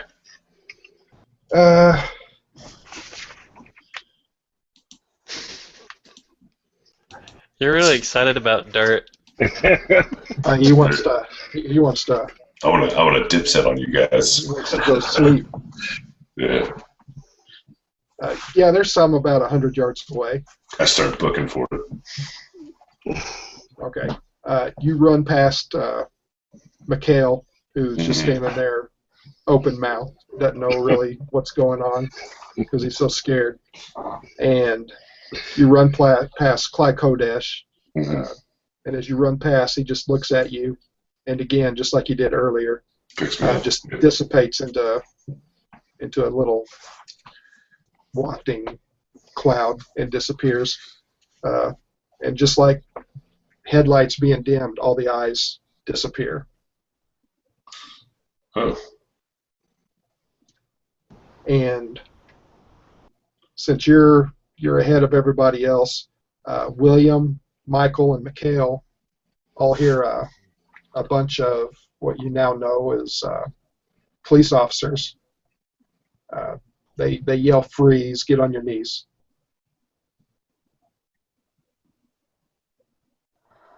I'm taking off.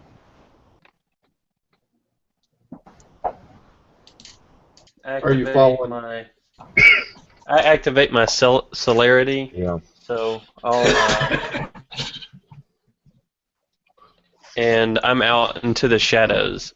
Okay. So how many vitae does your celerity that is take? my last vitae. So you have none left? Correct. That's Okay. bad, isn't it? Yeah. For now. So Michael and Mikhail, you're hoofing it too? Yeah. Scared. I use celerity as well, Okay. and I'm going to book it. You're gonna book it? Okay, so you start running, and all these cops, they start unloading. You hear shotguns, you hear rifles, you hear handguns, and there's no way around it. Each of you are hit several times. Am I on the dirt yet? Yeah, you're well into the dark. As soon as I hit the dirt, I melt with the soil, Okay. and I'm gone. I'm completely gone. It's called Haven of Soil. Yeah. And I actually, there's like no body. I just become part of the ground. Yeah. Even if they were to dig you up. Yeah. Or try to. Okay, so Michael and Mikhail, you both, though you're hit several times, you managed to find some sort of cover. William, after being fed upon by Pope and struck by the bullets, you stumble and fall down a little trench. You land in a small, it's like a gutter type of deal, like a culvert, and a cop jumps down and jumps on you and tries to cuff you. I go to bite him. Okay, as you latch on, because you do, you notice that this isn't a man; it's a woman, probably in her mid-30s. As you feed on her, you feel something stir in your memory, and you feel like that this person, you know this person. Now, with the blood that I'm getting back, do I have a sense? Is that how I have a sense of who this is? Well, you can feel it, and with that too. If you want the, well, you're not like Mikhail. You don't have that. Bloodline. Yeah. But you do feel you feel a closeness to this person, almost like family. And as you drain her, she falls dead. So I couldn't have stopped. No.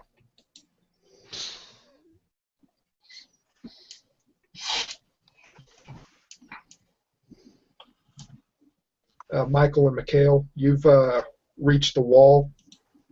You jump the wall and almost one leap, landing on the other side where the van is waiting for you.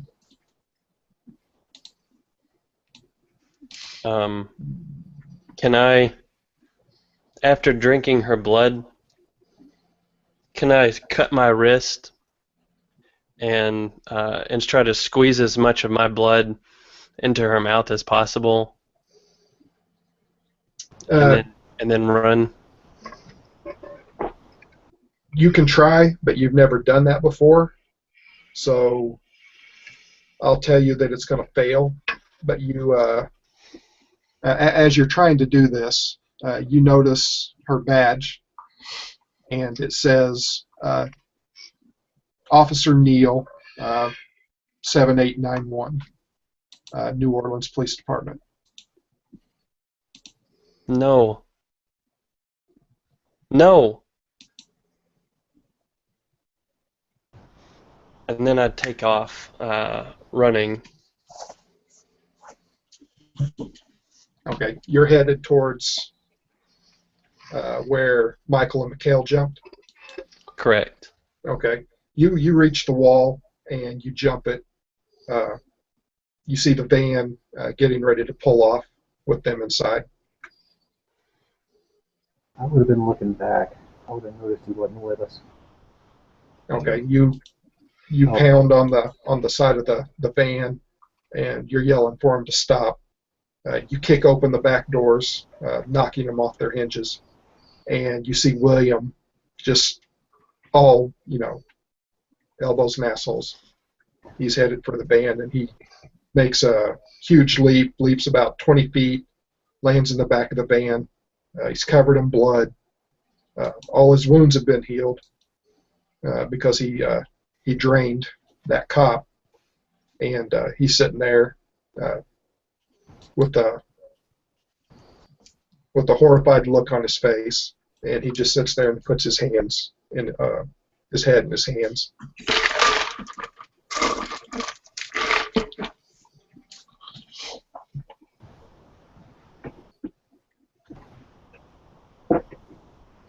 Eleanor.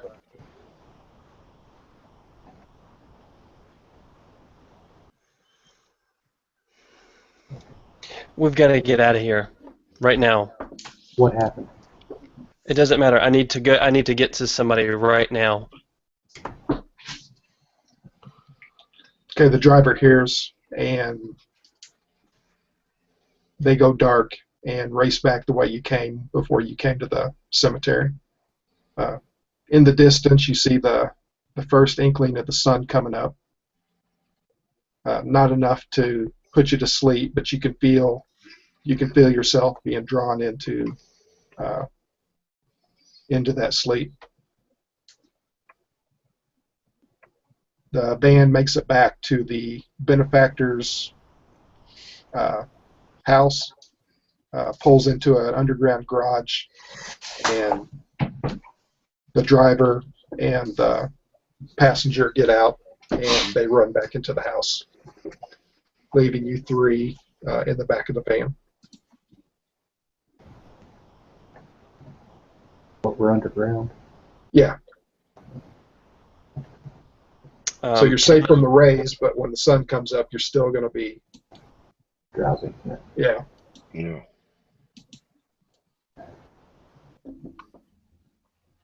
They had to make allowances for us if they brought us here. Can Go ahead. can I try to go as quick as I can to try to find the benefactor? Yeah, you can follow the driver and the passenger through the doors. Okay, so I'll run as fast as I can. Okay, you run through the doors, throwing them open. Michael and Mikhail, are you following? I know he saw something. I'm going to be following him because I'm still wanting to find out what's going on. Yeah. Okay. You follow him and end up in the room with the chair. You run through the library, and you're in his, we'll call it the throne room. And he's sitting there looking at you with his fingers like this. And he said, well, that's not the outlook I was looking for. He said, but it was good enough for me. He goes, there's been a power struggle in this city for decades. And he goes, with your help tonight, he goes, I've become the new prince. I have a request of you. He goes, you helped me make tonight possible, so go ahead and request anything.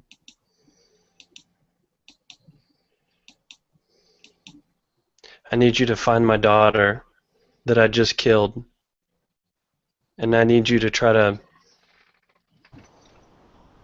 embrace her and bring her back to life as one of us. He looks at you, kind of shakes his head. He goes, that's selfish. He goes, I'm going to deny it. He goes, this is a curse, and I'm not going to bring another person, especially some nobody. This is my daughter. His family. This is my daughter.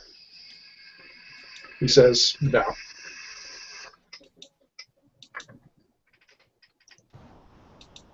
What As do he you says want? that, he says, you've given me what I wanted.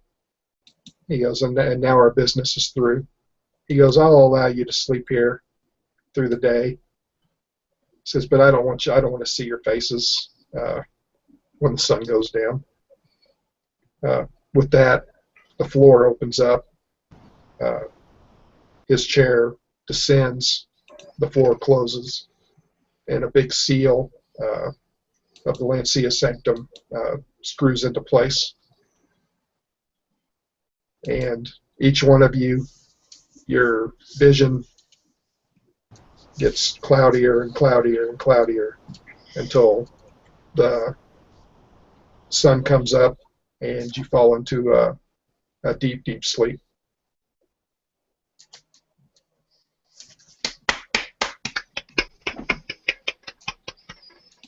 All right, thanks, Bob.